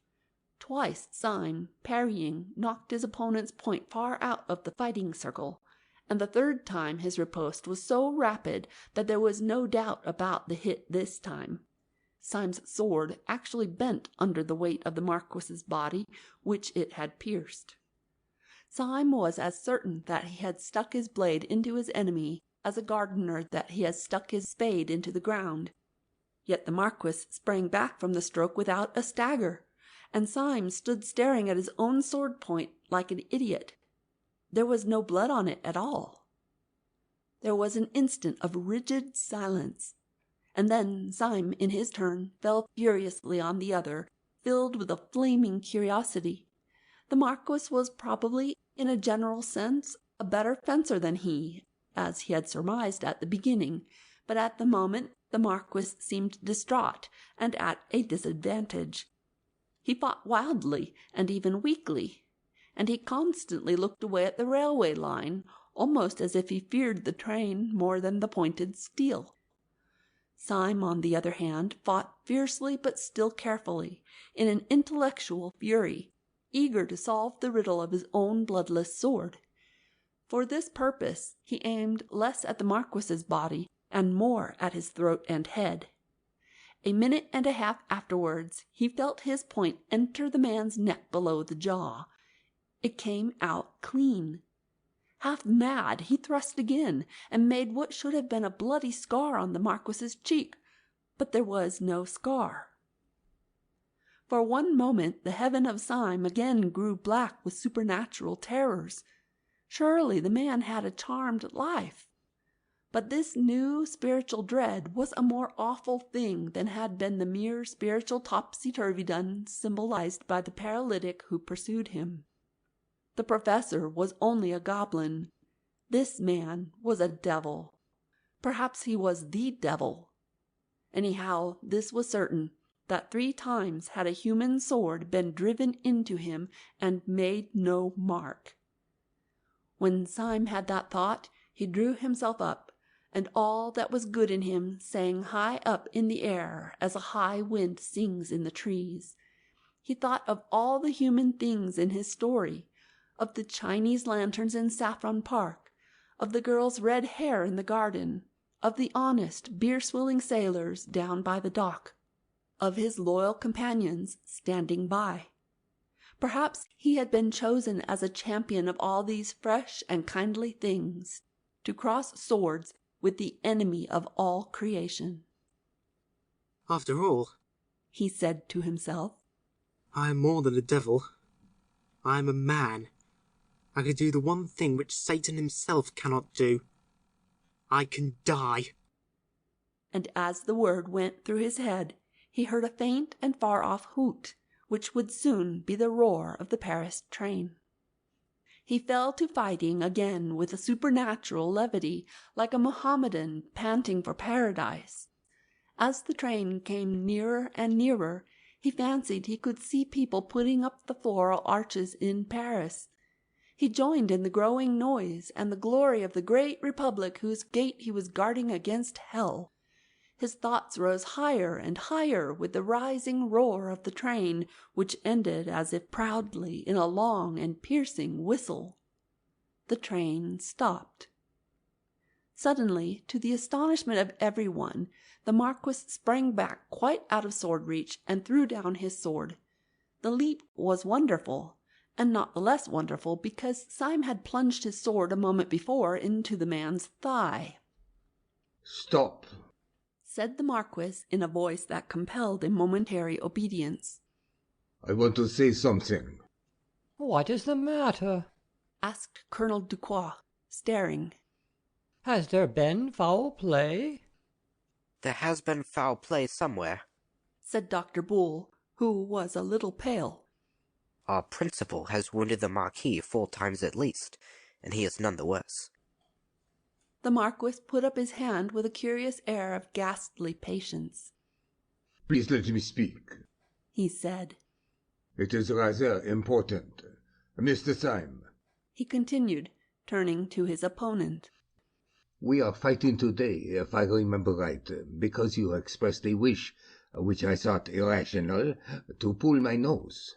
Will you oblige me by pulling my nose now as quickly as possible? I have to catch a train." I protest that this is most irregular, said Dr. Bull indignantly. It is certainly somewhat opposed to precedent, said Colonel Ducroix, looking wistfully at his principal. There is, I think, one case on record, Captain Bellegarde and the Baron Zunft, in which the weapons were changed in the middle of the encounter at the request of one of the combatants. But one can hardly call one's nose a weapon. "Will you or will you not pull my nose?" said the Marquis in exasperation. Come, Mr. Syme. You wanted to do it? Do it. You can have no conception of how important it is to me. Don't be so selfish. Pull my nose at once, when I ask you. And he bent slightly forward with a fascinating smile. The Paris train, panting and groaning, had grated into a little station behind the neighbouring hill. Syme had the feeling he had more than once had in these adventures, the sense that a horrible and sublime wave lifted to heaven was just toppling over. Walking in a world he half understood, he took 2 paces forward and seized the Roman nose of this remarkable nobleman. He pulled it hard, and it came off in his hand. He stood for some seconds with a foolish solemnity, with the pasteboard proboscis still between his fingers, looking at it, while the sun and the clouds and the wooded hills looked down upon this imbecile scene. The Marquis broke the silence in a loud and cheerful voice. "If anyone has any use for my left eyebrow," he said, "he can have it. Colonel Ducroix, do accept my left eyebrow. It is a kind of thing that might come in useful any day." And he gravely tore off one of his swarthy Assyrian brows, bringing about half his brown forehead with it, and politely offered it to the colonel, who stood crimson and speechless with rage. "If I had known," he spluttered, "that I was acting for a poltroon who pads himself to fight." "Oh, I know," said the Marquis, recklessly throwing various parts of himself right and left about the field. "You're making a mistake, but that can't be explained just now. I tell you, the train has come into the station." "Yes," said Dr. Bull fiercely. "And the train shall go out of this station. It shall go out without you. We know well enough for what devil's work." The mysterious Marquis lifted his hands with a desperate gesture. He was a strange scarecrow standing there in the sun with half his old face peeled off and half another face glaring and grinning from underneath. "Will you drive me mad?" he cried. "The train—" "You shall not go by the train," said Syme firmly, and grasped his sword. The wild figure turned toward Syme, and seemed to be gathering itself for a sublime effort before speaking. "You great fat, blasted, blear-eyed, blundering, thundering, brainless, God-forsaken, darling damn fool," he said without taking breath. "You great, silly, pink-faced, tow-headed turnip, you—" "You shall not go by this train," repeated Syme. "And why the infernal blazes," roared the other, "should I want to go by the train?" "We know all," said the professor sternly. You are going to Paris to throw a bomb. Going to Jericho to throw a jabberwock, cried the other, tearing his hair, which came off easily. Have you all got softening of the brain that you don't realize what I am? Did you really think I wanted to catch that train? 20 pair of trains may go by for me. Them Paris trains. Then what did you care about? Began the professor. What did I care about? I didn't care about catching the train. I cared about whether the train caught me, and now, by George, it has caught me. I regret to inform you, said Syme with restraint, that your remarks convey no impression to my mind. Perhaps if you were to remove the remains of your original forehead and some portion of what was once your chin, your meaning would become clearer. Mental lucidity fulfills itself in many ways. What do you mean by saying that the train has caught you? It may be my literary fancy, but somehow I feel that it ought to mean something. It means everything, said the other. And the end to everything. Sunday has us now in the hollow of his hand. Us? Repeated the professor, as if stupefied. What do you mean by us? The police, of course, said the Marquis, and tore off his scalp and half his face. The head which emerged was the blonde, well-brushed, smooth-haired head which is common in the English constabulary, but the face was terribly pale. I am Inspector Ratcliffe, he said, with a sort of haste that verged on harshness. My name is pretty well known to the police, and I can see well enough that you belong to them. But if there is any doubt about my position, I have a card. And he began to pull a blue card from his pocket. The professor gave a tired gesture. Oh, don't show it us, he said wearily. We've got enough of them to equip a paper chase. The little man named Bull had, like many men who seemed to be of a mere vivacious vulgarity, sudden movements of good taste. Here he certainly saved the situation. In the midst of this staggering transformation scene, he stepped forward with all the gravity and responsibility of a second, and addressed the 2 seconds of the Marquis. Gentlemen, he said, we all owe you a serious apology, but I assure you that you have not been made the victims of such a low joke as you imagine, or indeed of anything undignified in a man of honor. You have not wasted your time. You have helped to save the world. We are not buffoons, but very desperate men at war with a vast conspiracy. A secret society of anarchists is hunting us like hares. Not such unfortunate madmen as may here or there throw a bomb through starvation, or German philosophy, but a rich and powerful and fanatical church, a church of Eastern pessimism, which holds it wholly to destroy mankind like vermin. How hard they hunt us you can gather from the fact that we are driven to such disguises as those for which I apologize, and to such pranks as this one by which we suffer. The younger second of the Marquis, a short man with a black moustache, bowed politely, and said, Of course I accept the apology, but you will, in your turn, forgive me if I decline to follow you further into your difficulties, and permit myself to say, good morning. The sight of an acquaintance and distinguished fellow townsman coming to pieces in the open air is unusual, and upon the whole sufficient for one day. Colonel Ducroix, I would in no way influence your actions, but if you feel with me that our present society is a little abnormal, I am now going to walk back to the town. Colonel Ducroix moved mechanically, but then tugged abruptly at his white moustache, and broke out, No, by George, I won't. If these gentlemen are really in a mess with a lot of low wreckers like that, I'll see them through it. I have fought for France, and it is hard if I can't fight for civilization. Dr. Bull took off his hat and waved it, cheering as at a public meeting. Don't make too much noise, said Inspector Ratcliffe. Sunday may hear you. Sunday? cried Bull, and dropped his hat. Yes, retorted Ratcliffe. He may be with them. With whom? asked Syme. With the people out of that train, said the other. What you say seems utterly wild, began Syme. Why, as a matter of fact... But my God! He cried out suddenly, like a man who sees an explosion a long way off. If this is true, the whole bally lot of us in the Anarchist Council were against anarchy. Every ball man was a detective except the president and his personal secretary.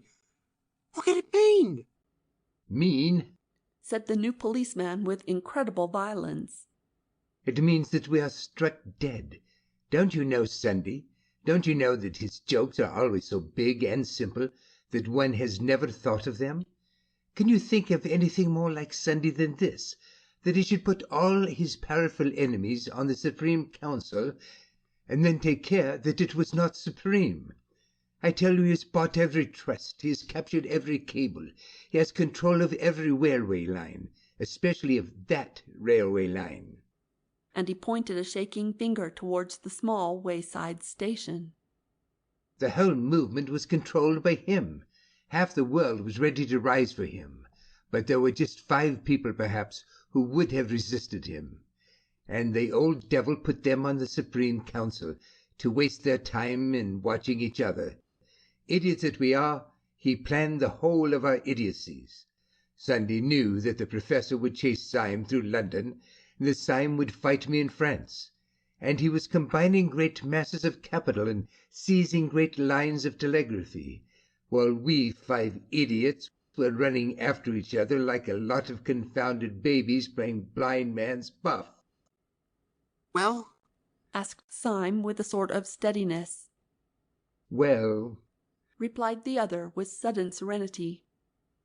He has found us playing blind man's buff today in a field of great rustic beauty and extreme solitude. He has probably captured the world.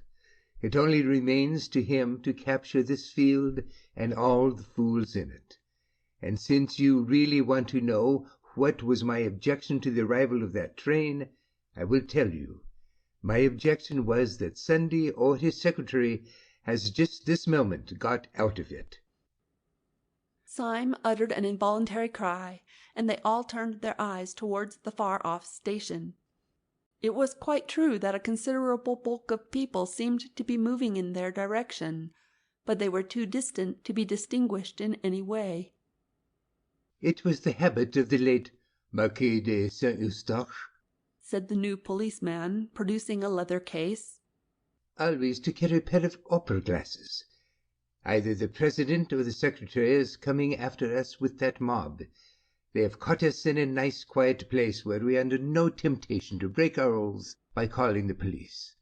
Dr. Bull, I have a suspicion that you will see better through these than through your own highly decorative spectacles.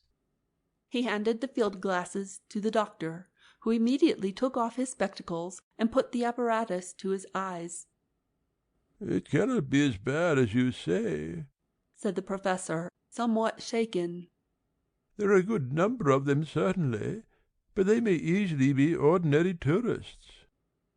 Do ordinary tourists, asked Bull, with the field glasses to his eyes, wear black masks halfway down the face? Syme almost tore the glasses out of his hand and looked through them. Most men in the advancing mob really looked ordinary enough, but it was quite true that 2 or 3 of the leaders in front wore black half-masks almost down to their mouths. This disguise is very complete, especially at such a distance, and Syme found it impossible to conclude anything from the clean-shaven jaws and chins of the men talking in the front. But presently, as they talked, they all smiled, and one of them smiled on one side. Chapter 11 of The Man Who Was Thursday, The Criminals Chase the Police. Syme put the field glasses from his eyes with an almost ghastly relief. The president is not with them anyhow, he said, and wiped his forehead. But surely they are right away on the horizon, said the bewildered colonel, blinking and but half recovered from Bull's hasty, though polite, explanation. Could you possibly know your president amongst all these people? Could I know a white elephant among all those people? Answered Syme somewhat irritably. I believe this ground would shake. After an instant's pause, the new man, called Ratcliffe, said with gloomy decision, Of course the president isn't with them. I wish to Gemini he were. Much more likely the president is riding in triumph through Paris or sitting on the ruins of St. Paul's Cathedral. This is absurd, said Syme. Something may have happened in our absence, but he cannot have carried the world with a rush like that. It is quite true, he added, frowning dubiously at the distant fields that lay towards the little station. It is certainly true that there seems to be a crowd coming this way, but they are not all the army that you make out. Oh, they? Said the new detective contemptuously. No, they are not a very valuable force, but let me tell you frankly that they are precisely calculated to our value. We are not much, my boy, in Sunday's universe. He has got hold of all the cables and telegraphs himself, but to kill the Supreme Council he regards as a trivial matter, like a postcard. It may be left to his private secretary. And he spat on the grass. Then he turned to the others and said somewhat austerely, There is a great deal to be said for death, but if anyone has any preference for the other alternative, I strongly advise him to walk after me. With these words, he turned his broad back and strode with silent energy towards the wood. The others gave one glance over their shoulders and saw that the dark cloud of men had detached itself from the station and was moving with a mysterious discipline across the plain. They saw already, even with the naked eye, black blots on the foremost faces, which marked the masks they wore. They turned and followed their leader, who had already struck the wood and disappeared among the twinkling trees. The sun on the grass was dry and hot, so in plunging into the wood they had a cool shock of shadow, as of divers who plunge into a dim pool. The inside of the wood was full of shattered sunlight and shaken shadows. They made a sort of shuddering veil, almost recalling the dizziness of a cinematograph. Even the solid figures walking with him Syme could hardly see for the patterns of sun and shade that danced upon them. Now a man's head was lit as with the light of Rembrandt, leaving all else obliterated. Now again he had strong and staring white hands with the face of a negro. The ex-marquis had pulled the old straw hat over his eyes, and the black shade of the brim cut his face so squarely in two that it seemed to be wearing one of the black half-masks of their pursuers. The fancy tinted Syme's overwhelming sense of wonder. Was he wearing a mask? Was anyone wearing a mask? Was anyone anything?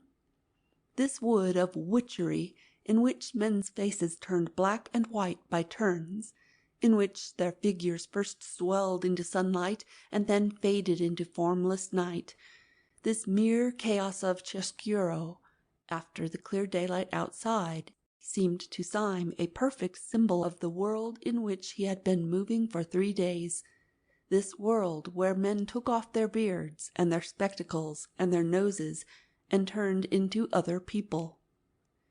That tragic self-confidence which he had felt when he believed that the Marquis was a devil had strangely disappeared now that he knew that the Marquis was a friend. He felt almost inclined to ask after all these bewilderments what was a friend and what an enemy. Was there anything that was apart from what it seemed? The Marquis had taken off his nose and turned out to be a detective.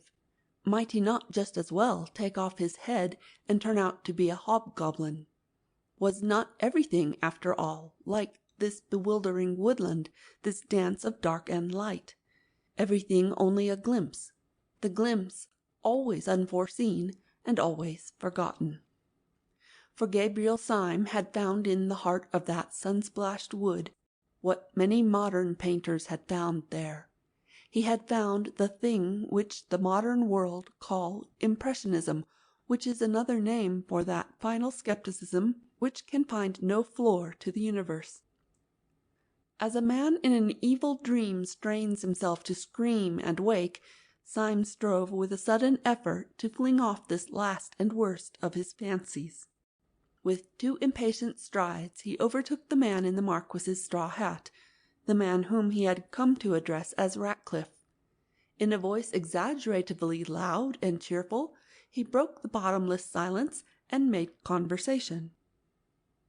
"May I ask," he said, "where on earth we're all going to?" So genuine had been the doubts of his soul that he was quite glad to hear his companion speak in an easy human voice. "We must get down through the town of Lancy to the sea," he said. "I think that part of the country is least likely to be with them." "What can you mean by all this?" cried Syme. "They can't be running the real world in that way. Surely not many working men are anarchists, and surely if they were, mere mobs could not beat modern armies and police." "Mere mobs?" repeated his new friend with a sort of scorn.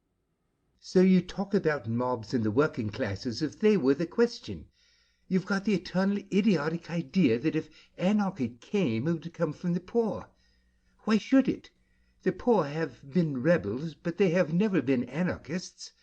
They have more interest than anyone else in there being some decent government. The poor man really has a stake in the country.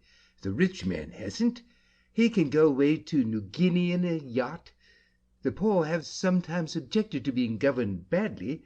The rich have always objected to being governed at all. Aristocrats were always anarchists, as you can see from the Barons' Wars." "As a lecture on English history for the little ones," said Syme, "this is all very nice, but I've not yet grasped its application." "Its application is," said his informant, "that most of old Sundy's right-hand men are South African and American millionaires. That is why he got hold of all the communications. And that is why the last 4 champions of the anti-anarchists' police force are running through a wood like rabbits." "Millionaires I can understand," said Syme thoughtfully. "They're nearly all mad. But getting hold of a few wicked old gentlemen with hobbies is one thing. Getting hold of great Christian nations is another. I would bet the nose off my face, forgive the illusion, that Sunday would stand perfectly helpless before the task of converting any ordinary healthy person anywhere." "Well," said the other, "it rather depends on what sort of person you mean." "Well, for instance," said Syme, "he can never convert that person." And he pointed straight in front of him. They had come to an open space of sunlight, which seemed to express to Syme the final return of his own good sense, and in the middle of this forest clearing was a figure that might well stand for that common sense in an almost awful actuality. Burnt by the sun, and stained with perspiration, and grave with the bottomless gravity of small necessary toils, a heavy French peasant was cutting wood with a hatchet. His cart stood a few yards off, already half full of timber, and the horse that cropped the grass was, like his master, valorous but not desperate. Like his master, he was even prosperous, but yet was almost sad.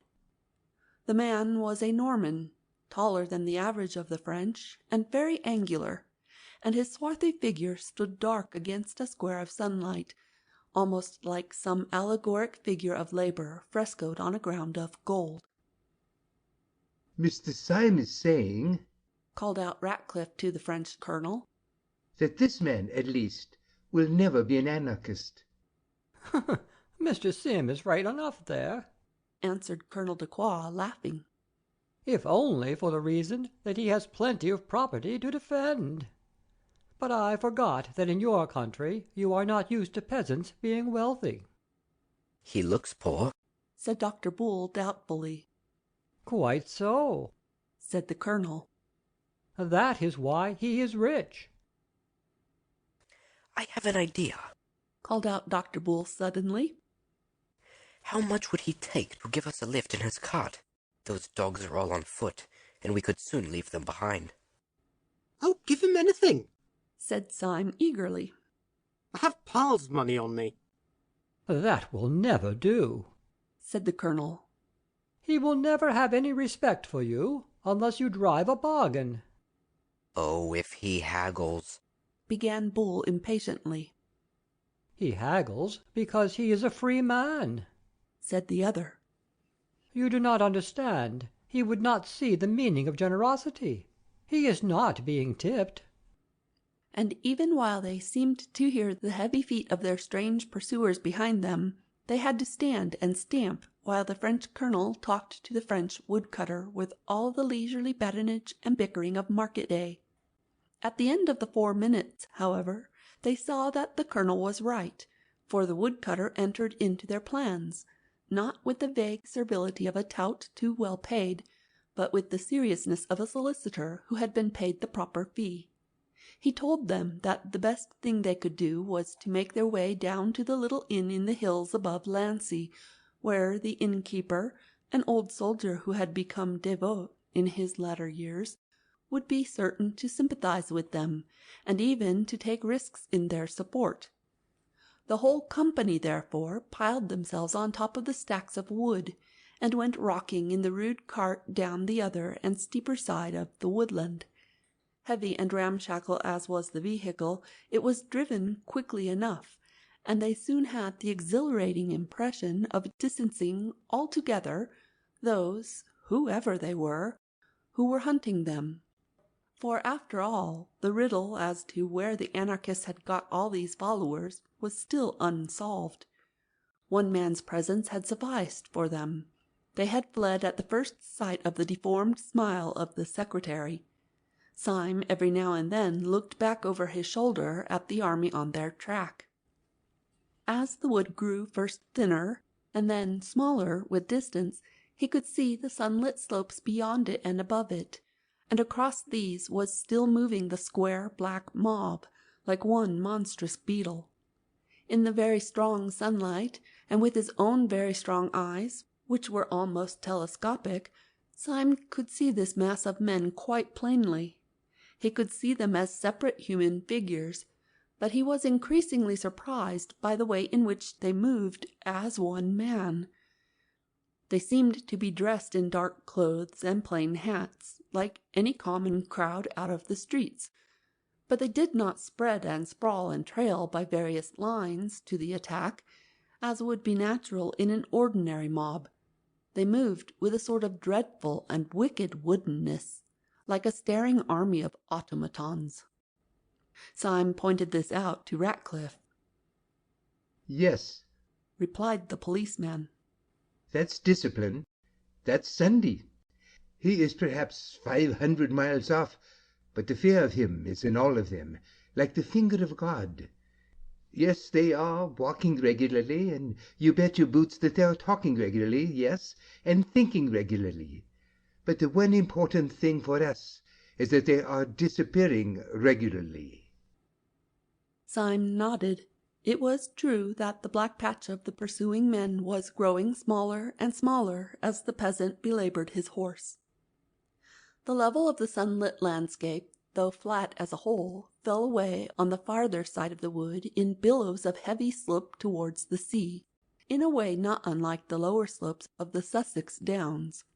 The only difference was that in Sussex the road would have been broken and angular like a little brook, but here the white French road fell sheer in front of them, like a waterfall. Down this direct descent the cart clattered at a considerable angle, and in a few minutes, the road growing yet steeper, they saw below them the little harbour of Lancy and a great blue arc of the sea. The travelling cloud of their enemies had wholly disappeared from the horizon. The horse and cart took a sharp turn round a clump of elms, and the horse's nose nearly struck the face of an old gentleman who was sitting on the benches outside the little café of Les Soleils d'Or. The peasant grunted an apology and got down from his seat. The others also descended one by one, and spoke to the old gentleman with fragmentary phrases of courtesy, for it was quite evident from his expansive manner that he was the owner of the little tavern. He was a white-haired, apple-faced old boy, with sleepy eyes and a grey moustache, stout, sedentary, and very innocent, of a type that may often be found in France, but is still commoner in Catholic Germany. Everything about him, his pipe, his pot of beer, his flowers, and his beehive, suggested an ancestral peace. Only when his visitors looked up as they entered the inn parlour, they saw the sword upon the wall. The colonel, who greeted the innkeeper as an old friend, passed rapidly into the inn parlour and sat down, ordering some ritual refreshment. The military decision of his action interested Syme, who sat next to him, and he took the opportunity, when the old innkeeper had gone out, of satisfying his curiosity. "May I ask you, Colonel," he said in a low voice, "why we've come here?" Colonel Ducroix smiled behind his bristly white moustache. "For 2 reasons, sir," he said, "and I will give the first, not the most important, but the most utilitarian. We came here because this is the only place within 20 miles in which we can get horses." "Horses?" repeated Syme, looking up quickly. "Yes," replied the other. "If you people are really to distance your enemies, it is horses or nothing for you, unless, of course, you have bicycles and motor cars in your pocket." "And where do you advise us to make for?" asked Syme doubtfully. "Beyond question," replied the colonel. "You had better make all haste to the police station beyond the town. My friend, whom I seconded under somewhat deceptive circumstances, seems to me to exaggerate very much the possibilities of a general rising, but even he would hardly maintain, I suppose, that you were not safe with the gendarmes." Syme nodded gravely. Then he said abruptly, "And your other reason for coming here?" "My other reason for coming here," said Ducroix soberly, "is that it is just as well to see a good man or two when one is possibly near to death." Syme looked up at the wall and saw a crudely painted and pathetic religious picture. Then he said, "You're right." And then almost immediately afterwards, "Has anyone seen about the horses?" "Yes," answered Ducroix. "You may be quite certain that I gave orders the moment I came in. Those enemies of yours gave no impression of hurry, but they were really moving wonderfully fast, like a well-trained army. I had no idea that the Anarchists had so much discipline. You have not a moment to waste."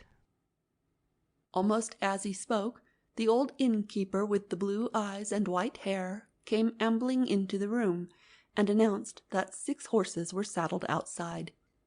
By Ducroix's advice, the 5 others equipped themselves with some portable form of food and wine, and keeping their dueling swords as the only weapons available, they clattered away down the steep white road.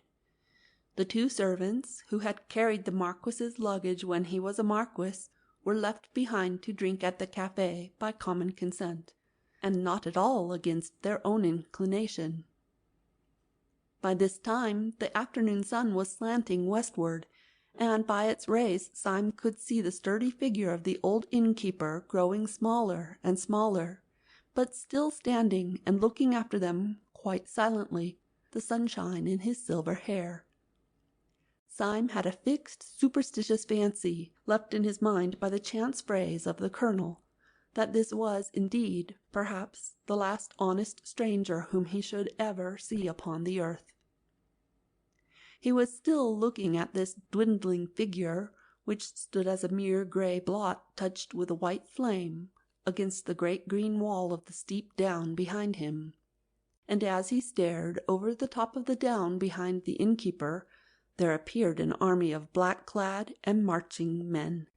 They seemed to hang above the good man and his house like a black cloud of locusts. The horses had been saddled none too soon. Chapter 12 of The Man Who Was Thursday, The Earth in Anarchy. Urging the horses to a gallop, without respect to the rather rugged descent of the road, the horsemen soon regained their advantage over the men on the march, and at last the bulk of the first buildings of Lancy cut off the sight of their pursuers. Nevertheless, the ride had been a long one, and by the time they reached the real town, the west was warming with the color and quality of sunset. The colonel suggested that before making finally for the police station, they should make the effort, in passing, to attach to themselves one more individual who might be useful. 4 out of the 5 rich men in this town, he said, are common swindlers.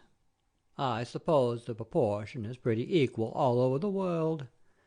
The 5th is a friend of mine, and a very fine fellow. And what is even more important from our point of view, he owns a motor car. I'm afraid, said the professor in his mirthful way, looking back along the white road on which the black crawling patch might appear at any moment. I'm afraid we have hardly time for afternoon calls. And Dr. Renard's house is only 3 minutes off, said the colonel. Our danger, said Dr. Bull, is not 2 minutes off. Yes, said Syme. If we ride on fast, we must leave them behind, for they're on foot. He has a motor car, said the colonel. But we may not get it, said Bull. Yes, he is quite on your side. But he might be out. Hold your tongue, said Syme suddenly. What's that noise? For a second they all sat as still as equestrian statues, and for a second, for 2 or 3 or 4 seconds, heaven and earth seemed equally still. Then all their ears, in an agony of attention, heard along the road that indescribable thrill and throb that means only one thing: horses. The colonel's face had an instantaneous change, as if lightning had struck it, and yet left it scatheless. They have done us, he said with brief military irony. Prepare to receive cavalry. Where can they have got the horses? asked Syme, as he mechanically urged his steed to a canter. The colonel was silent for a little. Then he said in a strained voice, I was speaking with strict accuracy when I said that the Sol d'Or was the only place where one can get horses within 20 miles. No, said Syme violently. I don't believe he'd do it, not with all that white hair. He may have been forced, said the colonel gently. They must be at least 100 strong, for which reason we are all going to see my friend Renard, who has a motor car. With these words he swung his horse suddenly round a street corner, and went down the street with such thundering speed that the others, though already well at the gallop, had difficulty in following the flying tail of his horse. Dr. Renard inhabited a high and comfortable house at the top of a steep street, so that when the riders alighted at his door they could once more see the solid green ridge of the hill, with the white road across it, standing up above all the roofs of the town. They breathed again to see that the road as yet was clear, and they rang the bell. Dr. Renard was a beaming, brown-bearded man, a good example of that silent but very busy professional class which France has preserved even more perfectly than England. When the matter was explained to him, he pooh-poohed the panic of the ex-marquis altogether. He said, with the solid French scepticism, that there was no conceivable probability of a general anarchist rising. Anarchy? He said, shrugging his shoulders. It is childishness. Ecart! cried out the colonel suddenly, pointing over the other's shoulder. And that is childishness, isn't it? They all looked round, and saw a curve of black cavalry come sweeping over the top of the hill with all the energy of Attila. Swiftly as they rode, however, the whole rank still kept well together, and they could see the black bizards of the first line as level as a line of uniforms. But although the main black square was the same, though travelling faster, there was now one sensational difference which they could see clearly upon the slope of the hill, as if upon a slanted map. The bulk of the riders were in one block, but one rider flew far ahead of the column, and with frantic movements of hand and heel urged his horse faster and faster, so that one might have fancied that he was not the pursuer, but the pursued. But even at that great distance they could see something so fanatical, so unquestionable in his figure, that they knew it was the secretary himself. "I am sorry to cut short a cultured discussion," said the colonel. "But can you lend me your motor car now in 2 minutes?" "I have a suspicion that you are all mad," said Dr. Renard, smiling sociably. "but God forbid that madness should in any way interrupt friendship. Let us go round to the garage." Dr. Renard was a mild man with monstrous wealth. His rooms were like the Musée de Cluny, and he had 3 motor cars. These, however, he seemed to use very sparingly, having the simple tastes of the French middle class, and when his impatient friends came to examine them, it took them some time to assure themselves that one of them could even be made to work. This with some difficulty they brought round into the street before the doctor's house. When they came out of the dim garage, they were startled to find that twilight had already fallen with the abruptness of night in the tropics. Either they had been longer in the place than they imagined, or some unusual canopy of cloud had gathered over the town. They looked down the steep streets, and seemed to see a slight mist coming up from the sea. "It is now or never," said Dr. Bull. "I hear horses." "No," corrected the professor. "A horse." And as they listened, it was evident that the noise, rapidly coming nearer on the rattling stones, was not the noise of the whole cavalcade, but that of the one horseman who had left it far behind, the insane secretary. Syme's family, like most of those who end in the simple life, had once owned a motor, and he knew all about them. He had leapt at once into the chauffeur's seat, and with flushed face was wrenching and tugging at the disused machinery. He bent his strength upon one handle, and then said quite quietly, "I'm afraid it's no go." As he spoke, there swept round the corner a man rigid on his rushing horse, with the rush and rigidity of an arrow. He had a smile that thrust out his chin as if it were dislocated. He swept alongside of the stationary car, into which its company had crowded, and laid his hand on the front. It was the secretary, and his mouth went quite straight in the solemnity of triumph. Syme was leaning hard upon the steering wheel, and there was no sound but the rumble of the other pursuers riding into the town.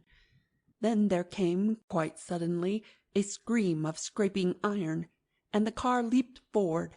It plucked the secretary clean out of his saddle, as a knife is whipped out of its sheath, trailed him kicking terribly for 20 yards, and left him flung flat upon the road far in front of his frightened horse.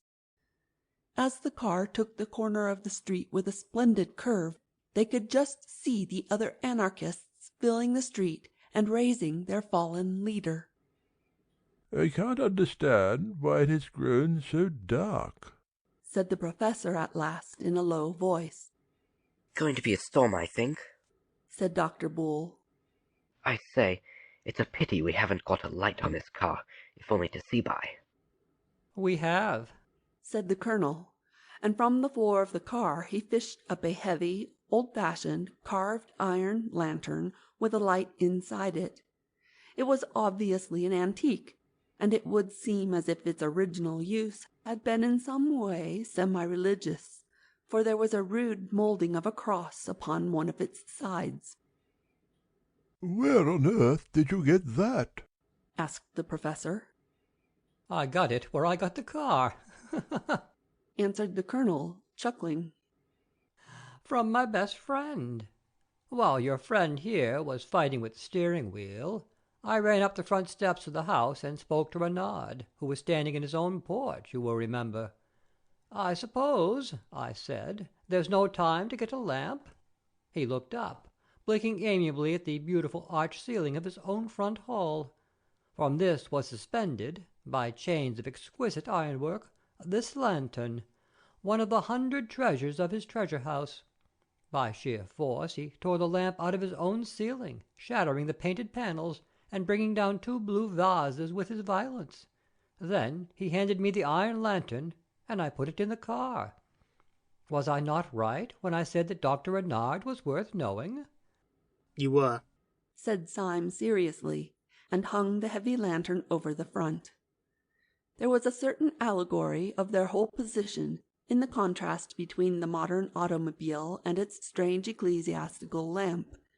Hitherto they had passed through the quietest part of the town, meeting at most 1 or 2 pedestrians, who could give them no hint of the peace or the hostility of the place. Now, however, the windows in the houses began, one by one, to be lit up, giving a greater sense of habitation and humanity. Dr. Bull turned to the new detective who had led their flight, and permitted himself one of his natural and friendly smiles. These lights make one feel more cheerful. Inspector Ratcliffe drew his brows together. There is only one set of light that make me more cheerful, he said. And they are those lights of the police station which I can see beyond the town. Please God, we may be there in 10 minutes. Then all Bull's boiling good sense and optimism broke suddenly out of him. Oh, this is all raving nonsense, he cried. If you really think that ordinary people in ordinary houses are anarchists, you must be madder than an anarchist yourself. If we turned and fought these fellows, the whole town would fight for us. No, said the other with an immovable simplicity. The whole town would fight for them. We shall see. While they were speaking, the professor had leaned forward with sudden excitement. What is that noise? he said. Oh, the horses behind us, I suppose, said the colonel. I thought we had got clear of them. The horses behind us? No, said the professor. It is not horses, and it is not behind us. Almost as he spoke, across the end of the street before them 2 shining and rattling shapes shot past. They were gone almost in a flash, but everyone could see that they were motor cars, and the professor stood up with a pale face and swore that they were the other 2 motor cars from Dr. Renard's garage. I tell you, they were his, he repeated with wild eyes. And they were full of men in masks. Absurd, said the colonel angrily. Dr. Renard would never give them his cars. He may have been forced, said Ratcliffe quietly. The whole town is on their side. You still believe that? asked the colonel incredulously. You will all believe it soon, said the other with a hopeless calm. There was a puzzled pause for some little time, and then the colonel began again abruptly. No, I can't believe it. This thing is nonsense. The plain people of a peaceable French town. He was cut short by a bang and a flash of light, which seemed close to his eyes. As the car sped on, it left a floating patch of white smoke behind it, and Syme had heard a shot shriek past his ear. My God, said the colonel. Someone has shot at us. It need not interrupt your conversation, said the gloomy Ratcliffe. Pray resume your remarks, Colonel. You were talking, I think, about the plain people of a peaceable French town? The staring colonel was long past minding satire. He rolled his eyes all round the street. It is extraordinary, he said. Most extraordinary. A fastidious person, said Syme. Might even call it unpleasant. However, I suppose those lights out in the field beyond the street are the gendarmerie. We shall soon get there. No, said Inspector Ratcliffe. we shall never get there. He had been standing up and looked keenly ahead of him. Now he sat down and smoothed his sleek hair with a weary gesture. What do you mean? asked Bull sharply. I mean that we shall never get there, said the pessimist placidly. They have 2 rows of armed men across the road already. I can see them from here. The town is in arms, as I said it was. I can only wallow in the exquisite comfort of my own exactitude. And Ratcliffe sat down comfortably in the car and lit a cigarette. But the others rose excitedly and stared down the road. Syme had slowed down the car as their plans became doubtful, and he brought it finally to a standstill just at the corner of a side street that ran down very steeply to the sea. The town was mostly in shadow, but the sun had not sunk. Wherever its level light could break through, it painted everything a burning gold. Up this side street the last sunset light shone as sharp and narrow as the shaft of artificial light at the theatre.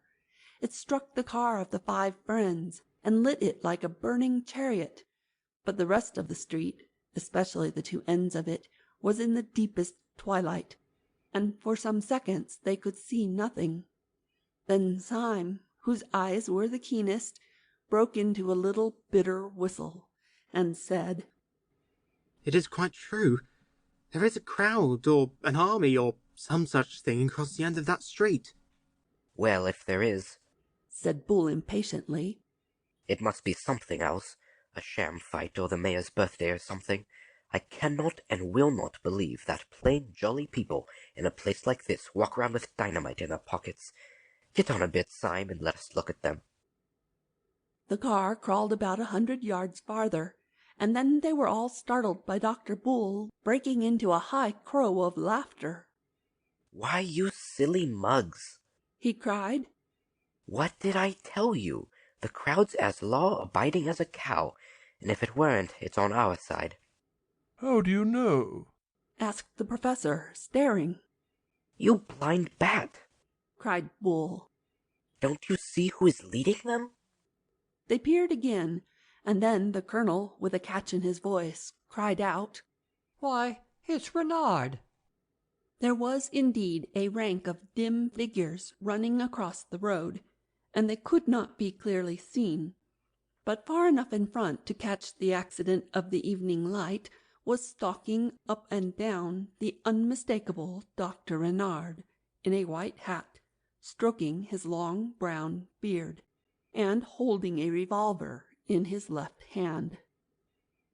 Oh, what a fool I've been! exclaimed the colonel. Of course the dear old boy has turned out to help us. Dr. Bull was bubbling over with laughter, swinging the sword in his hand as carelessly as a cane. He jumped out of the car and ran across the intervening space, calling out, Dr. Renard! Dr. Renard! An instant after, Syme thought his own eyes had gone mad in his head, for the philanthropic Dr. Renard had deliberately raised his revolver and fired twice at Bull, so that the shots rang down the road. Almost at the same second as the puff of white cloud went up from this atrocious explosion, a long puff of white cloud went up also from the cigarette of the cynical Ratcliffe.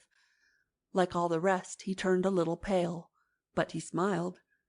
Dr. Bull, at whom the bullets had been fired, just missing his scalp, stood quite still in the middle of the road without a sign of fear, and then turned very slowly and crawled back to the car and climbed in with 2 holes through his hat. Well, said the cigarette smoker slowly, what do you think now?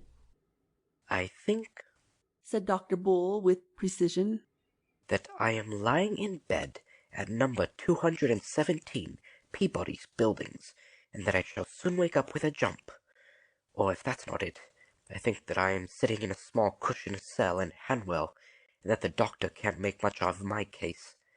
But if you want to know what I don't think, I'll tell you. I don't think what you think.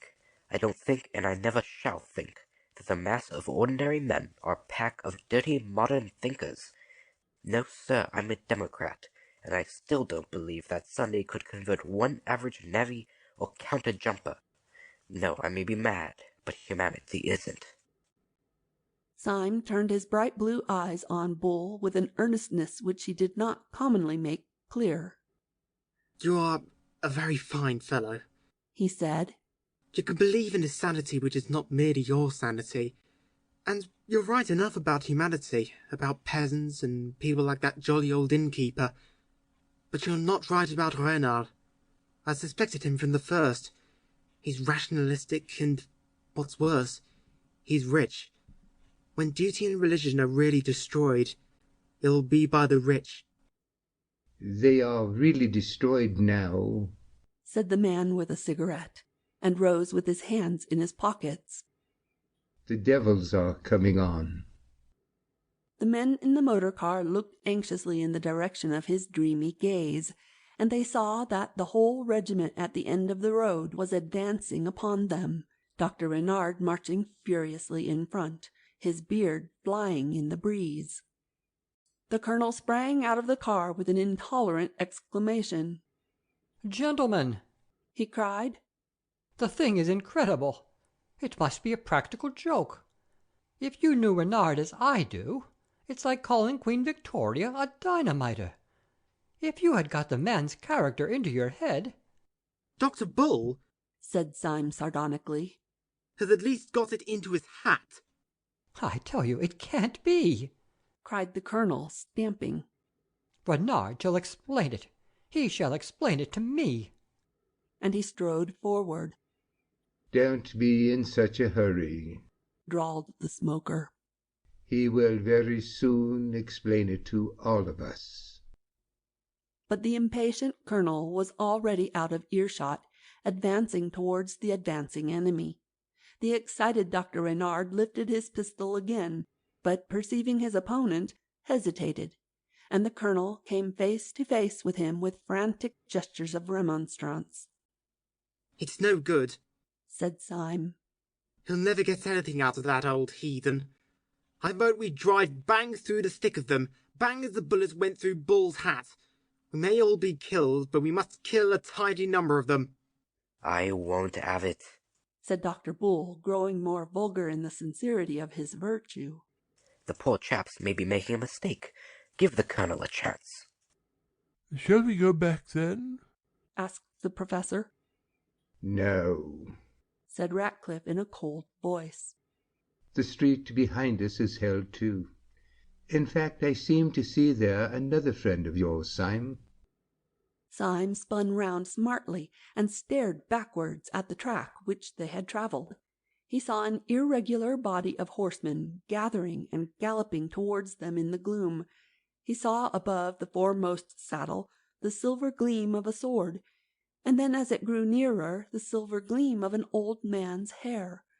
The next moment, with shattering violence, he had swung the motor round and sent it dashing down the steep side street to the sea, like a man that desired only to die.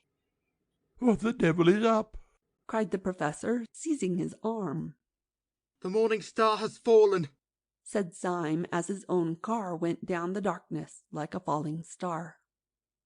The others did not understand his words, but when they looked back at the street above, they saw the hostile cavalry coming round the corner and down the slopes after them, and foremost of all rode the good innkeeper, flushed with the fiery innocence of the evening light.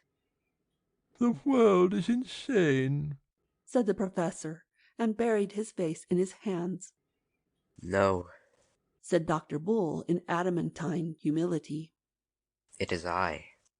"What are we going to do?" asked the professor. "At this moment," said Syme with a scientific detachment, "I think we're going to smash into a lamp-post." The next instant the automobile had come with a catastrophic jar against an iron object. The instant after that 4 men had crawled out from under a chaos of metal, and a tall lean lamp-post that had stood up straight on the edge of the marine parade stood out, bent and twisted, like the branch of a broken tree. Well, we smashed something, said the professor with a faint smile. That's some comfort. You're becoming an anarchist, said Syme, dusting his clothes with his instinct of daintiness.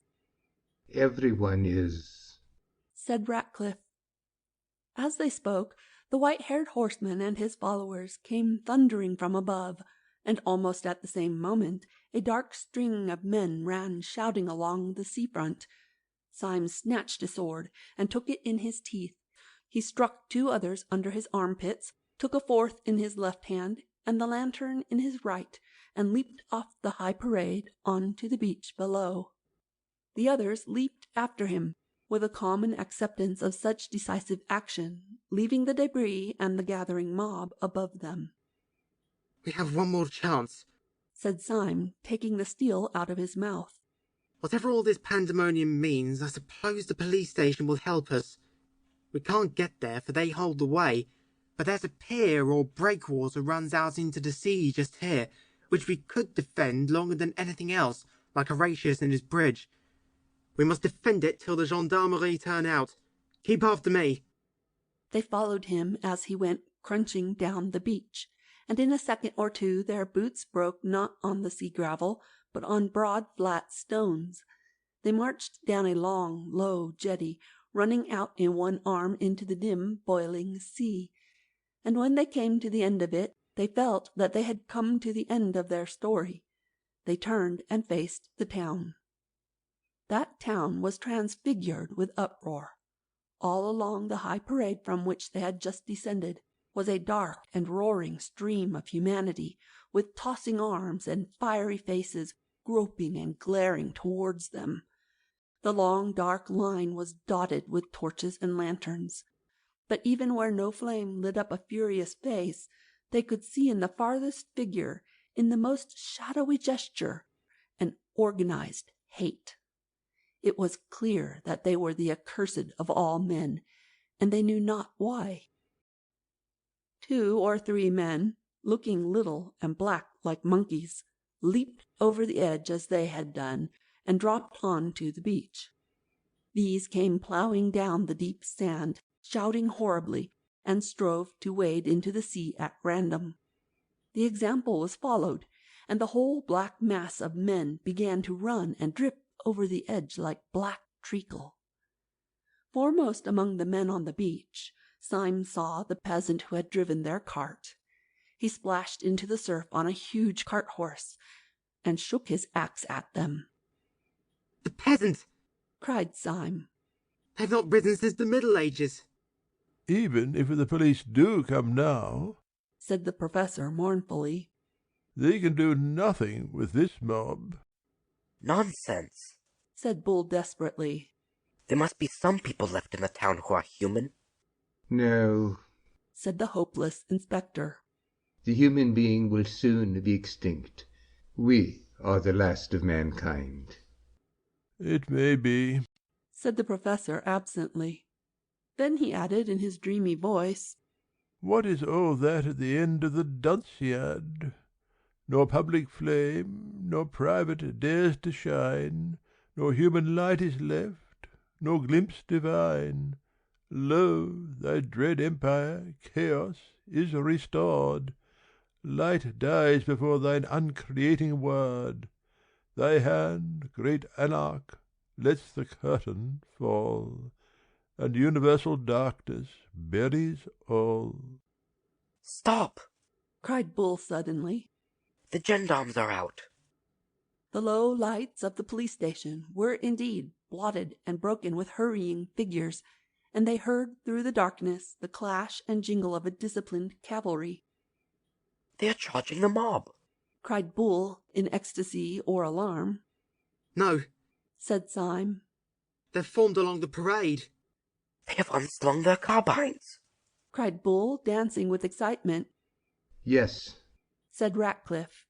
And they are going to fire on us. As he spoke, there came a long crackle of musketry, and bullets seemed to hop like hailstones on the stones in front of them. The gendarmes have joined them, cried the professor, and struck his forehead. I am in the padded cell, said Boole solidly. There was a long silence, and then Ratcliffe said, looking out over the swollen sea, all a sort of grey-purple, What does it matter who is mad or who is sane? We shall all be dead soon. Syme turned to him and said, You are quite hopeless, then? Mr. Ratcliffe kept a stony silence. Then at last he said quietly, No, oddly enough, I am not quite hopeless. There is one insane little hope that I cannot get out of my mind. The power of this whole planet is against us, yet I cannot help wondering whether this one silly little hope is hopeless yet. In what or whom is your hope? asked Syme with curiosity. In a man I never saw, said the other, looking at the leaden sea. I know what you mean, said Syme in a low voice. The man in the dark room. But Sunday must have killed him by now. Perhaps, said the other steadily. But if so, he was the only man whom Sunday found it hard to kill. I heard what you said, said the professor with his back turned. I also am holding hard on to the thing I never saw.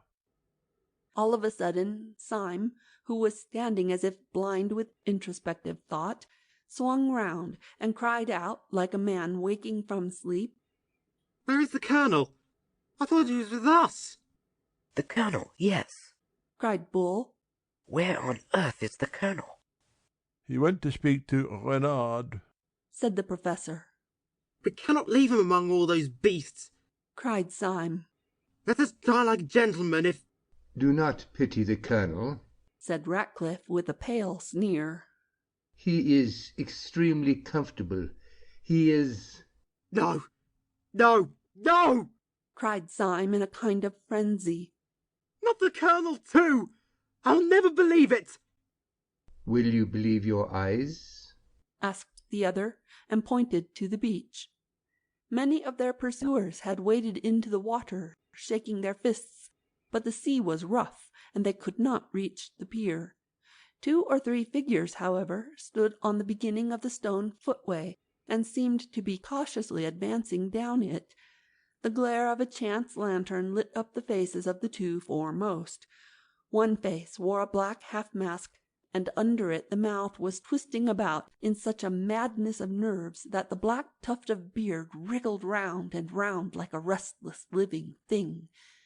The other was the red face and white moustache of Colonel Ducroix.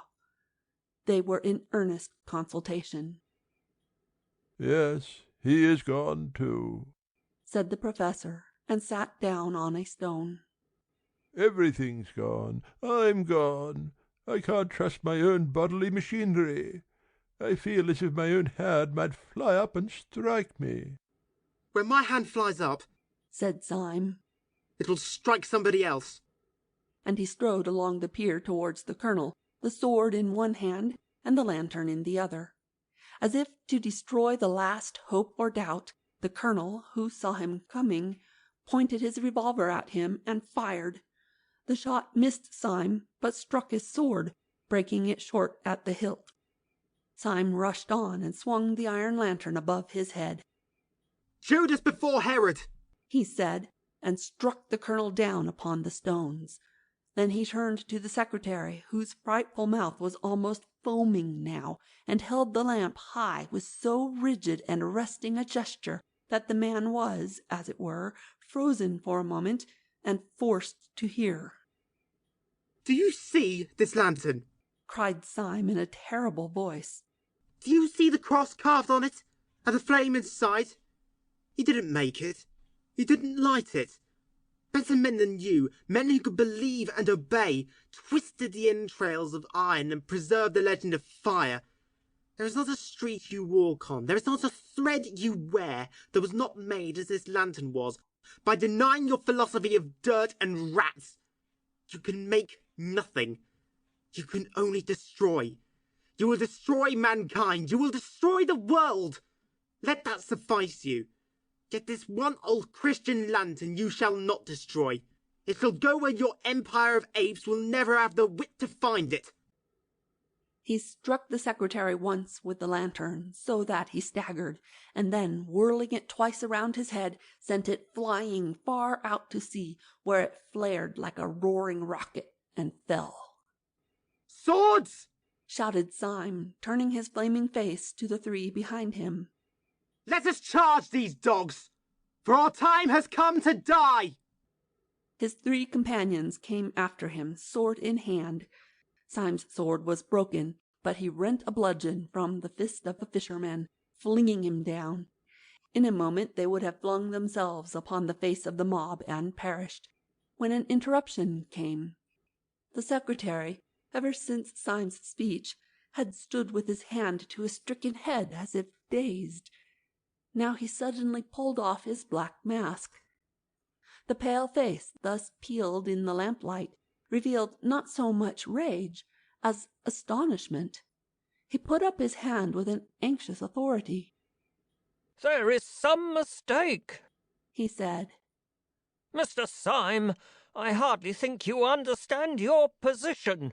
I arrest you in the name of the law." "Of the law?" said Syme, and dropped his stick. "Certainly," said the secretary.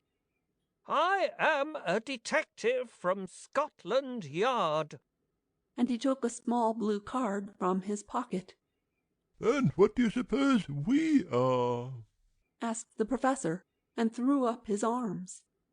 "You," said the secretary stiffly, "are, as I know for a fact, members of the Supreme Anarchist Council. Disguised as one of you, Dr. Bull tossed his sword into the sea. "There never was any Supreme Anarchist Council," he said. "We were all a lot of silly policemen looking at each other, and all these nice people who have been peppering us with shot thought we were the dynamiters. I knew I couldn't be wrong about the mob," he said, beaming over the enormous multitude which stretched away to the distance on both sides.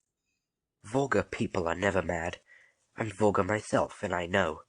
I am now going on shore to stand a drink to everybody here." Chapter 13 of The Man Who Was Thursday, The Pursuit of the President. Next morning, 5 bewildered but hilarious people took the boat for Dover. The poor old colonel might have had some cause to complain, having been first forced to fight for 2 factions that didn't exist, and then knocked down with an iron lantern. But he was a magnanimous old gentleman, and being much relieved that neither party had anything to do with dynamite, he saw them off on the pier with great geniality. The 5 reconciled detectives had 100 details to explain to each other. The secretary had to tell Syme how they had come to wear masks originally in order to approach the supposed enemy as fellow conspirators. Syme had to explain how they had fled with such swiftness through a civilized country. But above all these matters of detail which could be explained, rose the central mountain of the matter that they could not explain. What did it all mean? If they were all harmless officers, what was Sunday? If he had not seized the world, what on earth had he been up to? Inspector Ratcliffe was still gloomy about this. "I can't make head or tail of old Sandy's little game any more than you can," he said. "But whatever else Sandy is, he isn't a blameless citizen. Damn it, do you remember his face?" "I grant you," answered Syme, "that I've never been able to forget it." "Well," said the secretary, "I suppose we can find out soon, for tomorrow we have our next general meeting. You will excuse me," he said with a rather ghastly smile, "for being well acquainted with my secretarial duties." "I suppose you are right," said the professor reflectively. "I suppose we might find it out from him. but I confess I should feel a bit afraid of asking Sunday, who he really is." "Why?" asked the secretary. "For fear of bombs?" "No, said the professor. for fear he might tell me." "Let us have some drinks," said Dr. Bull after a silence. Throughout their whole journey by boat and train they were highly convivial, but they instinctively kept together. Dr. Bull, who had always been the optimist of the party, endeavoured to persuade the other four that the whole company could take the same hansom cab from Victoria, but this was overruled, and they went in a four-wheeler, with Dr. Bull on the box, singing. They finished their journey at a hotel in Piccadilly Circus, so as to be close to the early breakfast next morning in Leicester Square. Yet even then the adventures of the day were not entirely over.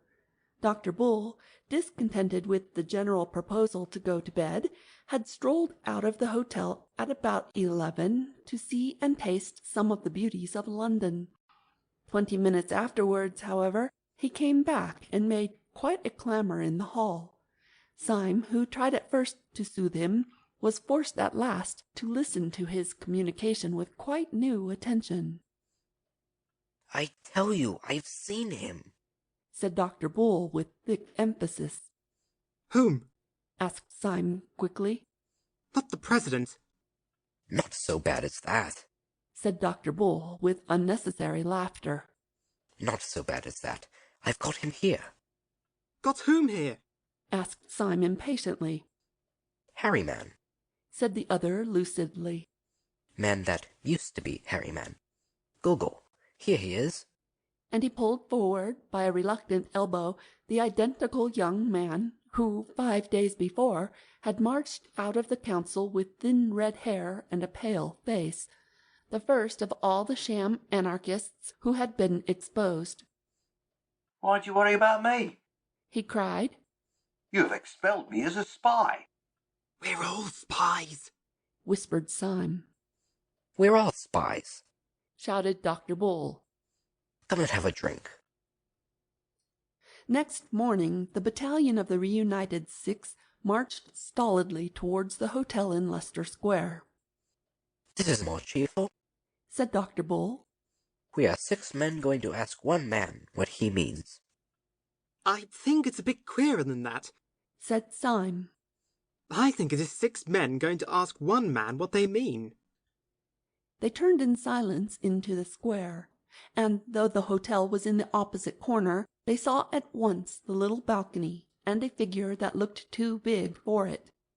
He was sitting alone with bent head, poring over a newspaper, but all his councillors, who had come to vote him down, crossed that square as if they were watched out of heaven by 100 eyes. They had disputed much upon their policy about whether they should leave the unmasked Gogol without and begin diplomatically, or whether they should bring him in and blow up the gunpowder at once.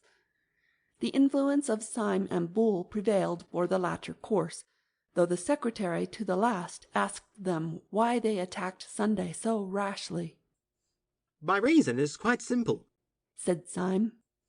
"I attack him rashly because I'm afraid of him." They followed Syme up the dark stair in silence, and they all came out simultaneously on to the broad sunlight of the morning and the broad sunlight of Sunday's smile. "Delightful," he said. "So pleased to see you all. What an exquisite day it is. Is the Tsar dead?"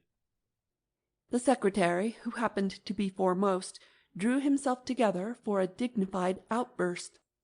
"No, sir," he said sternly. "There has been no massacre. I bring you news of no such disgusting spectacles." "Disgusting spectacles?" repeated the president with a bright, inquiring smile. "You mean Dr. Bull's spectacles?" The secretary choked for a moment, and the president went on with a sort of smooth appeal. "Of course, we all have our opinions, and even our eyes. But really, To call them disgusting before the man himself? Dr. Bull tore off his spectacles and broke them on the table. My spectacles are blackguardly, he said. But I'm not. Look at my face. I dare say it's the sort of face that grows on one, said the president. In fact, it grows on you. And who am I to quarrel with the wild fruits upon the tree of life? I dare say it will grow on me some day. We have no time for this tomfoolery, said the secretary, breaking in savagely. We have come to know what all this means. Who are you? What are you? Why did you get us all here? Do you know who and what we are? Are you a half-witted man playing the conspirator?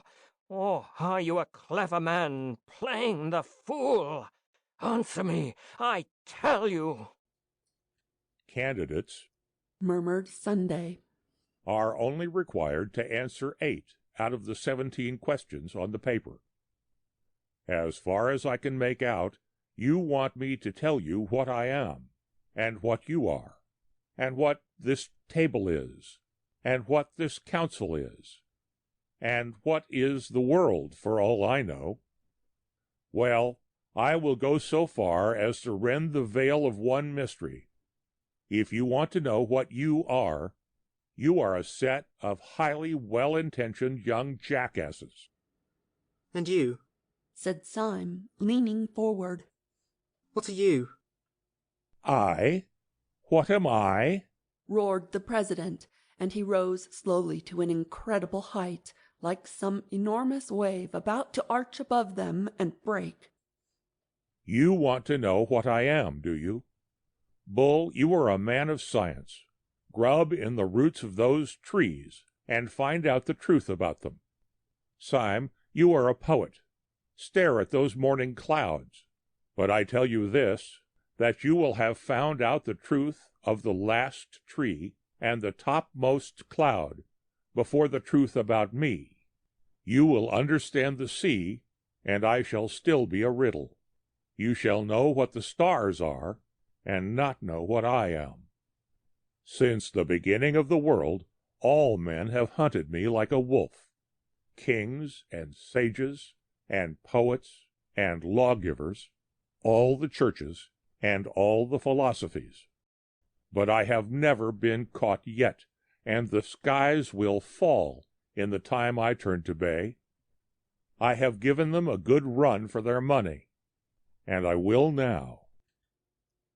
Before one of them could move, the monstrous man had swung himself like some huge orangutan over the balustrade of the balcony, yet before he dropped he pulled himself up again, as on a horizontal bar, and thrusting his great chin over the edge of the balcony, said solemnly, There is one thing I'll tell you, though, about who I am. I am the man in the dark room who made you all policemen.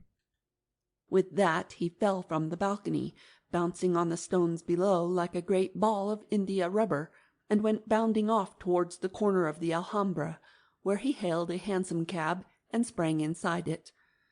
The 6 detectives had been standing, thunderstruck and livid in the light of his last assertion, but when he disappeared into the cab, Syme's practical senses returned to him, and leaping over the balcony so recklessly as almost to break his legs, he called another cab.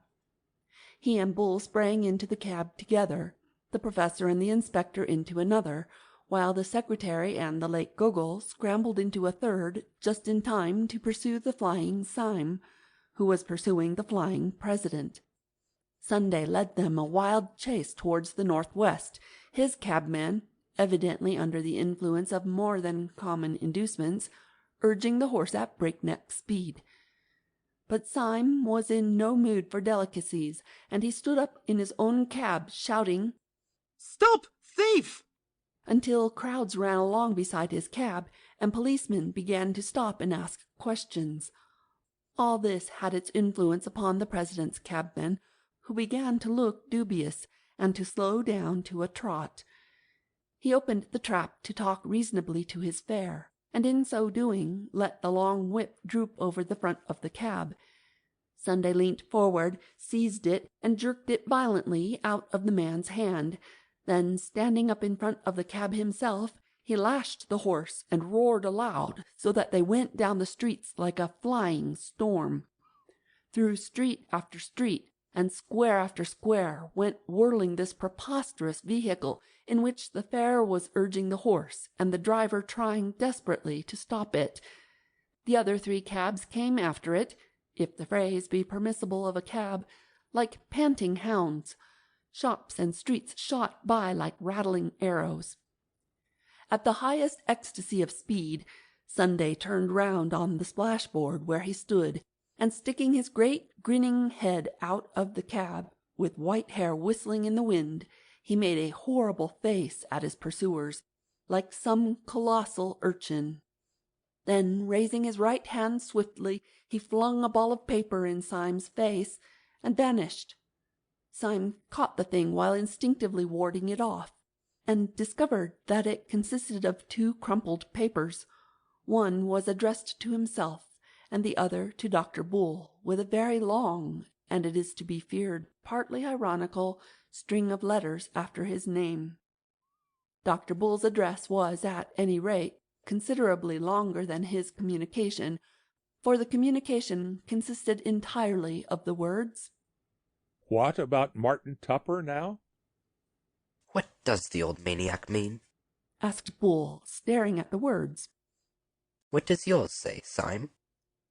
Syme's message was, at any rate, longer, and ran as follows. No one would regret anything in the nature of an interference by the Archdeacon more than I. I trust it will not come to that. But for the last time, where are your goloshes? The thing is too bad, especially after what Uncle said. The President's cabman seemed to be regaining some control over his horse, and the pursuers gained a little as they swept round into the Edgware Road. And here there occurred, what seemed to the Allies, a providential stoppage. Traffic of every kind was swerving to right or left, or stopping, for down the long road was coming the unmistakable roar announcing the fire-engine, which in a few seconds went by like a brazen thunderbolt. But quick as it went by, Sunday had bounded out of his cab, sprung at the fire-engine, caught it, slung himself on to it, and was seen, as he disappeared in the noisy distance, talking to the astonished fireman with explanatory gestures. "After him!" howled Syme. "He can't go astray now. There's no mistaking a fire-engine." The 3 cabmen, who had been stunned for a moment, whipped up their horses and slightly decreased the distance between themselves and their disappearing prey. The President acknowledged this proximity by coming to the back of the car, bowing repeatedly, kissing his hand, and finally flinging a neatly folded note into the bosom of Inspector Ratcliffe. When that gentleman opened it, not without impatience, he found it contained the words, "Fly at once. The truth about your trouser stretchers is known. A friend." The fire-engine had struck still farther to the north, into a region that they did not recognize, and as it ran by a line of high railings shadowed with trees, the 6 friends were startled, but somewhat relieved, to see the President leap from the fire-engine, though whether through another whim or the increasing protest of his entertainers they could not see. Before the 3 cabs, however, could reach up to the spot, he had gone up the high railings like a huge grey cat, tossed himself over, and vanished in a darkness of leaves. Syme, with a furious gesture, stopped his cab, jumped out, and sprang also to the escalade. When he had one leg over the fence, and his friends were following, he turned a face on them which shone quite pale in the shadow. "What place can this be?" he asked. "Can it be the old devil's house? I've heard he has a house in North London." "All the better," said the secretary grimly, planting a foot in a foothold. We shall find him at home. No, but it isn't that, said Syme, knitting his brows. I hear the most horrible noises, like devils laughing and sneezing and blowing their devilish noses. His dog's barking, of course, said the secretary. Why not say his black beetle's barking? Said Syme furiously. Snails barking, geraniums barking. Did you ever hear a dog bark like that? He held up his hand, and there came out of the thicket a long, growling roar that seemed to get under the skin and freeze the flesh, a low, thrilling roar that made a throbbing in the air all about them. The dogs of Sunday would be no ordinary dogs, said Gogol, and shuddered. Syme had jumped down on the other side, but he still stood listening impatiently. Well, listen to that, he said. Is that a dog? Anybody's dog? There broke upon their ear a hoarse screaming, as of things protesting and clamoring in sudden pain, and then, far off like an echo, what sounded like a long nasal trumpet. Well, his house ought to be hell, said the secretary. And if it is hell, I'm going in. And he sprang over the tall railings almost with one swing. The others followed. They broke through a tangle of plants and shrubs and came out on an open path. Nothing was in sight, but Dr. Bull suddenly struck his hands together. Why, you asses, he cried. It's the zoo. As they were looking round wildly for any trace of their wild quarry, a keeper in uniform came running along the path with a man in plain clothes. Has it come this way? Gasped the keeper. Has what? Asked Syme. The elephant, cried the keeper. An elephant has gone mad and run away. He has run away with an old gentleman, said the other stranger breathlessly. A poor old gentleman with white hair. What sort of old gentleman? Asked Syme with great curiosity. A very large and fat old gentleman in light grey clothes, said the keeper eagerly.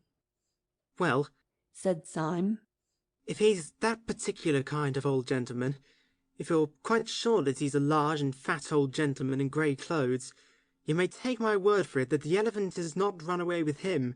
He has run away with the elephant. The elephant is not made by God that could run away with him if he did not consent to the elopement. And by thunder, there he is! There was no doubt about it this time. Clean across the space of grass, about 200 yards away, with a crowd screaming and scampering vainly at his heels, went a huge grey elephant at an awful stride, with his trunk thrown out as rigid as a ship's bowsprit, and trumpeting like the trumpet of doom. On the back of the bellowing and plunging animal sat President Sunday, with all the placidity of a sultan, but goading the animal to a furious speed with some sharp object in his hand. Stop him! Screamed the populace. He'll be out of the gate! Stop a landslide, said the keeper. He is out of the gate. And even as he spoke, a final crash and roar of terror announced that the great grey elephant had broken out of the gates of the Zoological Gardens and was careening down Albany Street like a new and swift sort of omnibus. Great Lord! Cried Bull. I never knew an elephant could go so fast. Well, it must be hansom cabs again if we are to keep him in sight. As they raced along to the gate out of which the elephant had vanished, Syme felt a glaring panorama of the strange animals in the cages which they passed. Afterwards he thought it queer that he should have seen them so clearly. He remembered especially seeing pelicans with their preposterous pendant throats. He wondered why the pelican was the symbol of charity, except that it wanted a good deal of charity to admire a pelican.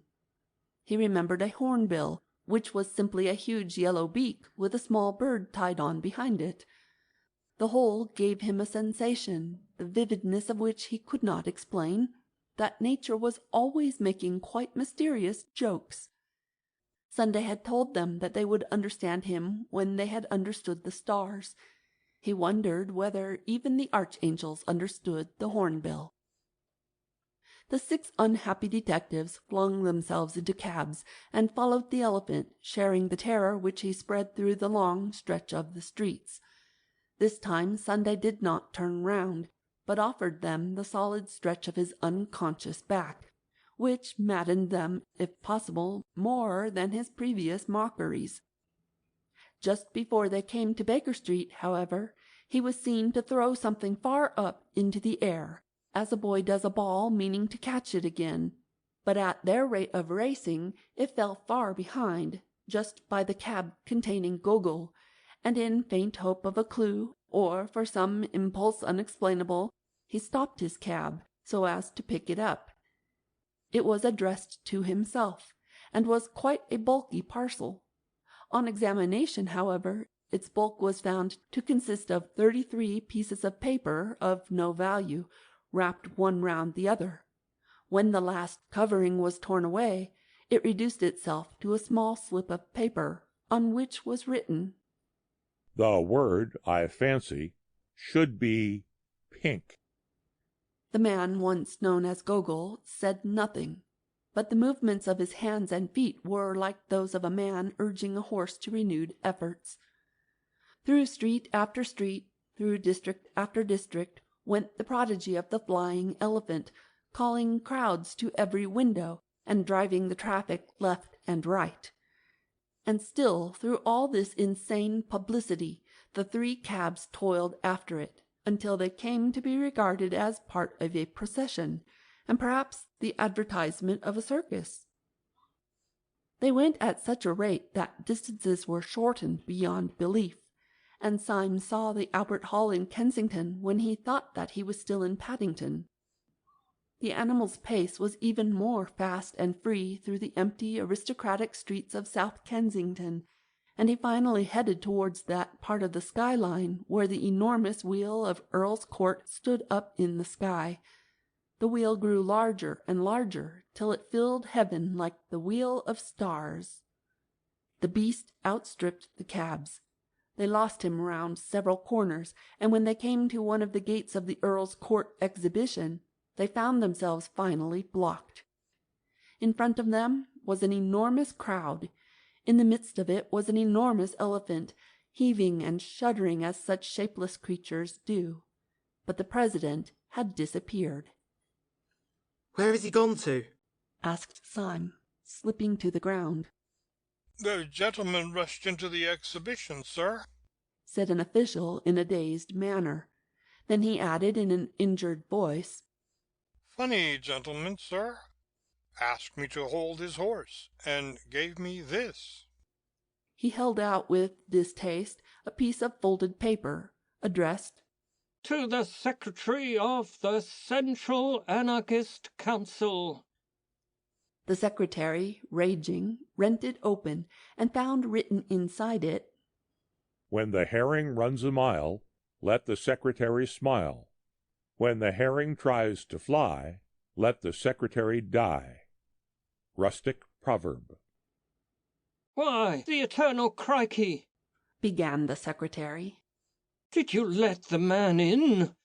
Do people commonly come to your exhibition riding on mad elephants? Do—" "Look!" shouted Syme suddenly. "Look over there!" "Look at what?" asked the secretary savagely. "Look at the captive balloon!" said Syme, and pointed in a frenzy. "Why the blazes should I look at a captive balloon?" demanded the secretary. "What is there queer about a captive balloon?"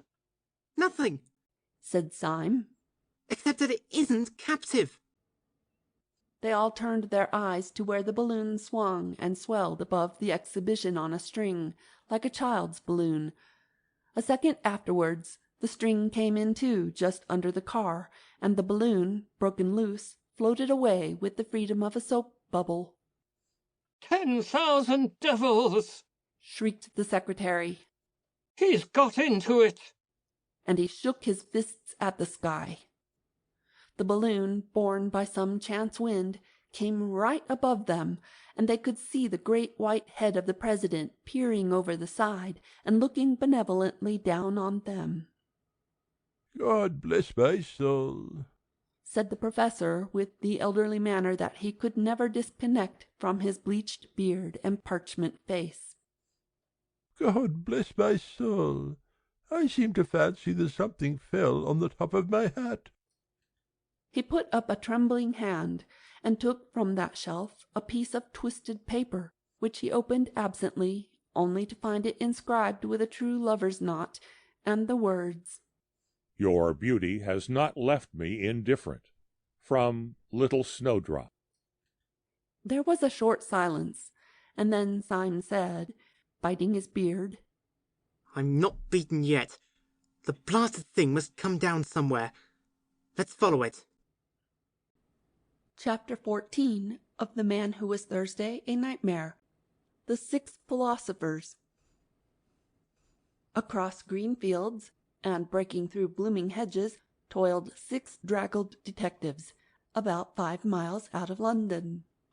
The optimist of the party had at first proposed that they should follow the balloon across South England in hansom cabs, but he was ultimately convinced of the persistent refusal of the balloon to follow the roads, and the still more persistent refusal of the cabmen to follow the balloon. Consequently, the tireless, though exasperated travellers broke through black thickets and ploughed through ploughed fields till each was turned into a figure too outrageous to be mistaken for a tramp. Those green hills of Surrey saw the final collapse and tragedy of the admirable light grey suit in which Syme had set out from Saffron Park. His silk hat was broken over his nose by a swinging bough. His coat-tails were torn to the shoulder by arresting thorns. The clay of England was splashed up to his collar, but he still carried his yellow beard forward with a silent and furious determination, and his eyes were still fixed on that floating ball of gas, which, in the full flush of sunset, seemed coloured like a sunset cloud. After all, he said, it is very beautiful. It is singularly and strangely beautiful, said the professor. I wish the beastly gas-bag would burst. No, said Dr. Bull. I hope it won't. It might hurt the old boy. Hurt him? said the vindictive professor. Hurt him? Not as much as I'd hurt him if I could get up with him, little Snowdrop. I don't want to hurt him somehow, said Dr. Bull. What? cried the secretary bitterly. Do you believe all that tale about his being our man in the dark room? Sunday would say he was anybody. I don't know whether I believe it or not, said Dr. Bull. But it isn't that I mean. I can't wish old Sunday's balloon to burst because... Well, said Syme impatiently. Because? Well, because he's so jolly like a balloon himself, said Dr. Bull desperately. I don't understand a word of all that idea of his being the same man who gave us all our blue cards. It seems to make everything nonsense. But I don't care who knows it. I always had a sympathy for old Sunday himself, wicked as he was. Just as if he was a great bouncing baby. How can I explain what my queer sympathy was? It didn't prevent my fighting him. Shall I make it clear if I say that I liked him because he was so fat? You will not, said the secretary. I've got it now, cried Bull. It was because he was so fat and so light, just like a balloon. We always think of fat people as heavy, but he could have danced against a sylph. I see now what I mean. Moderate strength is shown in violence. Supreme strength is shown in levity. It was like the old speculations. What would happen if an elephant could leap up in the sky like a grasshopper? Our elephant, said Syme, looking upwards, has leapt into the sky like a grasshopper. And somehow, concluded Bull, that's why I can't help liking old Sunday. No, it's not an admiration of force or any silly thing like that. There is a kind of gaiety in the thing, as if he were bursting with some good news. Haven't you sometimes felt it on a spring day? You know nature plays tricks, but somehow that day proves that they are good-natured tricks. I never read the Bible myself, but that part they laugh at is literally true. Why leap ye high hills? The hills do leap, at least they try to. Why do I like Sunday? How can I tell you? Because he's such a bounder.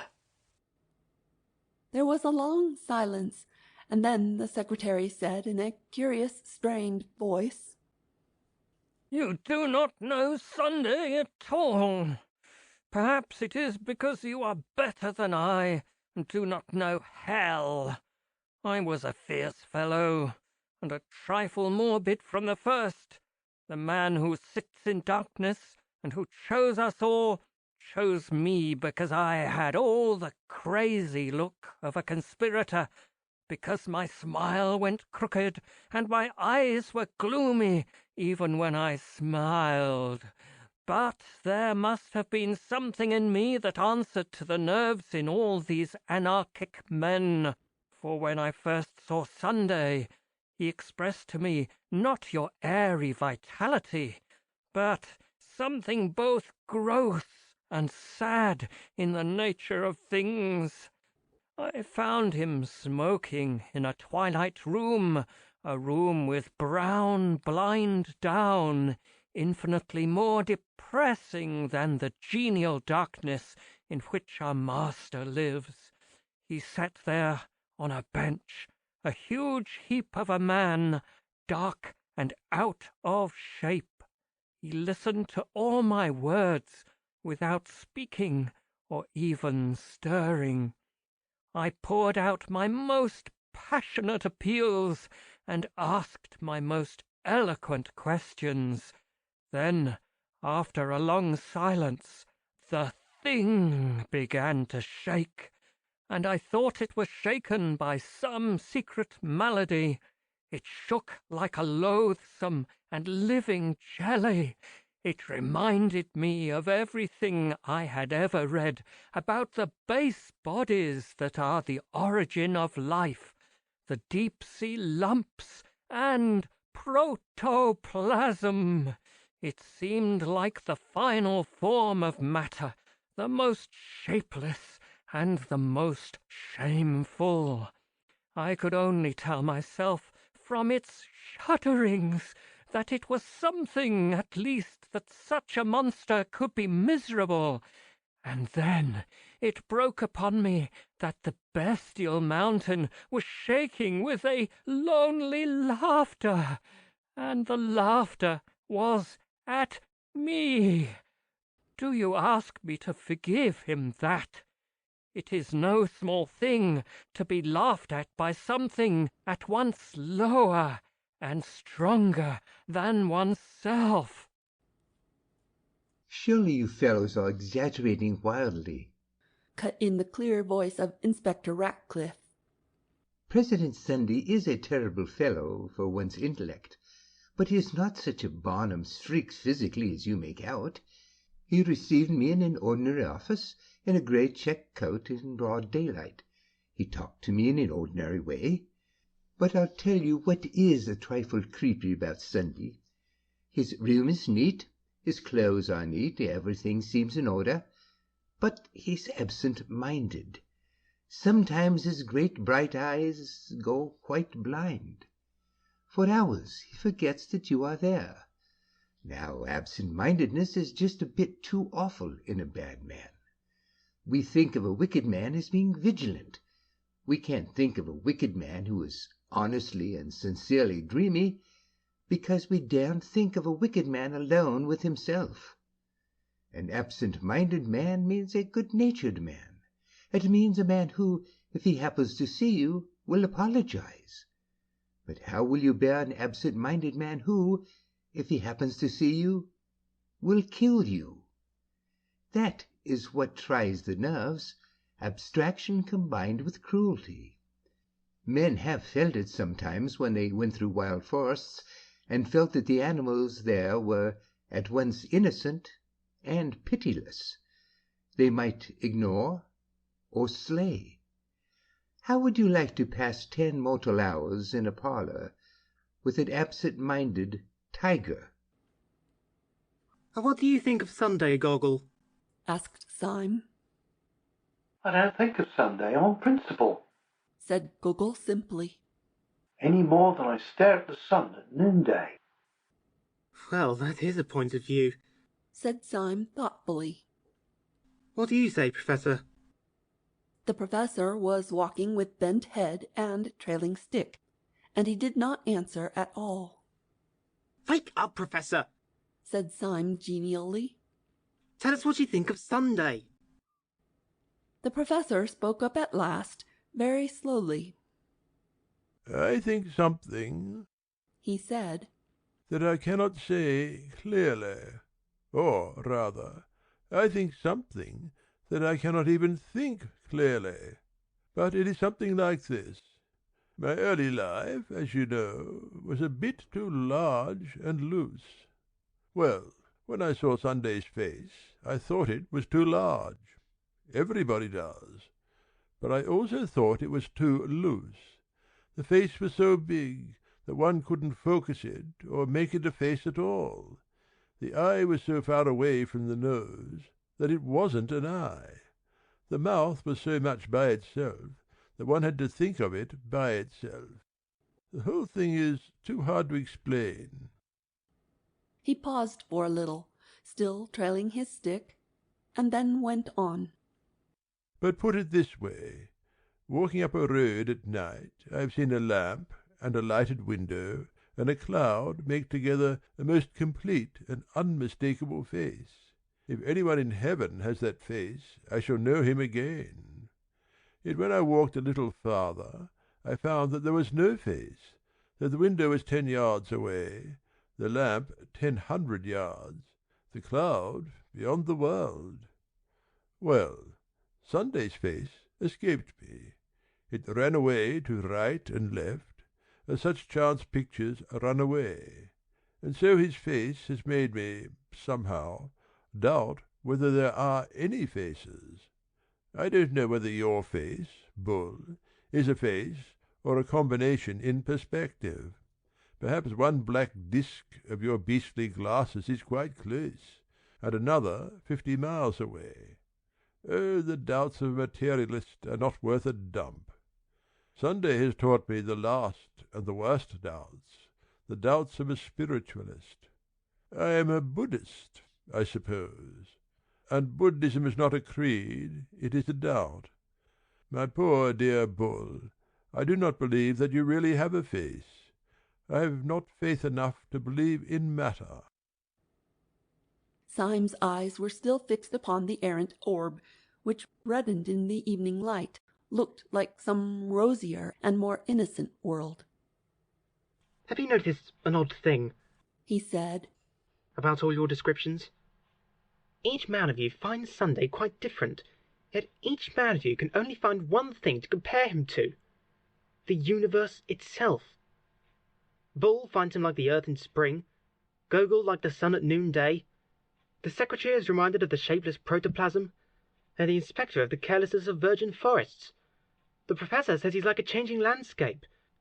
This is queer, but it's queerer still that I also have my odd notion about the president, and I also find that I think of Sunday as I think of the whole world.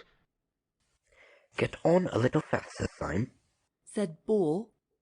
Never mind the balloon.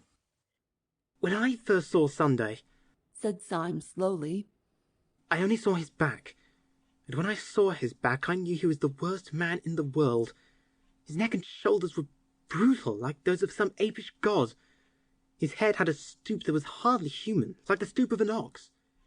In fact, I had at once the revolting fantasy that this was not a man at all, but a beast dressed up in men's clothes. Get on, said Bull. And then the queer thing happened. I had seen his back from the street as he sat in the balcony. Then I entered the hotel, and, coming round the other side of him, saw his face in the sunlight. His face frightened me, as it did everyone, but not because it was brutal, not because it was evil. On the contrary, it frightened me because it was so beautiful, because it was so good. Syme! exclaimed the secretary. Are you ill? It was like the face of some ancient archangel, judging justly after heroic wars. There was laughter in the eyes, and in the mouth honour and sorrow. There was the same white hair, the same great grey-clad shoulders that I'd seen from behind. But when I saw him behind, I was certain he was an animal. And when I saw him in front, I knew he was a god.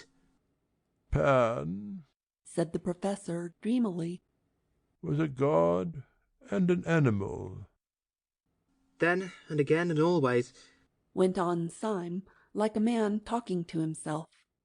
That has been for me the mystery of Sunday, and it's also the mystery of the world. When I see the horrible back, I'm sure the noble face is but a mask. When I see the face but for an instant, I know the back is only a jest.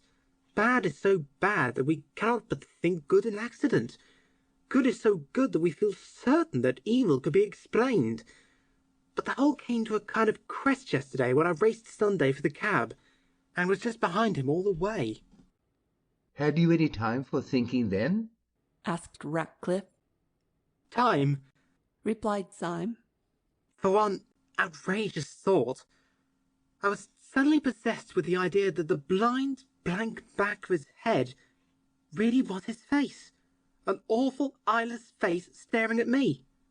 And I fancied that the figure running in front of me was really a figure running backwards and dancing as he ran. Horrible, said Dr. Bull, and shuddered. Horrible is not the word, said Syme. It was exactly the worst instant of my life. And yet 10 minutes afterwards, when he put his head out of the cab and made a grimace like a gargoyle, I knew that he was only like a father playing hide-and-seek with his children. It is a long game, said the secretary, and frowned at his broken boots. Listen to me, cried Syme with extraordinary emphasis. Shall I tell you the secret of the whole world? It is that we have only known the back of the world. We see everything from behind, and it looks brutal. That is not a tree, but the back of a tree. That is not a cloud, but the back of a cloud. Cannot you see that everything is stooping and hiding a face? If we could only get round in front.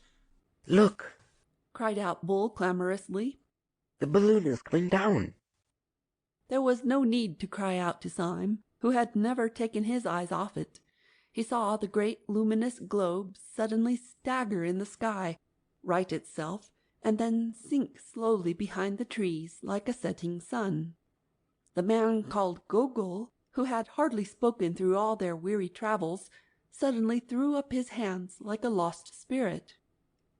He is dead, he cried. And now I know he was my friend in the dark. Dead? Snorted the secretary. You will not find him dead easily. If he has been tipped out of the car, we shall find him rolling as a colt rolls in a field, kicking his legs for fun. Clashing his hoofs, said the professor. The colts do, and so did Pan. Pan again, said Dr. Bull irritably. You seem to think Pan is everything. So he is, said the professor. In Greek, he means everything. Don't forget, said the secretary, looking down, that he also means panic. Syme had stood without hearing any of the exclamations. It fell over there, he said shortly. Let us follow it. Then he added with an indescribable gesture, Oh, if he's cheated us all by getting killed, he'll be like one of his larks. He strode off towards the distant trees with a new energy, his rags and ribbons fluttering in the wind.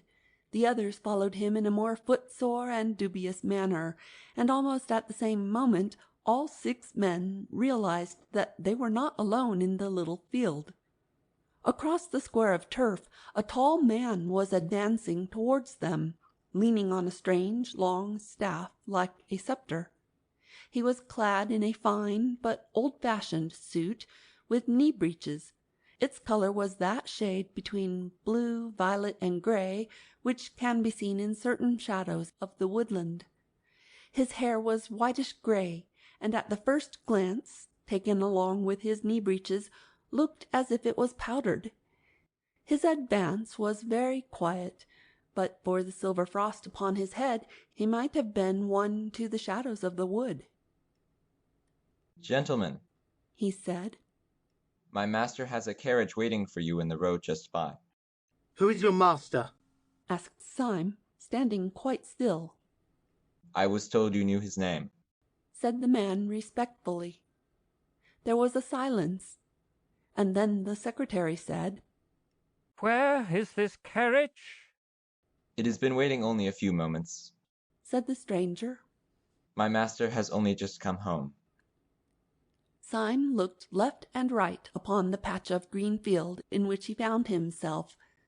The hedges were ordinary hedges, the trees seemed ordinary trees, yet he felt like a man entrapped in fairyland.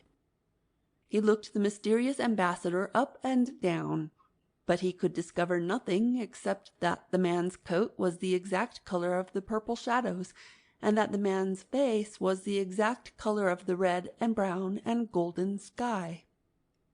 Show us the place, said Syme briefly, and without a word the man in the violet coat turned his back and walked towards a gap in the hedge, which let in suddenly the light of a white road.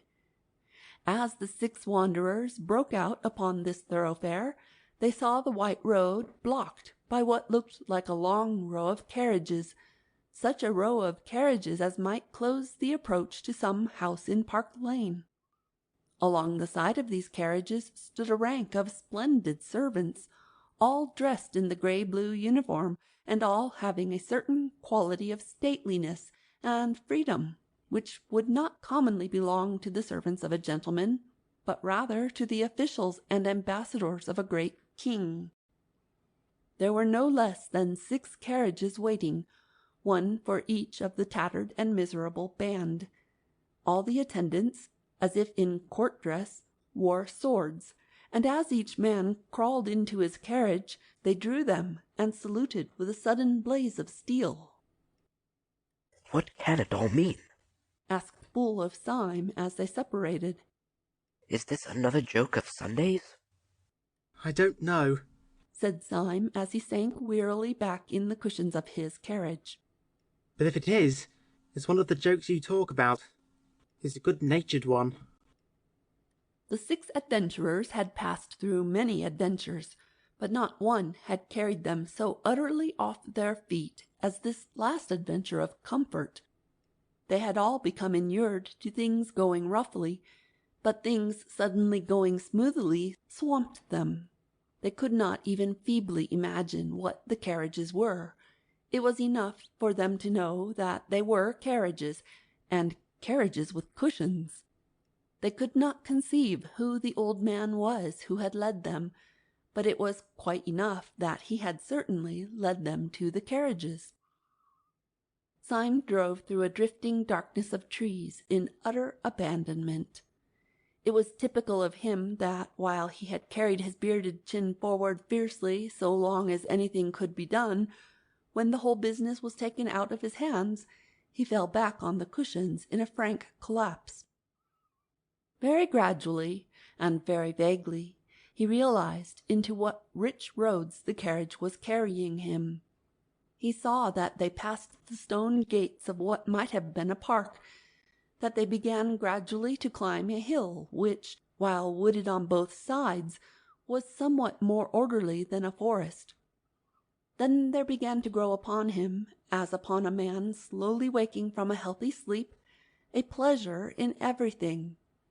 He felt that the hedges were what hedges should be, living walls, that the hedge is like a human army, disciplined but all the more alive.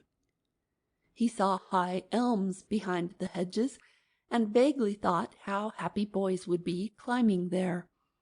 Then his carriage took a turn of the path, and he saw suddenly and quietly, like a long, low sunset cloud, a long, low house, mellow in the mild light of sunset.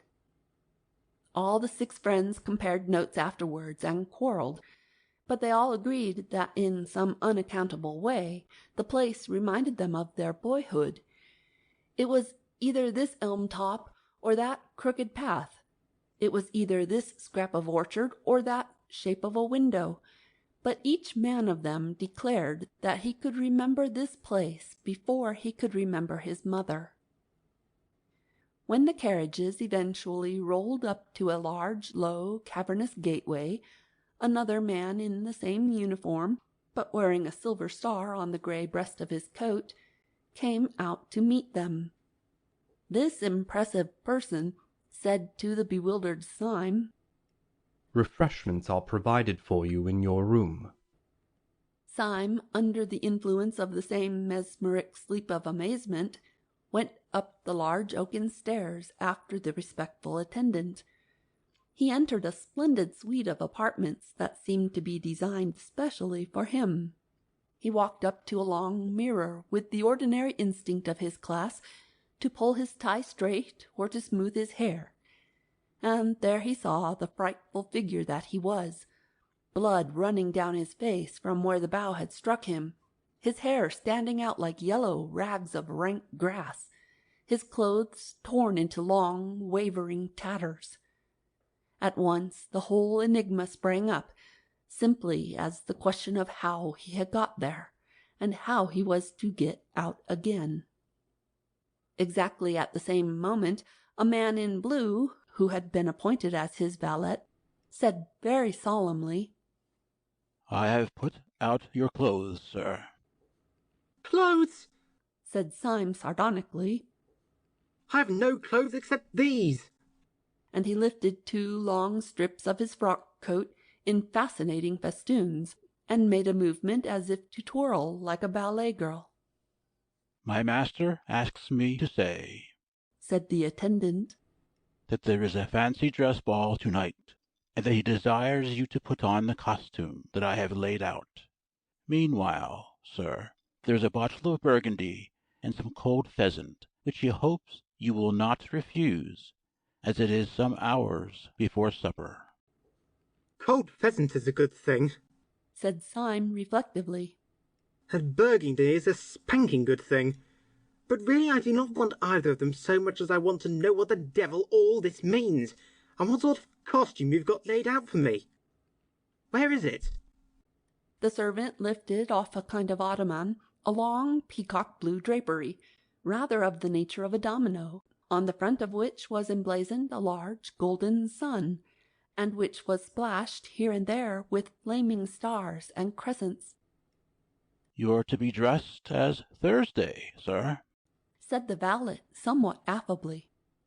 "Dressed as Thursday?" said Syme in meditation. "It doesn't sound a warm costume." "Oh, yes, sir," said the other eagerly. "The Thursday costume is quite warm, sir. It fastens up to the chin." "Well, I don't understand anything," said Syme, sighing. "I've been used so long to uncomfortable adventures that comfortable adventures knock me out. Still, I may be allowed to ask why I should be particularly like Thursday in a green frock spotted all over with the sun and moon. Those orbs, I think, shine on other days.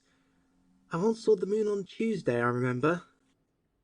"Beg pardon, sir," said the valet. "Bible also provided for you." And with a respectful and rigid finger he pointed out a passage in the 1st chapter of Genesis. Syme read it, wondering. It was that in which the 4th day of the week is associated with the creation of the sun and moon. Here, however, they reckoned from a Christian Sunday. "This is getting wilder and wilder," said Syme, as he sat down in a chair.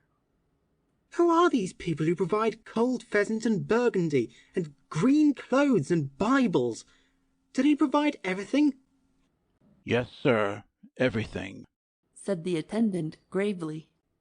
"Shall I help you on with your costume?" "Oh, hitch the bally thing on," said Syme impatiently. But though he affected to despise the mummery, he felt a curious freedom and naturalness in his movements as the blue and gold garment fell about him. And when he found that he had to wear a sword, it stirred a boyish dream. As he passed out of the room, he flung the folds across his shoulder with a gesture, his sword stood out at an angle, and he had all the swagger of a troubadour. For these disguises did not disguise, but reveal.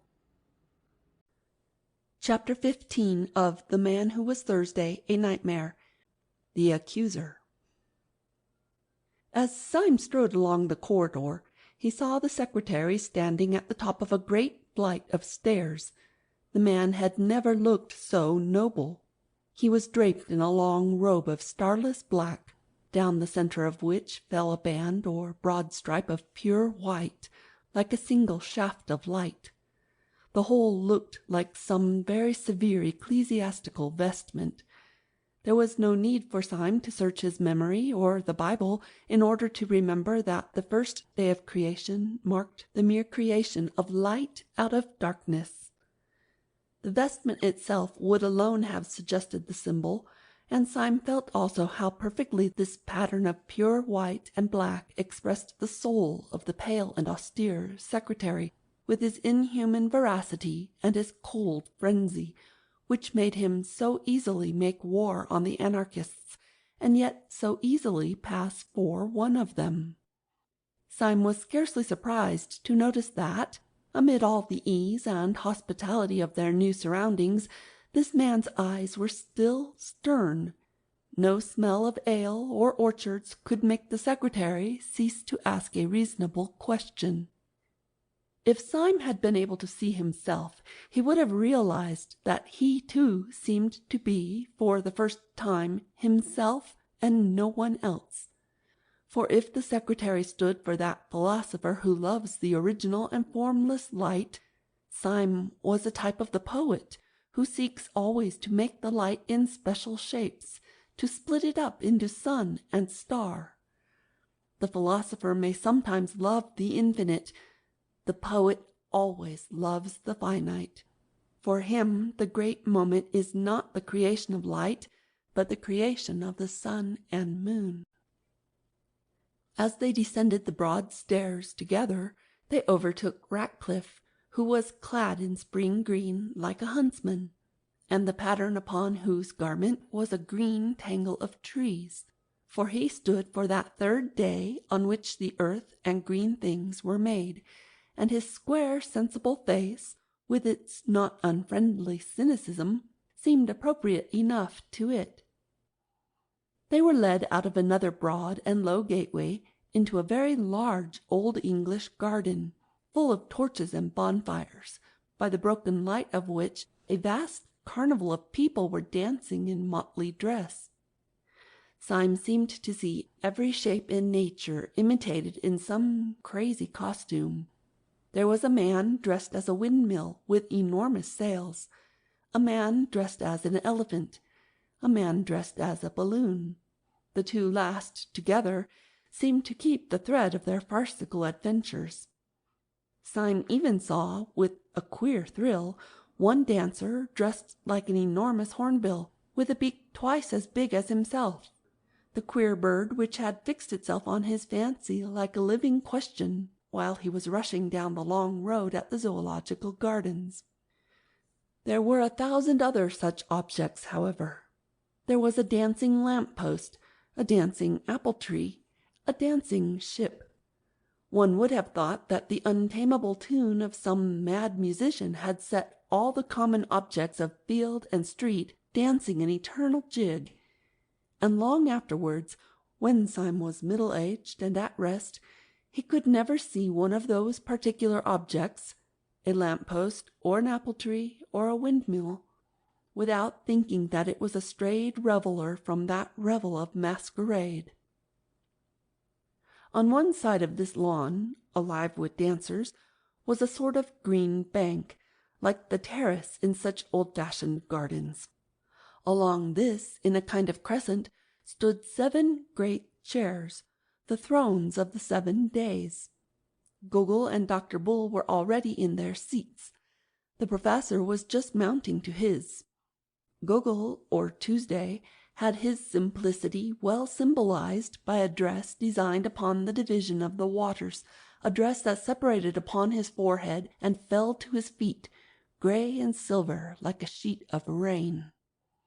The professor, whose day was that on which the birds and fishes, the ruder forms of life, were created, had a dress of dim purple, over which sprawled goggle-eyed fishes and outrageous tropical birds, the union in him of unfathomable fancy and of doubt. Dr. Bull, the last day of creation, wore a coat covered with heraldic animals in red and gold, and on his crest a man rampant.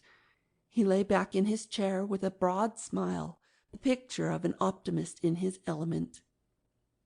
One by one the wanderers ascended the bank and sat in their strange seats. As each of them sat down, a roar of enthusiasm rose from the carnival, such as that with which crowds receive kings. Cups were clashed and torches shaken, and feathered hats flung in the air. The men for whom these thrones were reserved were men crowned with some extraordinary laurels, but the central chair was empty. Syme was on the left hand of it, and the secretary on the right. The secretary looked across the empty throne at Syme, and said, compressing his lips, "We do not know yet that he is not dead in a field."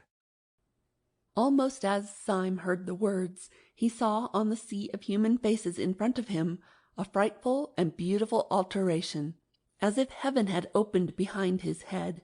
But Sunday had only passed silently along the front like a shadow, and had sat in the central seat. He was draped plainly in a pure and terrible white, and his hair was like a silver flame on his forehead.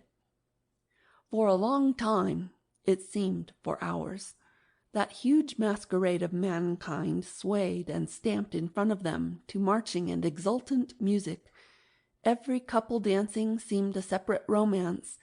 It might be a fairy dancing with a pillar box, or a peasant girl dancing with the moon, but in each case it was somehow as absurd as Alice in Wonderland, yet as grave and kind as a love story.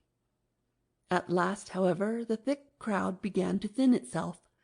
Couples strolled away into the garden walks, or began to drift towards that end of the building where stood smoking, in huge pots like fish kettles, some hot and scented mixtures of old ale or wine. Above all these, upon a sort of black framework on the roof of the house, roared in its iron basket a gigantic bonfire, which lit up the land for miles. It flung the homely effect of firelight over the face of vast forests of grey or brown, and it seemed to fill with warmth even the emptiness of upper night. Yet this also, after a time, was allowed to grow fainter. The dim groups gathered more and more round the great cauldrons, or passed, laughing and clattering, into the inner passages of that ancient house. Soon there were only some 10 loiterers in the garden, soon only 4. Finally the last stray merrymaker ran into the house whooping to his companions. The fire faded, and the slow, strong stars came out, and the 7 strange men were left alone, like 7 stone statues on their chairs of stone. Not one of them had spoken a word. They seemed in no haste to do so, but heard in silence the hum of insects and the distant song of one bird. Then Sunday spoke, but so dreamily that he might have been continuing a conversation rather than beginning one. "We will eat and drink later," he said.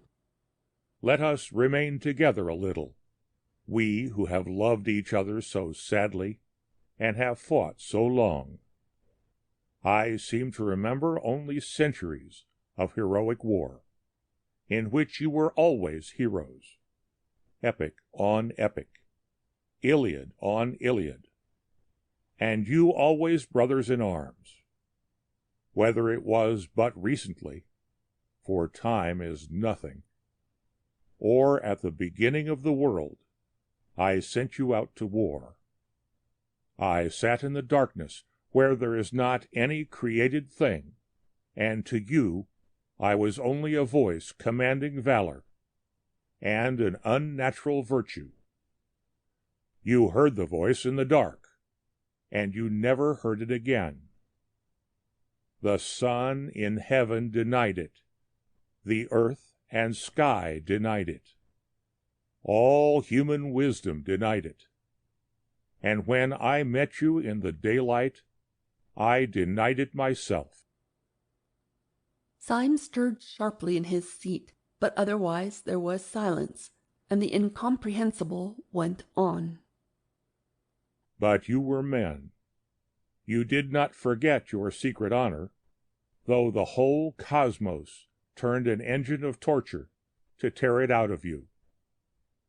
I knew how near you were to hell.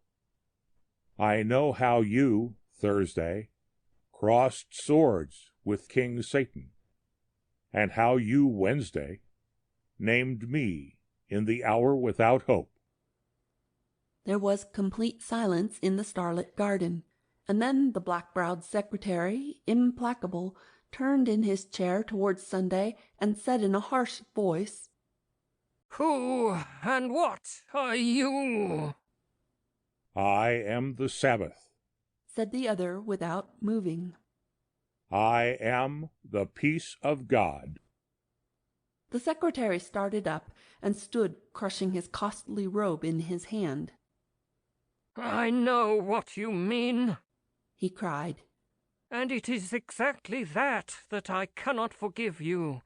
I know you are contentment, optimism, what do they call the thing? An ultimate reconciliation. Well, I am not reconciled.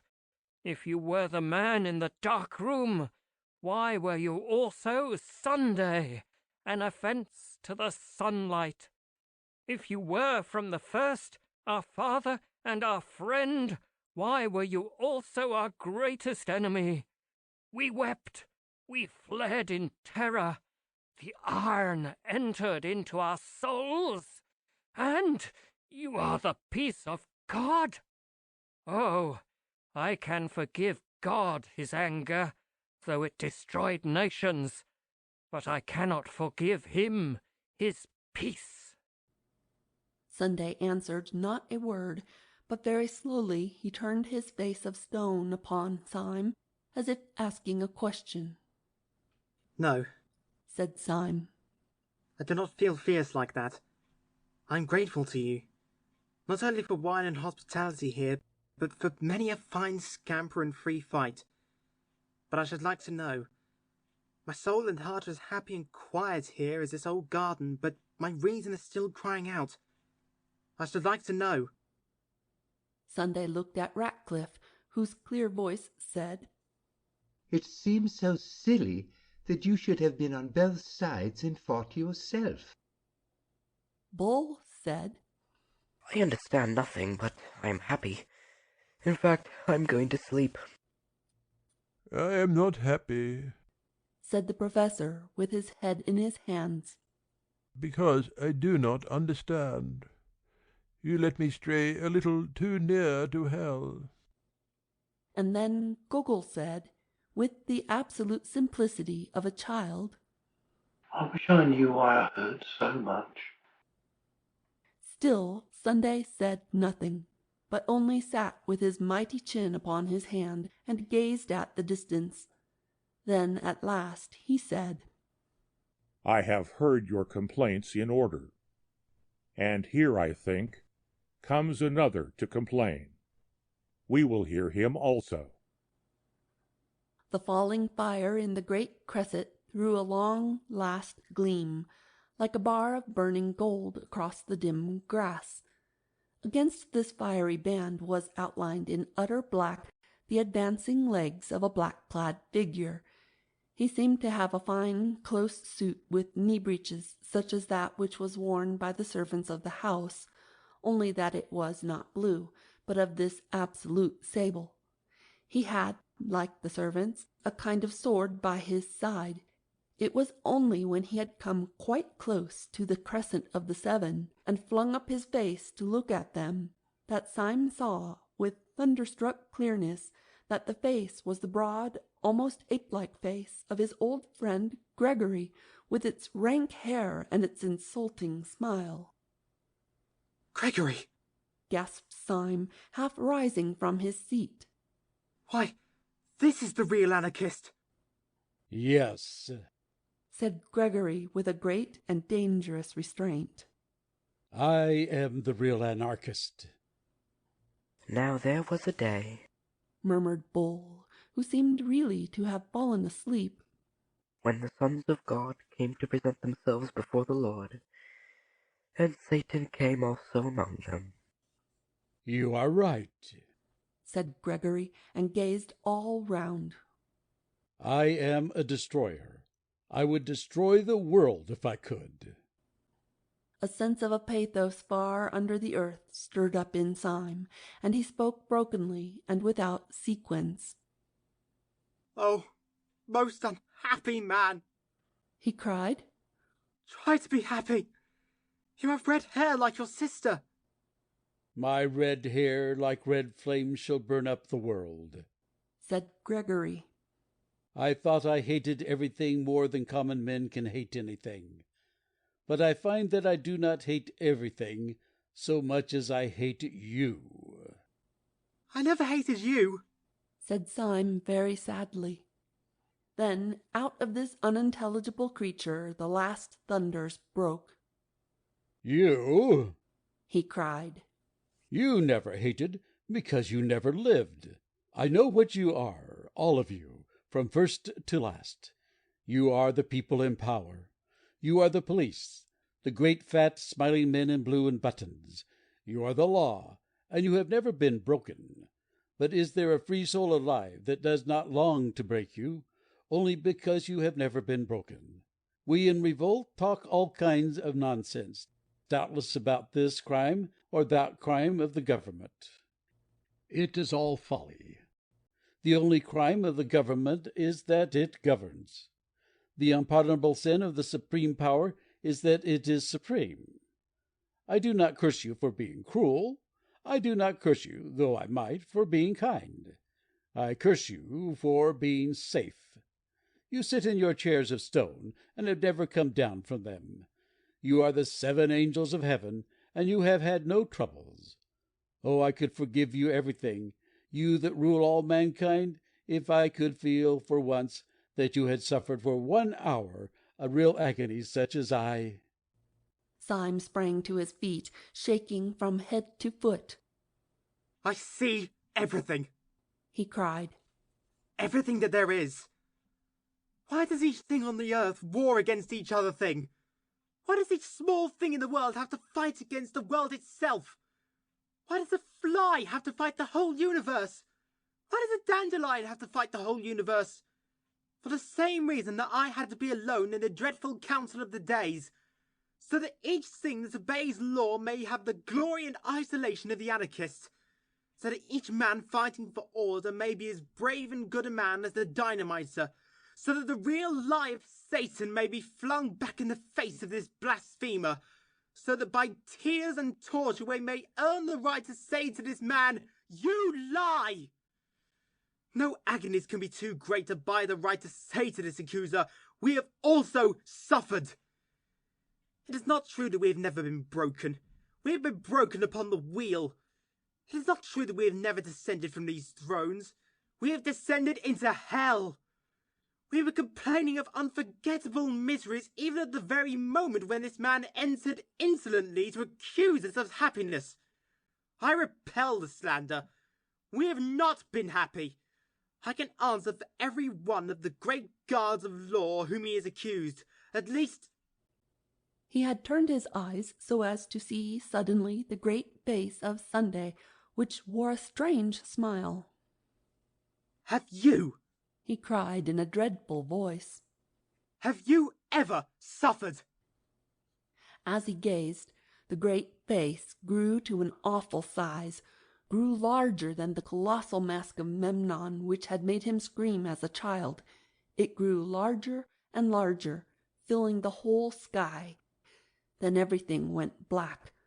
Only in the blackness, before it entirely destroyed his brain, he seemed to hear a distant voice saying a commonplace text that he had heard somewhere. "Can ye drink of the cup that I drink of?" When men in books awake from a vision, they commonly find themselves in some place in which they might have fallen asleep. They yawn in a chair, or lift themselves with bruised limbs from a field. Syme's experience was something much more psychologically strange, if there was indeed anything unreal, in the earthly sense, about the things he had gone through, for while he could always remember afterwards that he had swooned before the face of Sunday, he could not remember having ever come to at all. He could only remember that gradually and naturally he knew that he was, and had been walking along a country lane with an easy and conversational companion. That companion had been a part of his recent drama. It was the red-haired poet Gregory. They were walking like old friends, and were in the middle of a conversation about some triviality. But Syme could only feel an unnatural buoyancy in his body and a crystal simplicity in his mind that seemed to be superior to everything that he said or did. He felt he was in possession of some impossible good news which made every other thing a triviality, but an adorable triviality.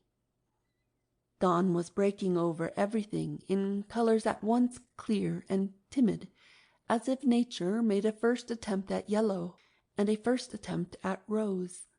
A breeze blew so clean and sweet that one could not think that it blew from the sky. It blew rather through some hole in the sky.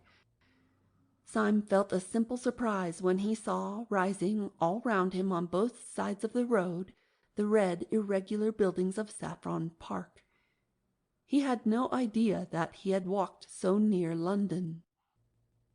He walked by instinct along one white road on which early birds hopped and sang, and found himself outside a fenced garden. There he saw the sister of Gregory, the girl with the gold-red hair, cutting lilac before breakfast with the great unconscious gravity of a girl. End of The Man Who Was Thursday, A Nightmare, by G. K. Chesterton.